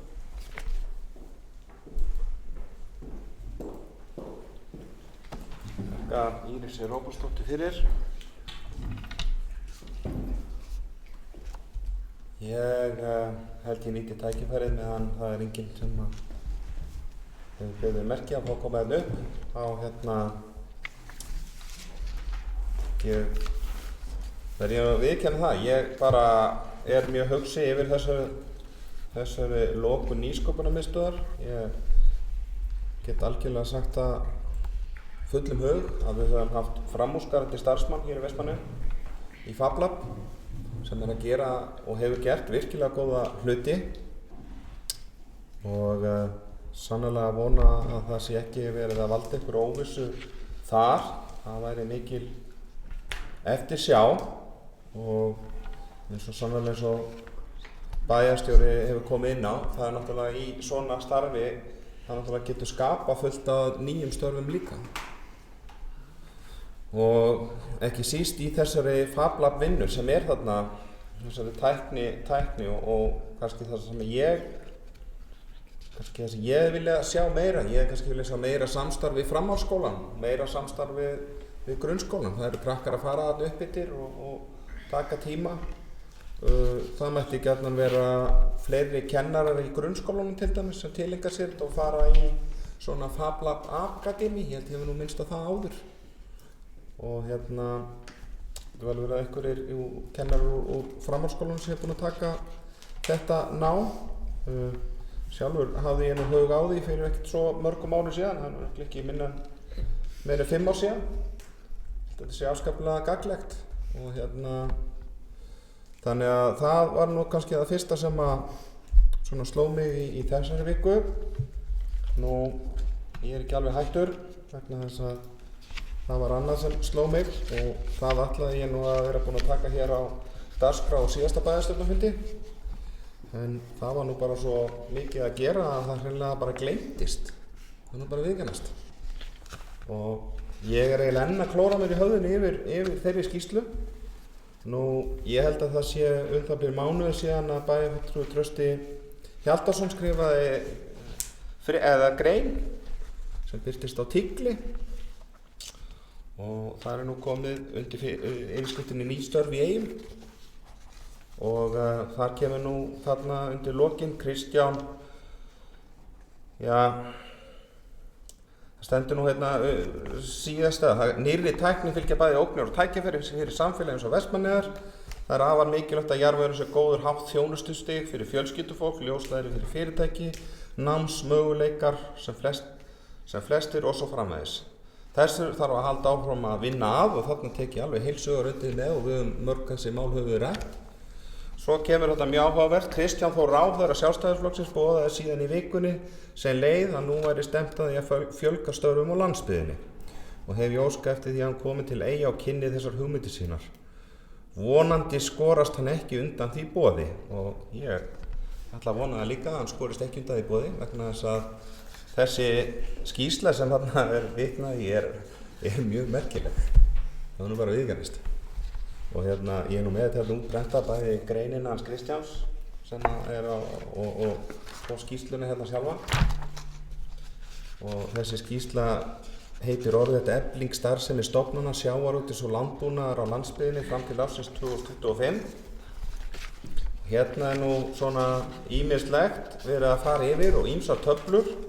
Þróun fjölda starfa hjá stofnunum á landsbyggðinni 2015-2019 og þarna erum við svo heppin að vera í Vestmannaeyjum í þessari töflu.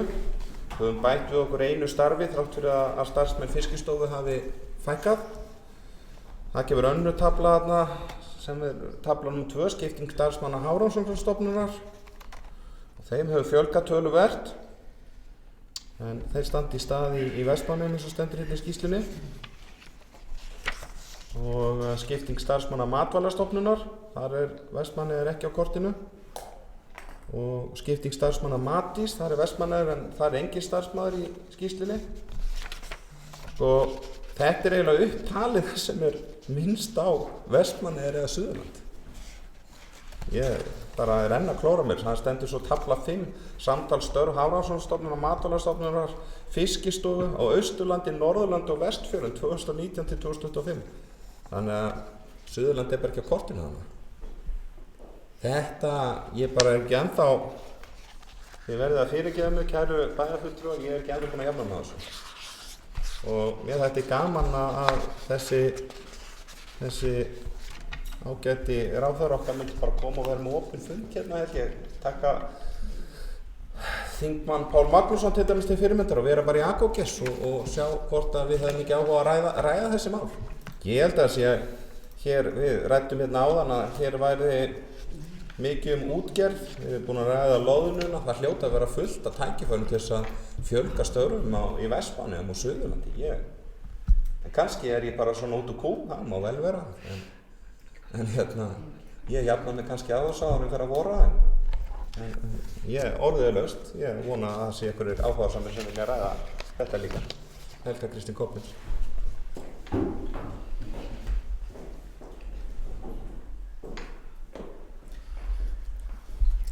Forseti, ég geri athugasemd við fundarstjórnina fyrst. Þú baðst ekki orðið og fór svona svolítið út víðan völl, þannig ég geri bara athugasemd við það. Og síðan vil ég, forseti, hvetja þér til þess að kynna þér aðeins málin. Þú talar að það sé ekki samstarf við Nýsköpunarmiðstöð frá framhaldsskólanum. Þú kannski þekkir ekki alveg hvernig málin háttað. Framhaldsskólinn hefur lagt til húsnæði það sem að Nýsköpunarmiðstöð að nota ásamt öllum kostnaði við það húsnæði. Það er svolítið meira heldur en aðrar ríkisstofnanir hafa gert.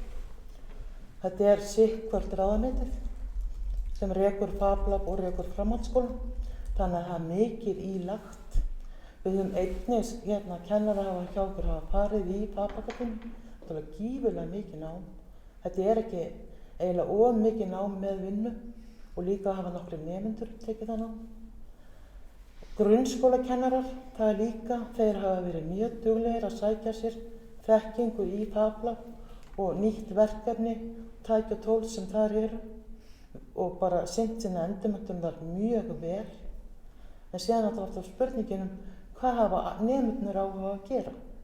Það bara mjög misjafnt, það fer í bylgjum hvað þeir hafa áhuga að sækja. En bæði grunnskólinn og framhaldsskólinn, ég held að þeir séu bara forsenda fyrir því að FabLab sé starfa.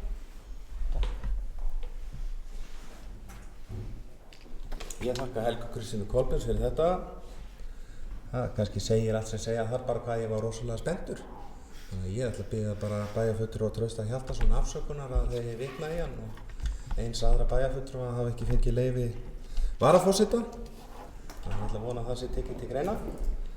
En það má vel vera að ég hafi líka verið svo spenntur þegar ég talaði um FabLab en ég kannski hefði það sem að tilgangurinn var að það væri meira samstarf. Það bara hlusta á það aftur hvort ég sagði ekkert eða væri meira samstarf. En ég gjarnan kísi að það væri meira samstarf, aukið samstarf í framhaldsskólan og grunnskólan. Þannig en ég ánægður að heyra það hjá bæjarfulltrúa Helgu Kristínu Kolbeins að það séu kennarar og bæði nemendur í framhaldsskólanum sem hafa tekið þetta. Það bara frábært.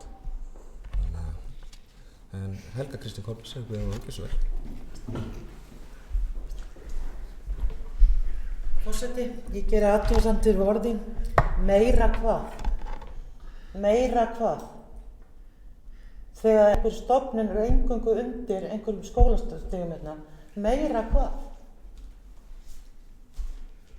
Ég myndi gjarnan, forseti, að þú myndir útskýra meira hvað? Ég veit ekki til þess að þú hafir eitthvað sérþekkingu á þessu málblokki en það skiptir svo sem engu máli en ég vil bara fá útskýringu á þessu meira hvað?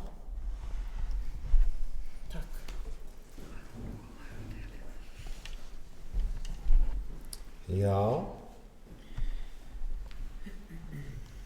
það þetta áhugavert. Ég kem nú gjarnan og heimsæki FabLab, þannig að ég kynni mér þetta nú reglulega. En ég ætla hins vegar ekki að vera í neinu orðaskakki með það. Þannig að svo ég fari nú kannski inn á rétt að braut aftur, þá með leyfi varaforseta, þá var þetta nú bara svona rétt innlegg í umræðuna og það er greinilega hreyft við einhverjum. En orðið er laust undir þessu. Hildur Sólveig Sigurðardóttir, ekki svo.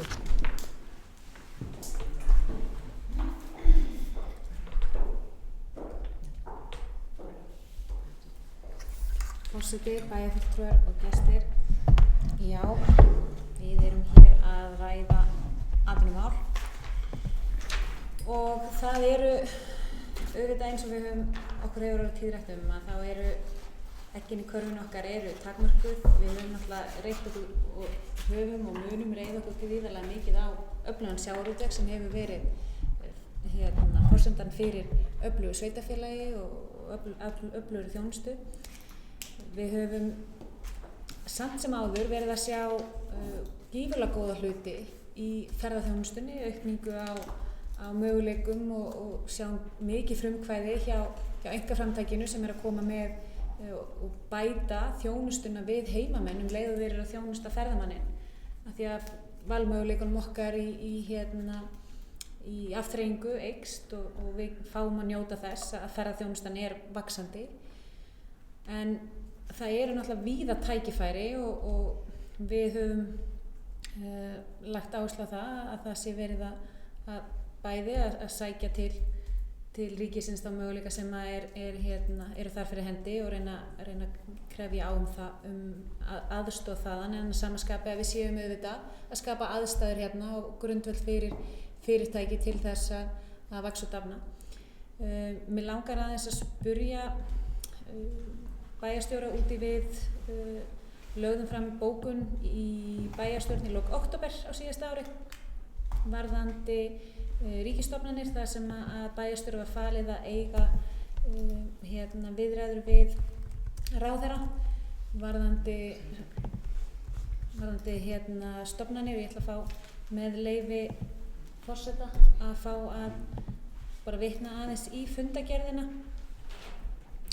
og þá er það hér sem sagt að í ljósi þess að tilstendur að setja á laggirnar 4 nýjar ríkisstofnanir og að vilji ríkisstjórnarinnar er að þessar stofnanir verði staðsettar á landsbyggðinni, leggur bæjarstjórn til að bæjarstjóra verði falið að setja sig í samband við félagsmálaráðherra og lýsa yfir áhuga, vilja og getu sveitarfélagsins til þess í Vestmannaeyjum verði nýja ríkisstofnunin Húsnæðis- og mannvirkjastofnun sem ætlað er að leysa af hólmi bæði Íbúðalánasjóð og mannvirkjastofnun. BF fjármálaráðherra og lýsa yfir áhuga, vilja og geta sveitarfélagsins til þess að í Vestmannaeyjum verði nýja ríkisstofnunin Nýsköpunar- og umbótastofnun sem sett verður á laggirnar á grunni ríkiskaupa. Þannig að ég vildi bara svona fá að heyra aðeins frá bæjarstjóra hvernig staðan á þessu væri, hvernig hljóðið hefði verið í ráðherrum varðandi þessi mál. Að sama skapi að þá ætla ég að fá að lesa upp hér bókun varðandi atvinnumál og hún er svo hljóðandi. Atvinnumál í Vestmannaeyjum líkt og víða er að taka hröðum breytingum. Afar mikilvægt er að stjórnvöld hverju sinni séu vel á verði og reyni allt sem í þeirra valdi stendur til að berjast fyrir auknum atvinnutækifærum og grípi til aðgerða ef á þarf að halda. Yfirvofandi loðnubrestur, aukið atvinnuleysi og lausir kjarasamningar gefa tilefni til að taka ástandi alvarlega. Bæjarfulltrúar Sjálfstæðisflokksins hafa ítrekað bent á mikilvægi þess að rekstur sveitarfélagsins sé ekki þaninn út með auknum kostnaði. Góð þjónusta sveitarfélagsins sem byggist á kröftugu atvinnulífi og vel reknu sveitarfélagi undanfarin ár er gott veganesti fyrir þá vinnu sem er í gangi á vegum sveitarfélagsins. Sú vinna er mikilvæg fyrir framhald málsins. Bókun lýkur.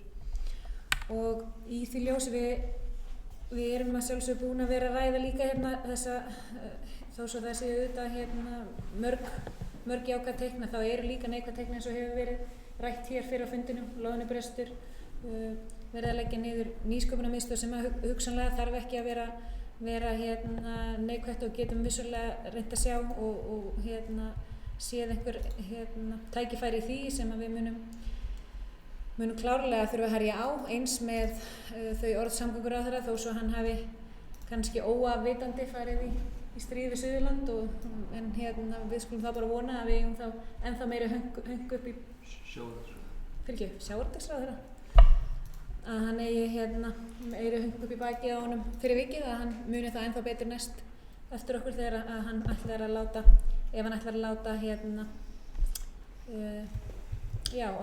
orðin standa og flytja fleiri störf út á landsbyggðina. En að samanskapi líka þessi þættir eins og kom fram í sá frétt frá eigi.net þar sem var verið að tala væri fjölgunum 10 á atvinnuleysisskrá. Það þá 15,6% aukning á atvinnuleysisskrá frá því á sama tíma í fyrra og það eru stórtölur og þetta eru í rauninni staða sem við höfum ekki verið að glíma við. Það hefur verið tiltölulega og hefur verið tiltölulega lítið atvinnuleysi í Vestmannaeyjum. Þannig að þetta vissulega áhyggjuefni og við þurfum að horfa þetta alvarlegum augum sem ég dreg ekkert í ef að fólk gerir en mikilvægt að við séum að horfa líka til nýrra tækifæra. Takk fyrir. Takk að Hildur Sólveig Sigurðardóttir fyrir þetta. Vil fleiri taka til máls út af þessu lið? Íris Róbsdóttir, svo.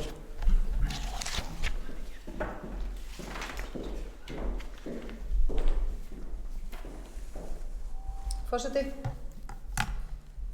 mér var falið að setja mig í samband við þessi aðila og það var sannarlega gert með texta úr bókun bæjarstjórnar, var gert í nóvember og ítrekað, viðbrögðin voru engin, það var búið ákveða hvert þessar stofnanir átt að fara en það voru þær teknar í gagnið áramótin þannig að sú skipulagsvinna var komin langt á veg en við myndum á okkur og við nýtum okkur það náttúrulega sjálfsögðu en það voru engin viðbrögð hvorki frá fjármálaráðherra né félagsmálaráðherra við þessari afskaplega frambærilegu og góðu boði frá bæjarstjórn Vestmannaeyja.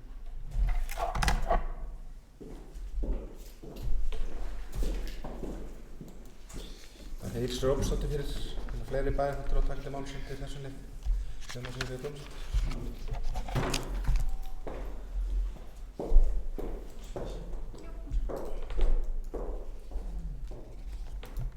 Forseti, þú fá að lesa bókun.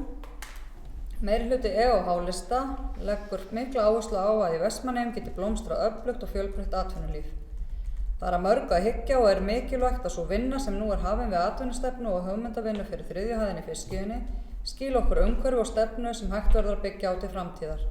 Það skiptir sveitarfélagið miklu máli að sá mannauður sem til staðar geti nýtt sér þau tækifæri sem eru til og skapað ný. Það lykillinn að vaxandi samfélagi.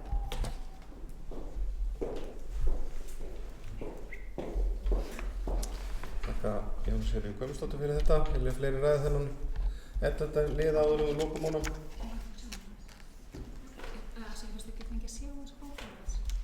Það held ég að hljóta að vera hægt.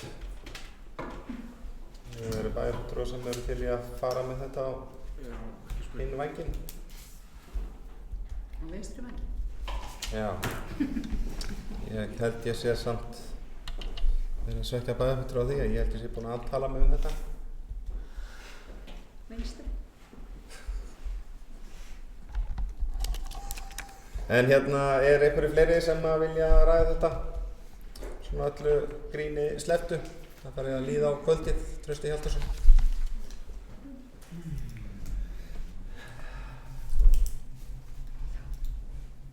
Forseti, bæjarfulltrúar. Ég vil bara þakka hér fyrir góðar umræður atvinnumál og það er bara þarft að við ræðum þessi mál sérstaklega þessar mundir og það hefur verið hressilegar umræður og ég er bara ánægður að heyra að herra forseti skuli lesa greinar sem ég birti hér á miðlum í bænum og skuli vitna í þær hér upp í pontu og lesa úr þeim og bara þakka honum fyrir það. Að sjálfsögðu ég á auðvitað bara von á því að Kristján Þór skorist ekki undan og finnir sér tíma til þess að koma til Eyja og heimsækja eitt öflugasta sjávarbyggðarlag landsins og skulum vona að hann finnir sér tíma til þess og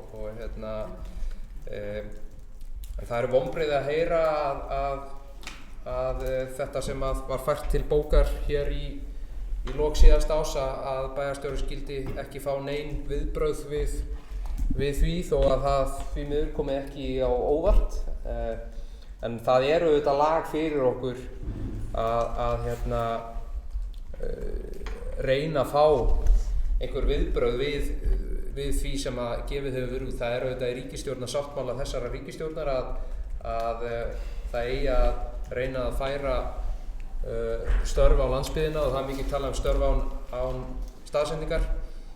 Hér hefur verið vitnað í nýleg orð sem að Kristján Þór hefur látið falla og skrifað og sömuleiðis nú mjög nýleg orð sem að Þórdís Kolbrún lét falla og ég man eftir því að Katrín Jakobsdóttir og Sigurður Ingi hafa talað á þessum nótum einnig, enda eins og ég segi þetta í ríkisstjórnarsáttmálanum og þetta var nú eitt af því sem var rætt þegar ríkisstjórnarsáttmálinn var kynntur og eitt af því sem að Sigurður Ingi lagði áherslu á, þannig að það klárlega tækifæri og það alveg hárrétt sem að bæjarstjórinn segir að við erum með þennan hóp á réttum tíma, nýsköpunarhópinn og að hann að skila af sér á hárréttum tíma akkurat inn í þessa umræðu alla og þetta bara dauðafæri til þess að við reynum að fá annarkvort störf eða fjármagn eða bæði hingað til Eyja til þess að hjálpa okkur í þessum málum vegna þess að það gríðarlega mikilvægt fyrir okkur að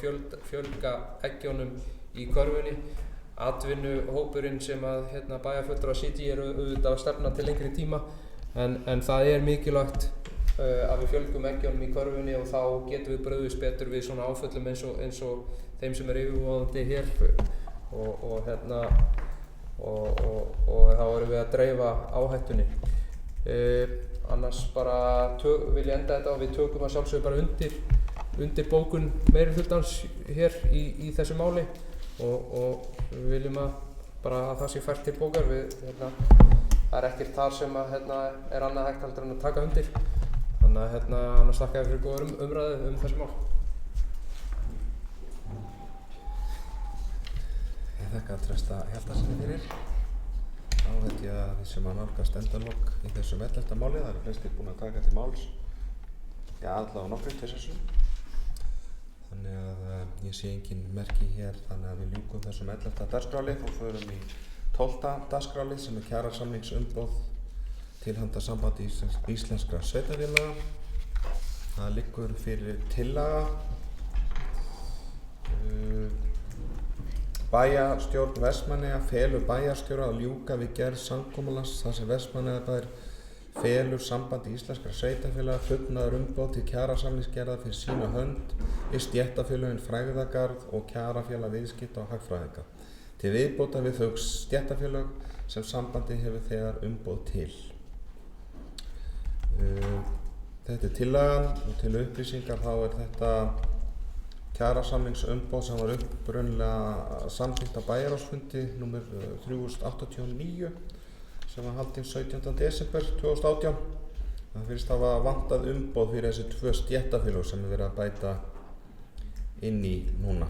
Þannig að vilja bæjarfulltrúar að ræða þetta. Svo ekki. Þá bið ég bæjarfulltrúar að gefa mér atkvæðamerki þeir sem að samþykkja þessa tillögu. Það eru 7 bæjarfulltrúar þannig að hún samþykkt eins og hún var upplesin. Þá dagskráin tæmd og næsti fundur bæjarstjórnar Vestmannaeyja 5. mars 2020 og fundi slitið 22:22.